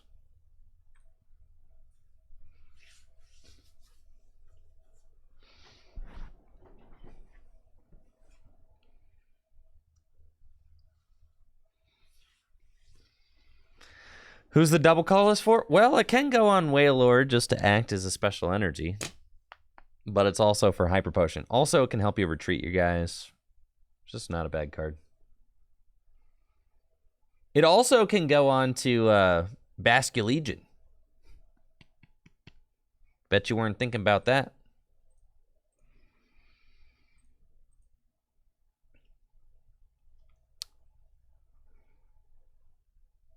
Yeah, it can go on to Basculegion. And you can do 80 damage. Cool. Playing against DJ Backwards with their Dark deck. We've got Wailmer in the active, Dive Ball, and Quick Ball, but they've got Coughing, so my abilities, they might be gone next turn. I'm going to Quick Ball away Hex Maniac since the Dark decks usually don't care if you turn off their abilities. They're not super reliant on them. And I think we are just going to go for... I've got Milotic in my hand. I don't have any switch cards or anything.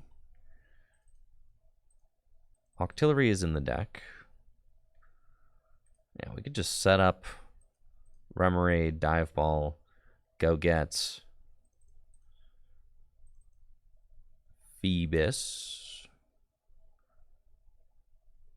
go get Sobble. That's fine. Attached to Wailmer and pass. That's fine. I just want to set up my consistency Pokemon. Feels like that's what I have to do. I do play Escape Rope and Irida. And, of course, Guzma and Boss's Orders. So getting around the early Galarian Wheezing is going to be important. That's what we're going to try and do. I'm imagining that they'll go turn 1 Ascension into Galarian Wheezing, and then I will not have access to my abilities. So that could be tough. We've got the Lake Acuity in her hand, which decreases damage dealt to my Pokemon that have water energy attached to them.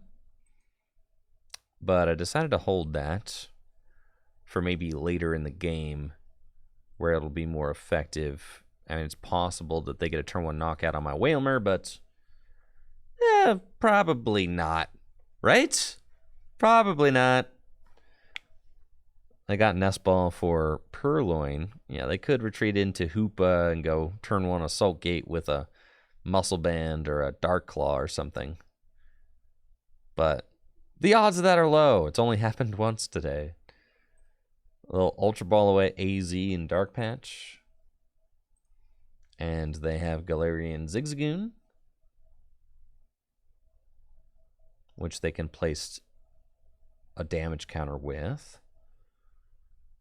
We'll see if they have a turn 1 supporter card. They had AZ. They probably want to play a supporter, allows them to draw more cards and further establish their board, I'd imagine. Maybe search for a Darkness Energy so they can ascend, but they do not have it.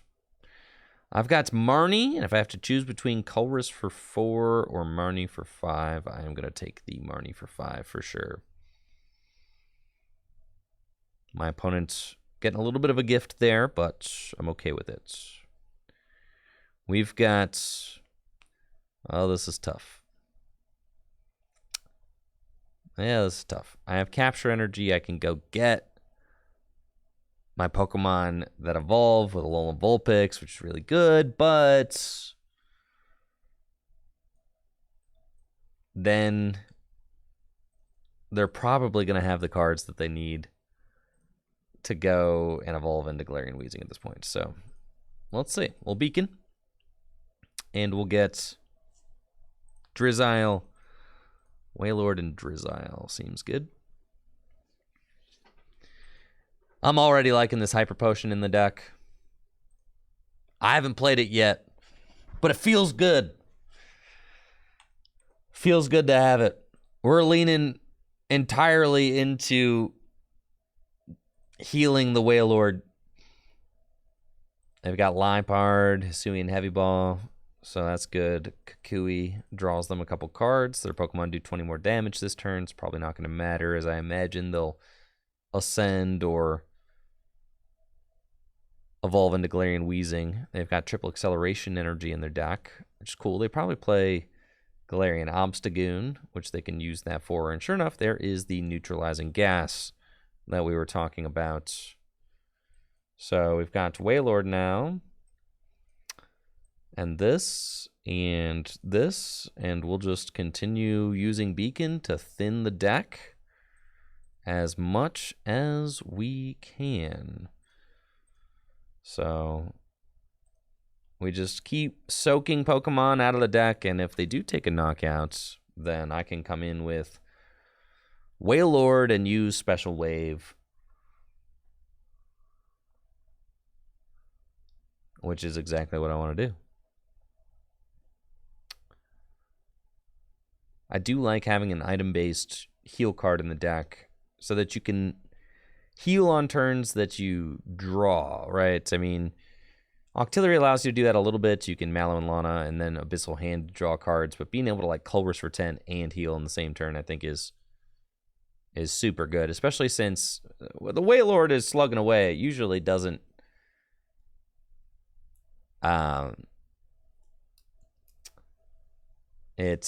you usually can attach extra energy to it anyway, because you're just not putting your energy anywhere else. I got poison on the Vulpix, sure, and it's my turn. Nest Ball doesn't help. None of this helps. So we'll do that. We'll do that. And I'll Nest Ball for Articuno. And we'll Beacon for the final 2 Pokemon out of my deck. Vulpix goes down, and we'll send up... I don't want to just send up the Wailord, because then it's going to get poisoned, and I don't want that. We'll send up Articuno.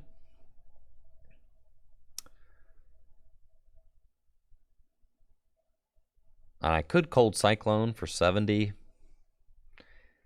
but that doesn't really matter, honestly. The Articuno's math works out because it should get KO'd coming into my turn, which is what I want.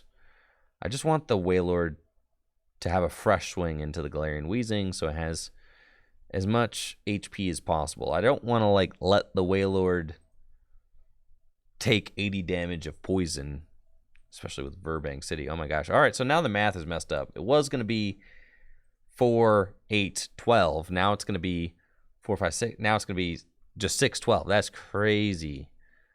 The Burbank City Gym, and I'm getting end. All right. Can we find one of our cards that allow us to move this Weezing? Looks like the answer is Gnar. We do have Colress, though, which is great. It will allow me to draw lots of cards. And the double colorless energy going on to the Wailord will be quite good. With Lake Acuity, I can make it so that the Articuno survives the turn, and we do actually find... Okay, cool. But I got no energy in the discard pile. But I could boss. It doesn't feel correct. It feels correct to Lake Acuity and double colorless and Colress feels correct. And we could still find Escape Rope. We don't, but I mean, we could have. And then I can Capacious Bucket, 2 Waters, Ultra Ball, then Waters away. Go get Drizzy, and then pass. And next turn, they're not going to know what hit them.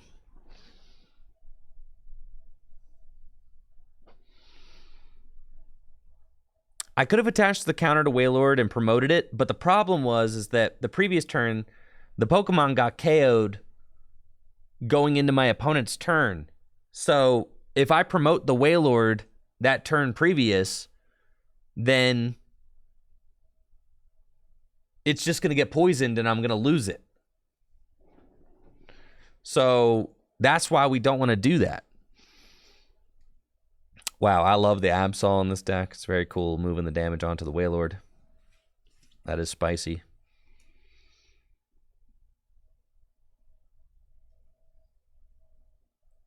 And the Articuno finally goes down. Let's see what we can do. So.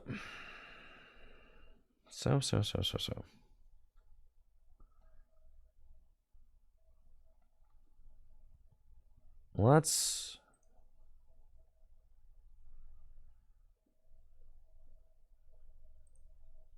We've got 4 prizes left. I can just knock out this active.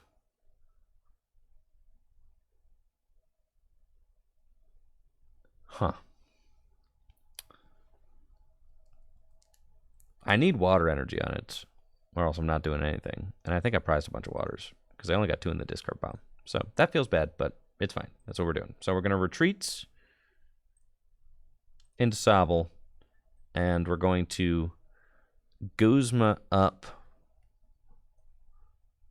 the Linoon. We're going to Energy Grace those. And then Lake Acuity makes it so I take a little bit less damage. They take a prize card. I don't think that they can do enough damage to me to take this knockout. Famous last words, right?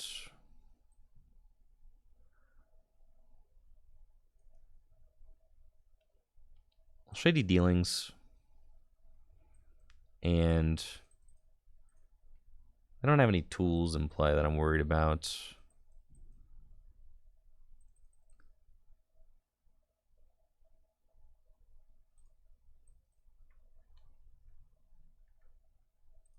I've got Intellion down. I've got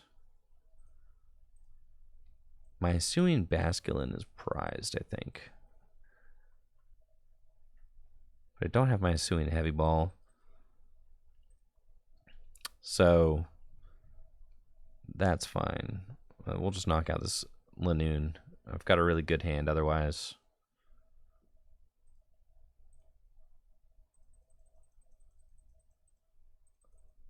Let's just get Pot Helmet. It's fine. And then nothing else that I feel like rescuing. So let's just Special Wave. Now, I didn't use the Hyper Potion yet. I'm being a little bit greedy there. There's Hisuian Basculin. Good.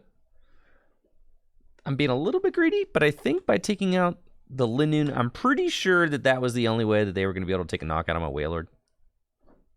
I don't think that they have somebody who can just do 100 and 200 damage. They do have Zoroark, so they can Phantom Transformation. But yeah, I don't think that they have somebody who can deal with the whale. And I want to allow him to take another hit so that I can Hyper Potion for maximum effect. And then I also want to be able to evolve into Shady Dealer, and I want to Field Blower my own Floatstone and put the Pot Helmet on.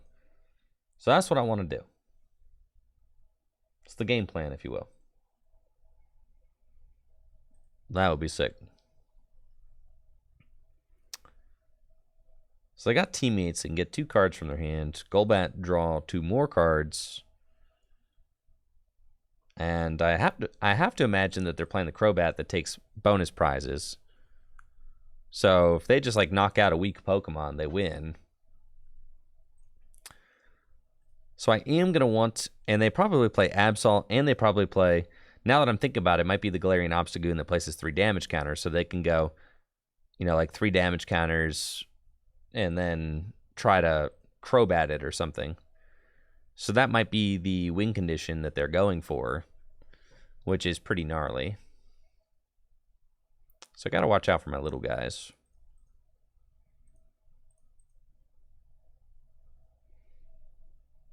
They're probably going to poison the Wailord, which means that,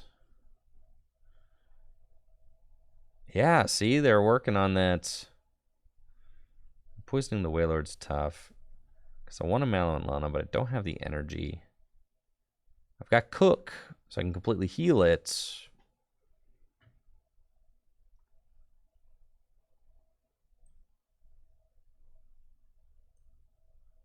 Situation where Pokemon Center Lady would be, oh my god, that's right. Pokemon Center Lady would be pretty good, huh?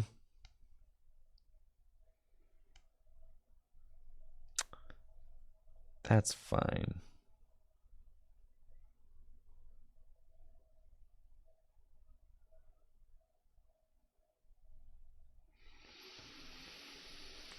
Huh.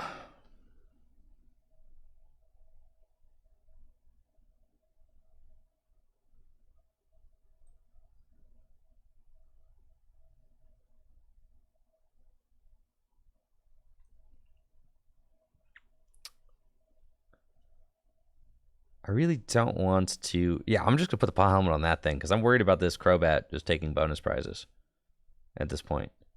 I don't think they have anybody that can actually knock out my active. So I'm kind of like tempted to just say, Cook Special Wave, and let's see what's that. Like, let's just see what happens. I don't think they actually have anybody that could do it.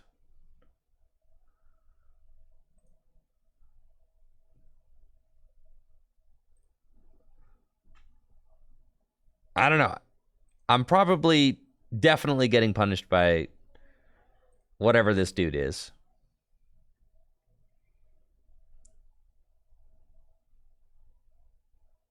Yeah, it's the guy that does 180. Of course it is. I should know that. Okay.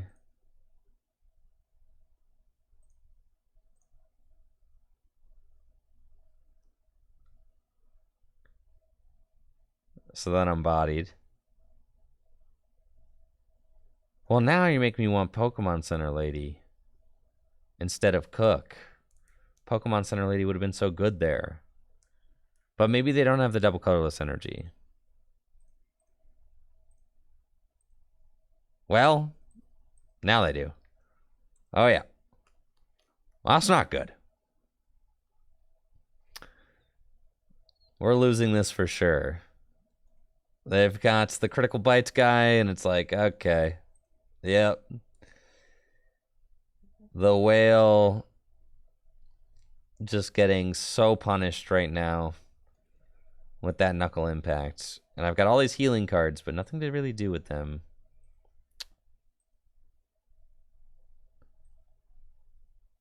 Because with the poison, he goes down. So, yeah, I think I was too greedy. I should have retreated into Inteleon and just passed last turn. I should have healed, retreated, passed. So, like, that's... And I think if I just play a little bit more carefully, I could have done that, right? Yeah, well played, for sure. So, in that situation, I should have just played way more conservatively instead of just being like, do you have it? You know? I think playing with this deck is tough. You're like walking on eggshells the whole time. Because if the Wailord does go down, you pretty much lose. But if you can keep him alive, then... Yeah. I know. We were like 14... We were like 12-2 with this deck when I started the stream. But man, yeah, you guys got my number now.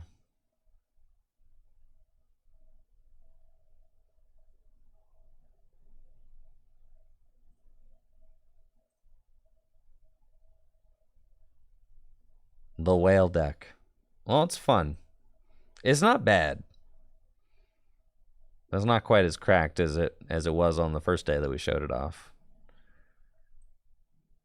I think some players are more prepared for it today than they were before.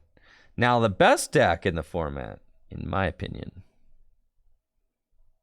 is my Psychic deck. Just my opinion, man. I don't think anybody can beat my Psychic deck. I don't even know that I have it built here, actually.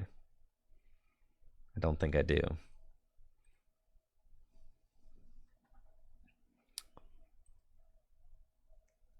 No, I've got this deck with like Garbodor and stuff in it, but I don't actually have my Psychic deck built. Psychic! Broken.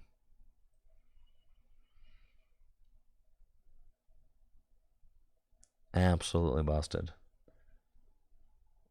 It feels so bad to build decks on PTCGO because PTCGO is just going away.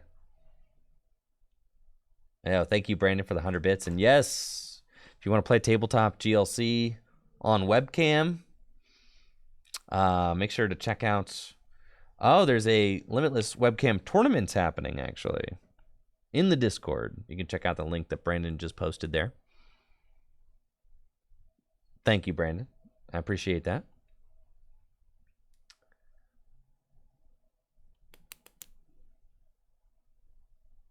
I'm not saying that you did DJ backwards. I'm saying that players just seemed more able to deal with the Wailord today than they were when I played with it, a few weeks ago. A few weeks ago, I went 12-2. That was crazy. But today, I've been struggle busting for sure.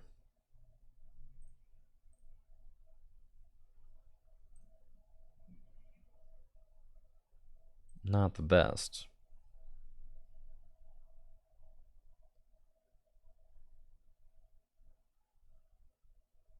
Yeah, I don't even think I have a positive record today. Yeah, because I was 12-2. And then I've only won 3 games. 3 games.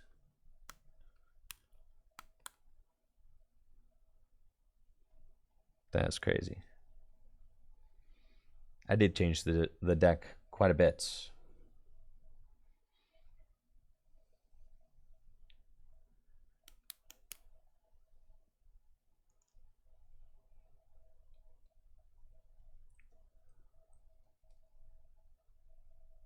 Well, I'm thankful because when I first built this deck, I thought this deck was like toxic and broken. Went 3-5 today. Dang, you don't gotta say it like that.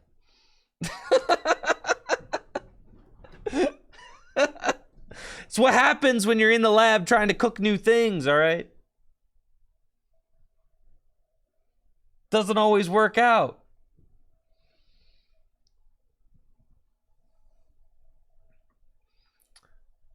Sometimes the cook Does not provide.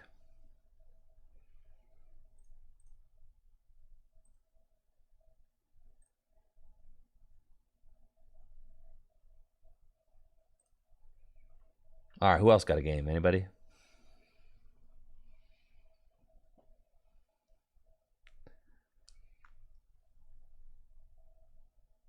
Now, Dragon. X Factor? Let's do it. Dragon, that's a broken deck.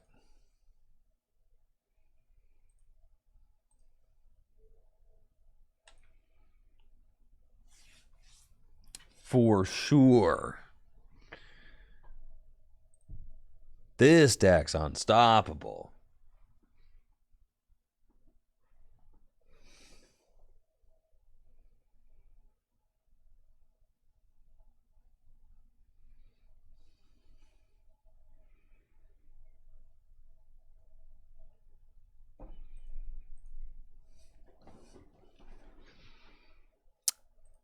Definitely going second with the Dragons. Sheesh. Absolute flames spitting out of this deck right now. Turn 1 Juniper, turn 1 Guzma Hala. Decisions. Playing against X Factor Steel with his metal deck. He's got Clink and Mawile. Mawile, this is a card I don't see every day. Paralysis, and then Piercing Strike. Just does 100 damage and goes through all effects. Gapejaw Bog down, and Ultra Ball can get another basic Pokemon. I've got Druddigon, which is not necessarily the best lead in the game. Discarding that new Zamazenta off the Ultra Ball. But Druddigon is nice. And we've got Fire and Water in the opening hand with Energy Lotto. I could Guzma and Hala turn 1, attach an energy, maybe go get Beach, draw some cards. We got Magearna. And damage onto Magearna and pass. Boss's orders. Sure. Let's check out the deck real quick with Tank Call. We got Cynthia and Caitlin. We've got the Garchomp. We've got Dratini prized. But the Garchomp line is in deck. And Regidrago's in deck. And we've also prized Drampa. So, let's see what stadiums we got in the deck. We've got the Stormy Montagna and Team Agri Secret Base. We got Floatstone. And we have prized our Double Dragon Energy. Okay. It's not great. You see, it's not fantastic. But I could at the very least guarantee the early Gibble. So I think that I'm going to do that with the Guzma and Hala. So I'm going to fail that, and I'm going to Guzma and Hala, and I'm going to discard these, and I'm going to go get this, and I'm going to go get this, and I'm going to go get Rainbow Energy as well. Okay. Floatstone, Stormy Mountains. Stormy Mountains can go get, and this actually is pretty sick. Yeah. Because I got the turn 1 Ascension. So we're going to do that and go Ascend into Gabites. And what I can do now is I can get the turn 2 Garchomp, which is really a lot of pressure. Gabites can use Dragon Call to go get Garchomp out of the deck, and then I could just slap Garchomp into play, use Sonic Slip. Sonic Slip makes it so Garchomp can't be damaged. Even though I'm paralyzed, evolving gets me out of it. I'll town map since I think I'm guaranteed taking a prize this turn. And then we're going to go get Regidrago out of the deck, attach that, and Juniper. Off the Juniper, I do find Ultra Ball, so I can use that to go get my Garchomp, but I can just get it for free with Dragon Call, and there's no other real Pokemon in the deck that I need. I mean, I guess I could go get Dragonair or something. It just doesn't matter. So let's Dragon Call, and we'll get the Garchomp. And then we can evolve Gabite into Garchomp, activate Sonic Slip.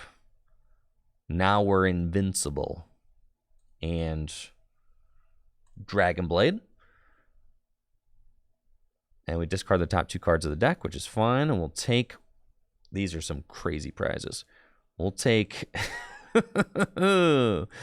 That's fine. I'm invincible. So we'll take Dratini. That's important. And we'll start working towards that Dragonite. This is a very strong start for us. That's one of the reasons I stand by the Ascension Gibble. I know there are some Ascension Gibble haters in the Gym Leader Challenge community. How could you hate on Ascension Gibble? They say if you ascend into Gabite, it's just going to get knocked out. Not always the case. Definitely not. There's Gym Leader Challenge decks miss the turn 2 attack quite a bit, actually. Happens all the time. We got Dratini, and then, let's see, we want to find the rare candy. So let's attach this fighting energy to Regidrago. And I'll Acrobike. Silene or Field Blower? Field Blower is pretty good. Silene. There's no point in using Silene because I'm about to... Yep. So, no, I'm going to take the Field Blower. Really good to have against the metal deck anyway. Ain't nothing in my deck worth getting with the Stormy Mountains. So, let's just... It's not worth using Hex Maniac, really. Yep. Because I'm knocking out the Clang. So let's just do this. Dragon Blade, take the knockout. And we'll take the double Dragon Energy, I think, is the most important grab. Can allow me to revenge or attack with Regidrago. Just continue putting on that pressure. I got Evolution Incense, so they can go get their Melmetal, and then I'm sure they want to find a Metal Energy to overhaul. No, they don't have it. Thank you, GLS Spencer, for that sub. And I think that we're just cruising at this point in this matchup. Yeah, you can see X Factor saying well played. I think it is pretty much a wrap. We've got Ultra Ball away. These guys... Go get Dragonair, Trainer's Mail, get the Pot Helmet. Pot Helmet. He's so big. And then Dragon Blade. And we discard 2 more cards, but who cares? Don't need them. Take Trampa.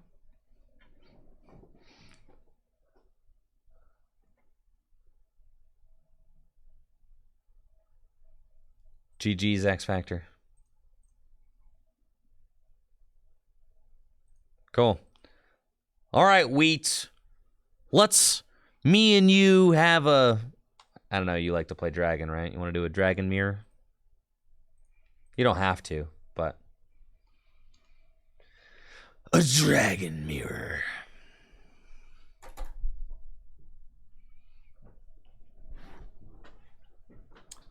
All right, chat. In a battle of the dragons, who's going to come out on top?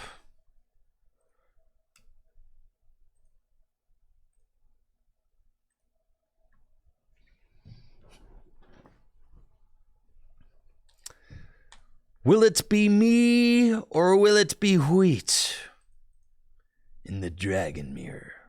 Who is the true dragon tamer? Brother, just saying. The strats worked before.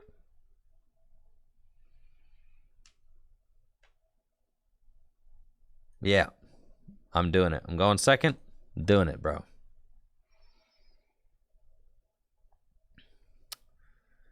Playing against Wheat in the Dragon Mirror. I've got Gibble active. They've got Drampa. So we'll see how this one goes. I started Gibble maybe a little bit ambitious because I wanted to get the turn 1 Ascension into Gabite, turn 2 Garchomp. I feel like that would be an insane way to start the game. I've got Hexmaniac. I've got plays. I've got Pot Helmet. I can protect my Gibble a little bit. And Energy Lotto in my hand. But I don't have a lot else going on. I mean, I could have started with Regidrago, and I could have maybe attached Aurora Energy and tried to Dragon Sword or whatever. I'm going to be honest with you. If this Drampa was using Berserk turn 2 for, 160 damage, I'd be having a tough time anyway, so it's fine. Drampa's definitely the best lead in the deck. There's not a lot required. You just got to get some damage on your bench Pokemon, and then you're swinging for the fences. Let's go and Energy Lotto. Well. Yeah, I guess so. We'll take the double dragon energy. And now we've got quite the decision to make. Bench Regidrago. And I could go double dragon onto the Gibble. Do I think they have it? No. No way they have it. Go Pot Helmets, double dragon energy, Hexmaniac, and Ascension. No! No!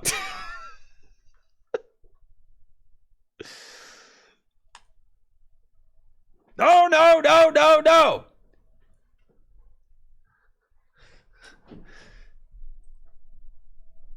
Sheesh, they do have the rare Candy Dragonite turn 2, bro.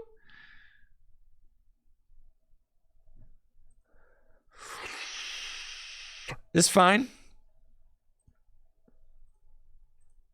This fine.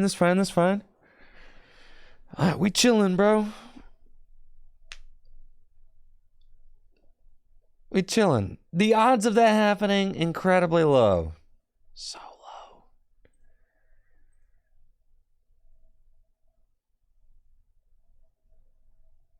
Incredibly low odds. All right.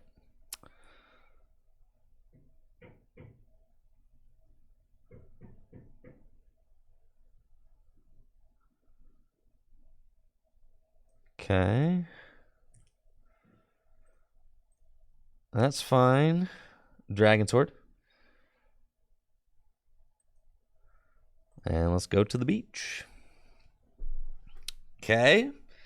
See, in reality, I was just making it so that I was powering up my Drampa was all. You see, that was it.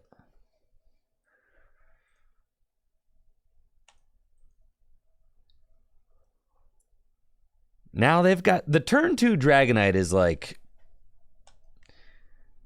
that's a lot to deal with because they're just going to be hand selecting every supporter they want every turn,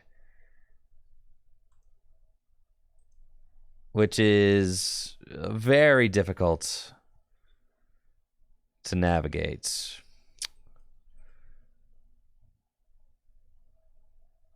Okay. Heavy ball. There's the, the Gabite. All right, the Gabite would have been sick. That would have been awesome. Would have loved that.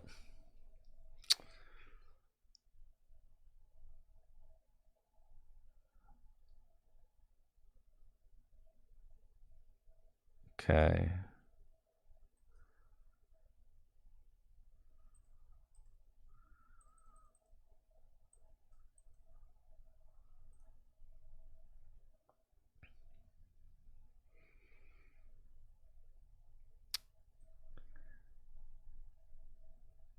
Huh.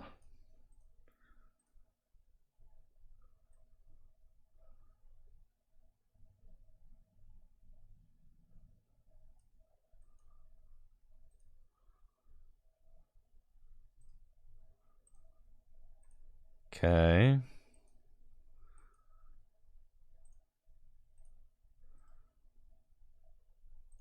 That's fine. Sure. Not great.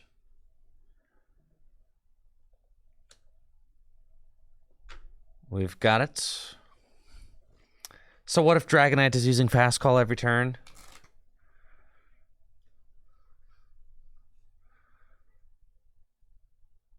It's no problem. So what if I got punished for a slightly greedy play? No problem.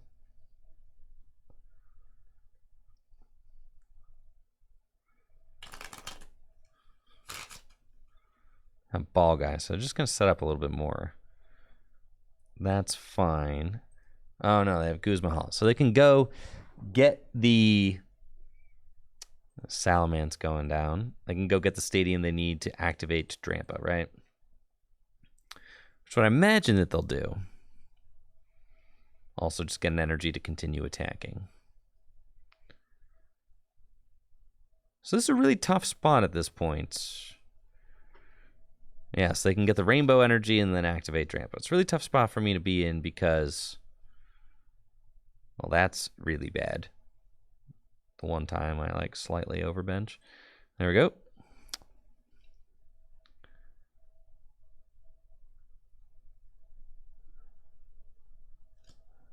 Not sure if there's anything I can do.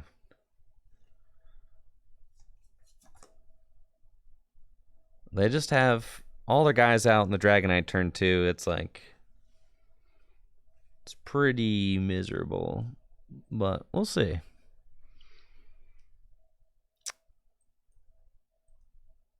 Tag call, Guzma-Hala. Guzma-Hala can get counter energy, so that's fine. We'll get rid of these things, and we'll start swinging.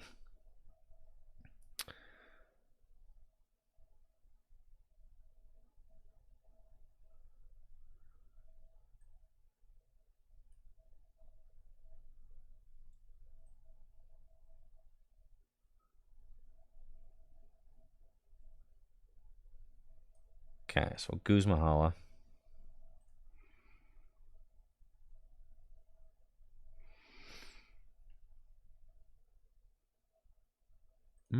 That's fine.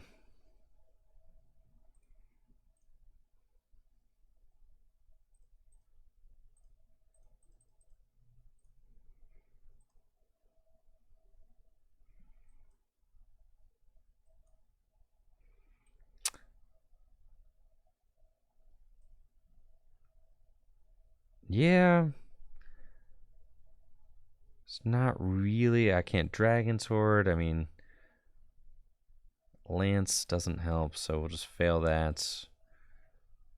And I'll fail that to just Dragon Sword for 2 while I'm up here. We got N. Yeah, this is bad. It's fine. Maybe we can do it. Probably not. All right, Wheat. Best of 3. This could be a Dragon Tamer's best of 3. If you're down, Wheats. I got punted that game for sure, but I'm not going down without a fight.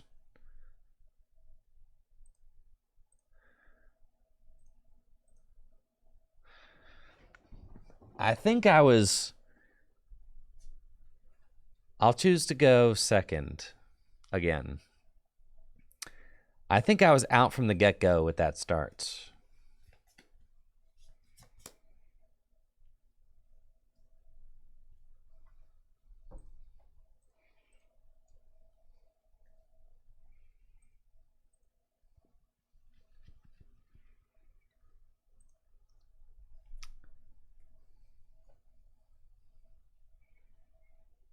All right, here we go. You know what they say.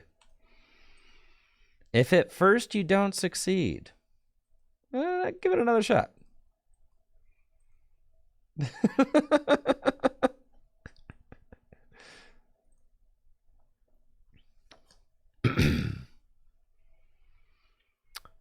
All right, playing against Wheat's Dragon deck. They've got Bagon and Stormy Mountains. They can use Stormy Mountains to get another Dragon Pokemon. They have Salamence in their deck, which is a really cool card in the Dragon list. I've got Ultra Ball and Floatstone and Gibble. So I have to try and assess how quickly Wheat's going to get off the line in this match, because I could go for a turn 1 Ascension into Gibble, which is a very strong way to begin the game. Since then I'll have Gabite turn 2. I could go turn 2 Garchomp. But if I leave my Gabite in the active, it could get knocked out. They have Counter Energy as their attachment turn 1. So let's start with the Stormy Mountains. We've prized our Regidrago. We've got Drampa, Dratini, and Druddigon. Okay. That's fine. We'll take Drampa. If I Energy Lotto into Double Dragon Energy, I get the turn 1 knockout on Bagon, which would be pretty cool because I have Town Map as well. So... there's not really anything in this hand that I would like to get rid of, though. So let's go for the Energy Lotto and just see kind of what we're feeling. We'll see. I do not hit it, so that's fine. I think I'll play Town Map. Okay. And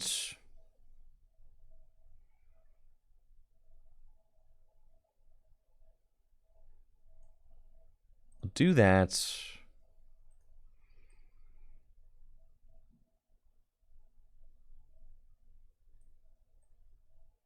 And I think I can Mysterious Treasure for Dratini so that I can start setting up Dragonite 2. So I think I'll Mysterious Treasure away this and go get Dratini. And then I'll Ascension and go get Gabite. And now I could go turn 2 Garchomp, which would be a lot of pressure, of course. And I just have to hope that they don't have, a way to knock out my Gabites. But judging by their turn 1, I didn't think that they did. I mean, they attached Counter Energy. It's a little bit different if they attach maybe to a Drampa turn 1, right? Or something like that. It's a little bit more scary if they attach a Fighting or a Water or Double Dragon to Drampa. But it looks like now they're just going to continue setting up their board, maybe go get Gabite and do that whole thing. So off of our prize, we can take any of these 6 cards. We take a knockout. They're well on their way to setting up Dragonite, which is very good. And this game is going to be a lot about tempo, We need to see who's going to be able to keep up the trade. I mean, when you're talking about the Dragon Mirror match, the trade is everything. Who can keep their momentum? Who can keep their energy going? They're going to retreat Bagon into Noibat. And we'll see if we can top deck a supporter card. That would be awesome. We've got counter energy instead. So, Stormy Mountains. We can get Drudagon out of the deck. I can Dragon Call.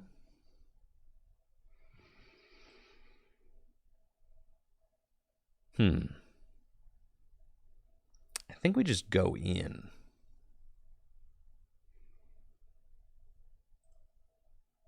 I won't be needing the counter energy if I do that.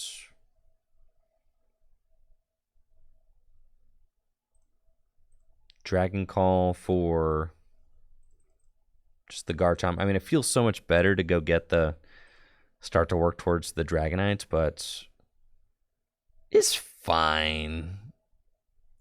It's got to be fine, right?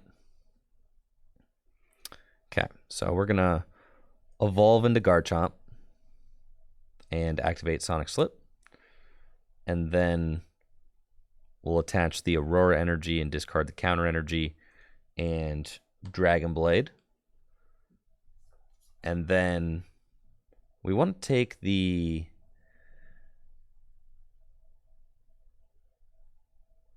probably want to take the rare candy. I mean,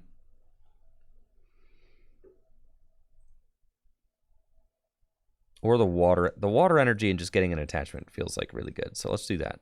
And then next turn, I feel like I take the rare candy.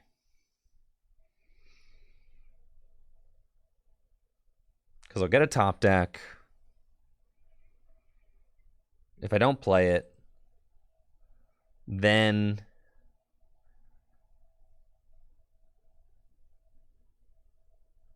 I can hold the top deck with the Ultra Ball. But then it's like, it's really tough. Then I get rare candy. Well, that's fine. Then if I don't play my top deck again the following turn, I can Ultra Ball away those two cards for Dragonites, rare candy and a Dragonite. I think there's a route there to go get Dragonites, but my hand size is very small. And I'm definitely feeling the pressure of it. Though this turn 2 Garchomp is just doing its thing. You know, Sonic Slip. It's invincible. That's great. Gonna get me at least a couple of knockouts. That's good. And here's the Salamence. So I think Salamence just pushes the Garchomp out of the active spot. Yep. So that's pretty good. That is definitely pretty good. So we'll send up Drampa. And they can revenge Drampa. And then they'll have Dragon Call for Dragonites, potentially. We're going to take this knockout and see what my top deck is. Special Charge. So that's fine. I attach this. And I Sonic Slip or Dragon Blade. I don't have anything in the deck. And I hope I don't discard my Dragonite. Cool? Cool. All right. Let her rip. No Dragonite, please. Excellent. We'll take rare candy. And then I can Ultra Ball away Special Charge and my top deck to go get Dragonites. And in order for Wheat to keep up, Wheat does need to find Double Dragon or something next turn.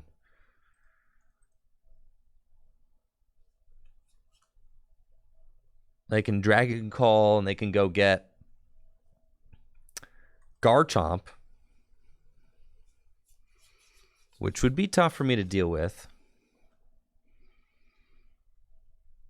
I've got Dragonites. Dragonites could go get teammates, and teammates could go get double dragon. And this could be my undoing here. Yeah, teammates, double dragon, and Gabite. You see, man, I haven't played a supporter all game. This is so tough. If I top deck an energy, I can get around this. Maybe.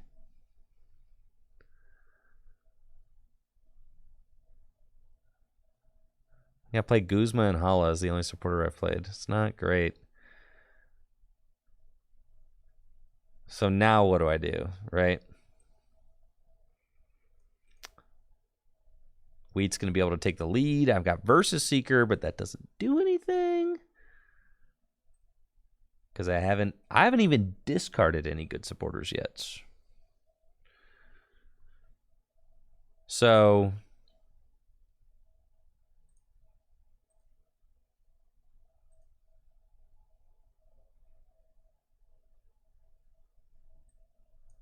I have to do this.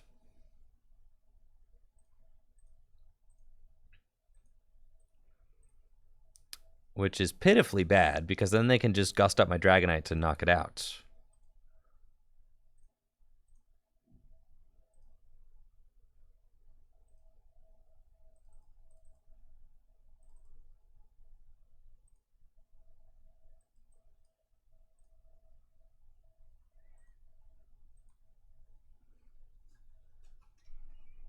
Okay, we've got Rod.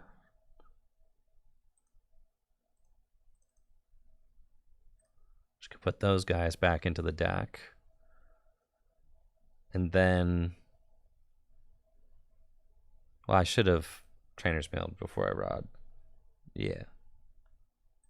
Definitely. Right, because here we go. It's got Revive.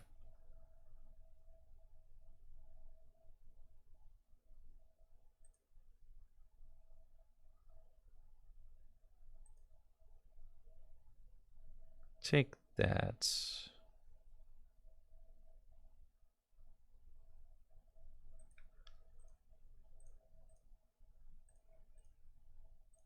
Gotta go get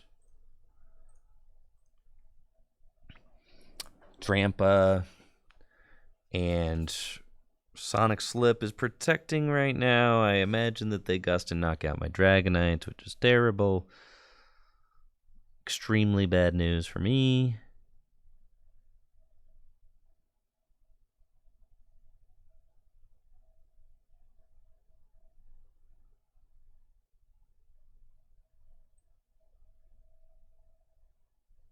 Attach that there. Pass. I think that's all I can do. That Salamence, that was gnarly. I gotta give it to Wheat. The turn they pushed around my Garchomp with Salamence, that was insane.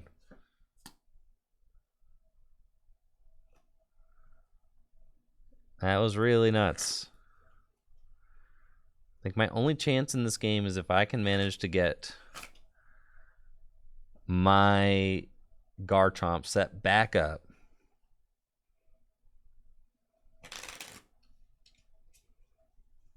That's like my only shot, I think.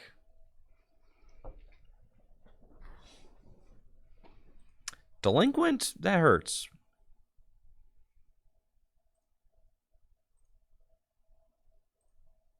I don't love that. Ugh. Yeah, that's fine.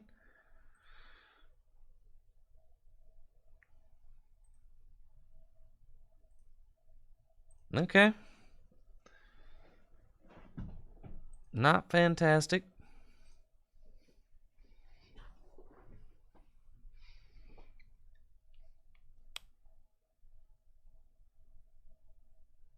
And then this thing, it's if they already have any damage counters on them. Okay. It's really bad. They are at 3. We have to revive to bring back the Drudagon. I have to fast call for Raihan, basically.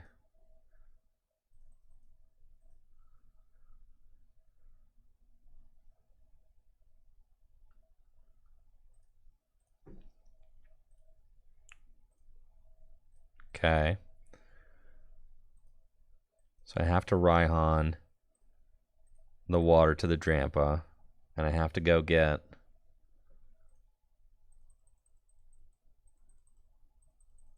Gibble, basically.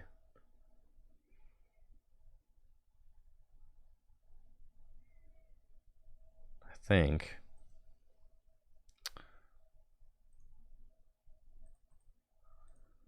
I got over here, not a lot.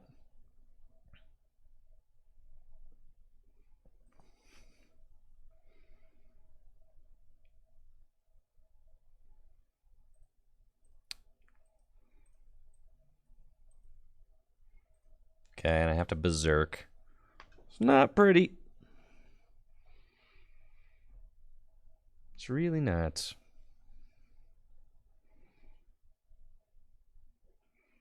I don't know that I can even power up Regidrago again. Maybe this helps in some kind of way. Oh no, doesn't feel good. That's for sure.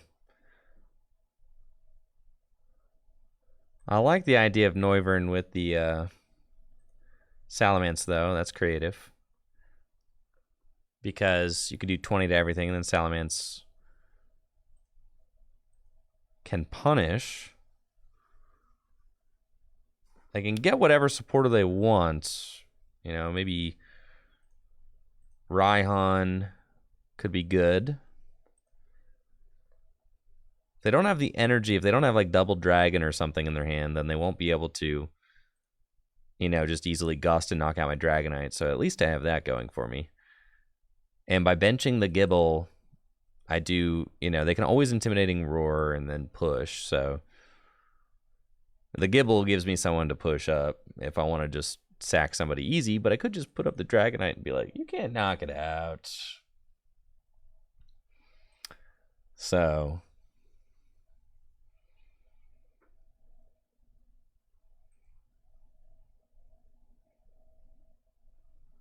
they've got their Raihan.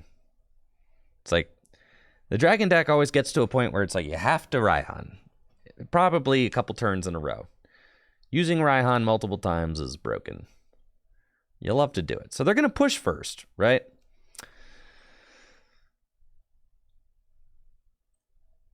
You've got a water in your deck. So do I think you can take a knockout with Drampa? Can you damage your bench? I don't think that you can.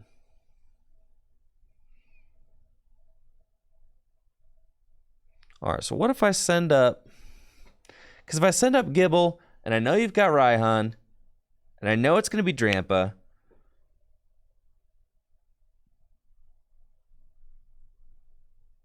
I don't think you got it.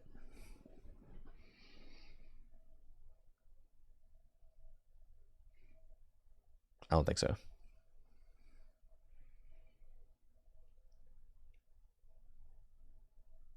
I don't think you got a way to put damage on him. I don't think you got it.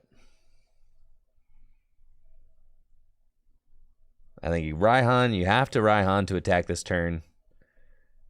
And I don't even think you have access to another Pokemon. I think they're all in the discard pile. So I don't even think, like, even if they had a way to damage their own bench Pokemon, I don't think that they necessarily have that. But I'm not taking any chances. I think they could do 70 to knock out the Gibble, obviously. And the Drudagon, they could have just Raihan to the Salamence and knocked it out. Or they could have Raihan and grabbed the energy to attack it with Salamence. So I'm saying that they can't knock out the Dragonites. As we see, they have to swing for 100. So this is where we win. Because now we fast call for Guzma. Guzma up this guy, and we take him out. And I know that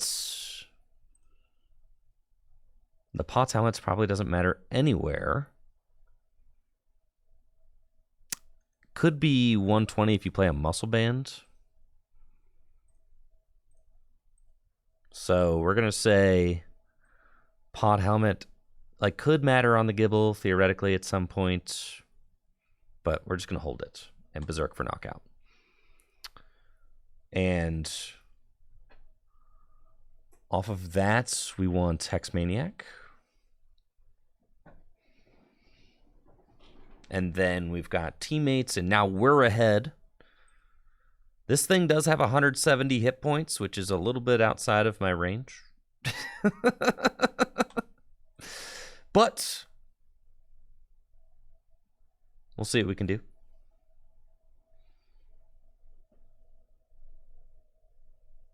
At this point, all right, they're going to pressure up either Gibble or Drudagon. I either give them the Gibble,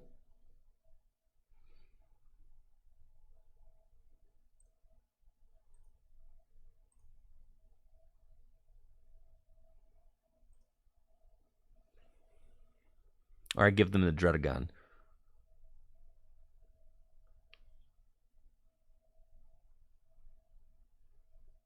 They've got 3 prizes left to take. I think... Yeah, I can't hit 170. What the heck, dude? Okay. I think it's got to be... If I send up Gibble, I think, all right, I can teammates this next turn. If we teammates this next turn... and go get Gabites and something else. That's fine. Oh, I send up Drudagon. Okay.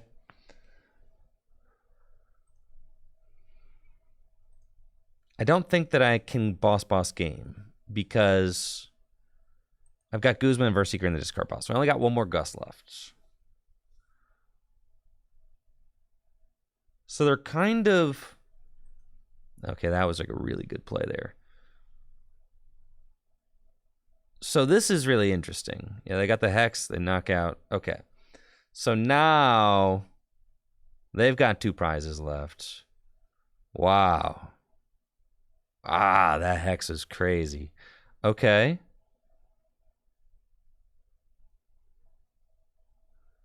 What about my Double Dragon energy? Unused. Okay.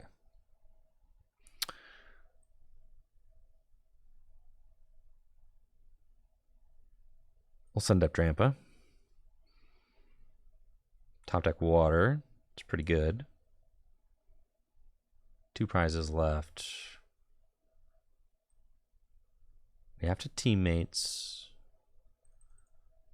And...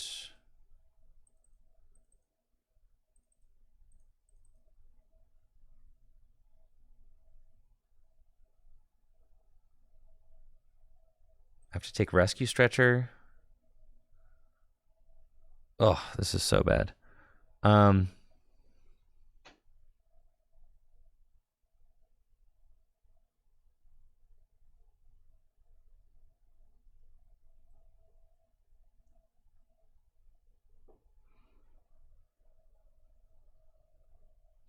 just have to heart of the cards like top deck into what I need. Because I think I have to Rescue Stretcher and put them both back into the deck.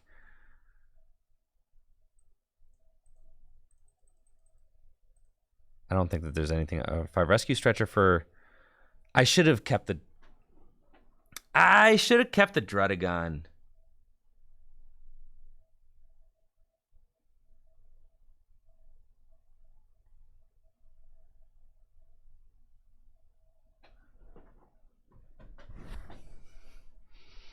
Should have kept the Drudagon, I think. I don't think that there's any way.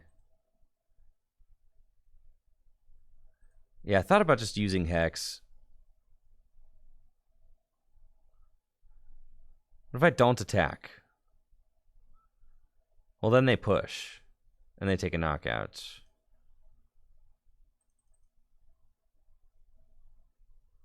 I have to attack. Then they retreat. And if they retreat, then they put themselves... If they retreat, then they put themselves out of these energies. Right? Which is fine. So they do that, then they come up with Trampa. Then I just need to be able to respond to attack. So if I need to be able to respond to attack, then that means... I should have sent up this Gibble. I think this whole game's going to hinge on me not sending up the Gibble. All right, what if I beach?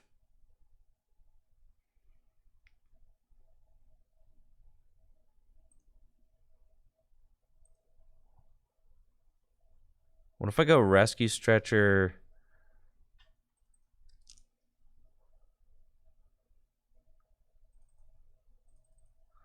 I could retrieve the Dredagon, set it up. So I could do that, and then my next supporter, I don't have anything. It'd have to be double Dragon Energy. I mean, we're just so close. That's fine. We go teammates. I know I'm taking forever, but the whole game is like right here. So I think...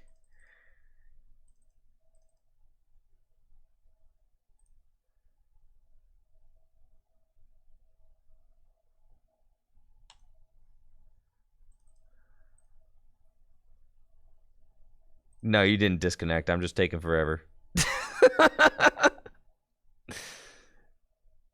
Okay. If I shuffle back in those three...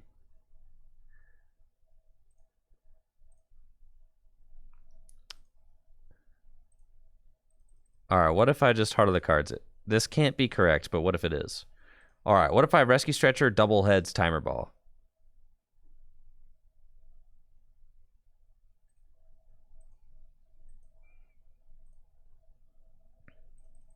Okay. All that thinking, and this is what we came up with. See?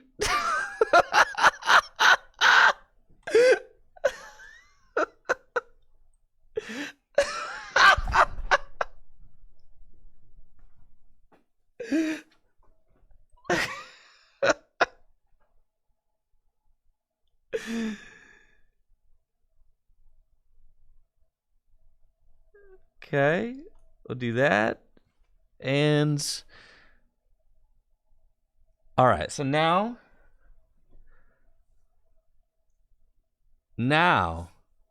we have to think, okay. So if I Berserk for 160, then their best play is to retreat and knock me out. Okay. But if I pass, then their best play is to push and try to knock me out. So I could send up Gabite with the pot helmet. And then they shouldn't theoretically be able to knock it out. So I'll do that. And I pass? That can't be correct.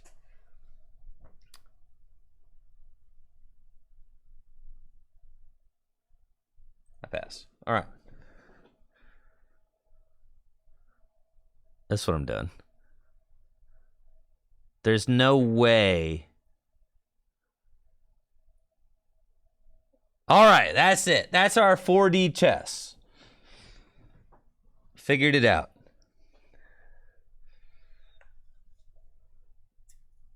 The Hex, man, that Hex Maniac hurt. But it's fine.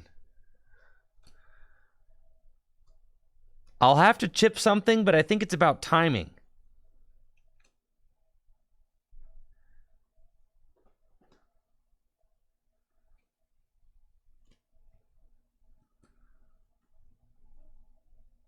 So yeah, I'm trying to get my Garchomp back out. And they're going to push. Okay, so they're pushing. And now I have to say, all right, is it Gabite and they don't have it? Or is it sack my... It's Gabite and they don't have it. Yeah, there's a field blower at large in that deck, so I have to just hope they don't have it. Oh, Catbite's weak to dragon. No! What do you mean?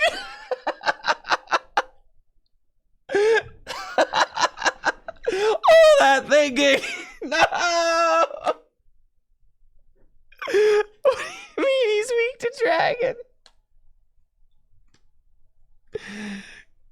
Can't be so. All right, well, now I just lose.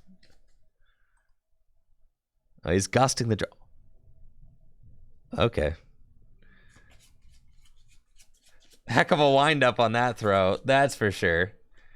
That's true.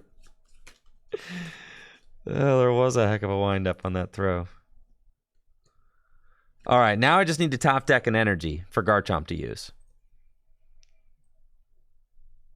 Easy. I did not.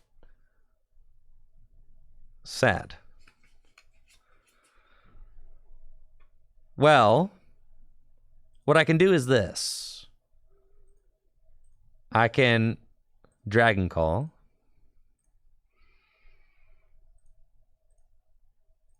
Retreat. Do this. Oh, no. I don't have any damage on my bench now. Dang it.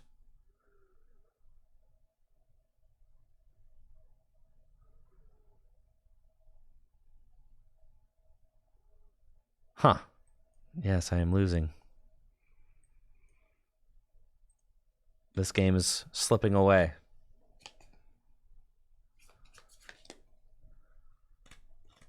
So sad.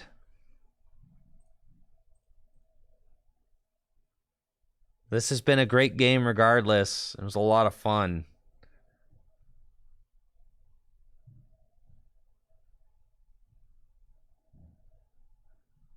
For sure, but man.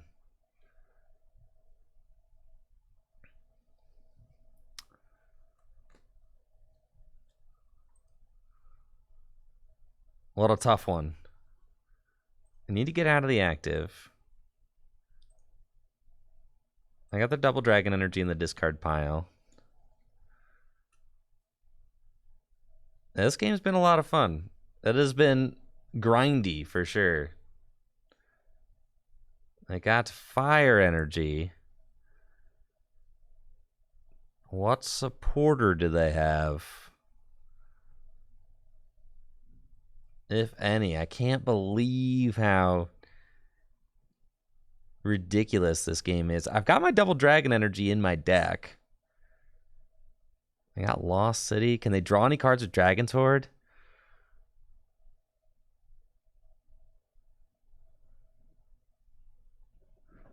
I mean, it's theoretically possible for me to win this still.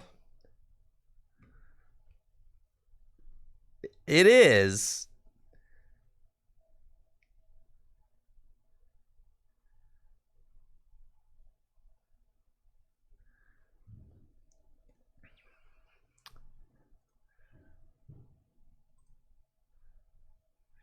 They got Cynthia and Caitlyn, so I have to do that to get a supporter back.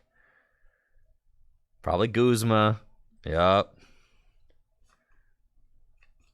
But if the Reggie goes... No! GG's. I got the float stone. Well played.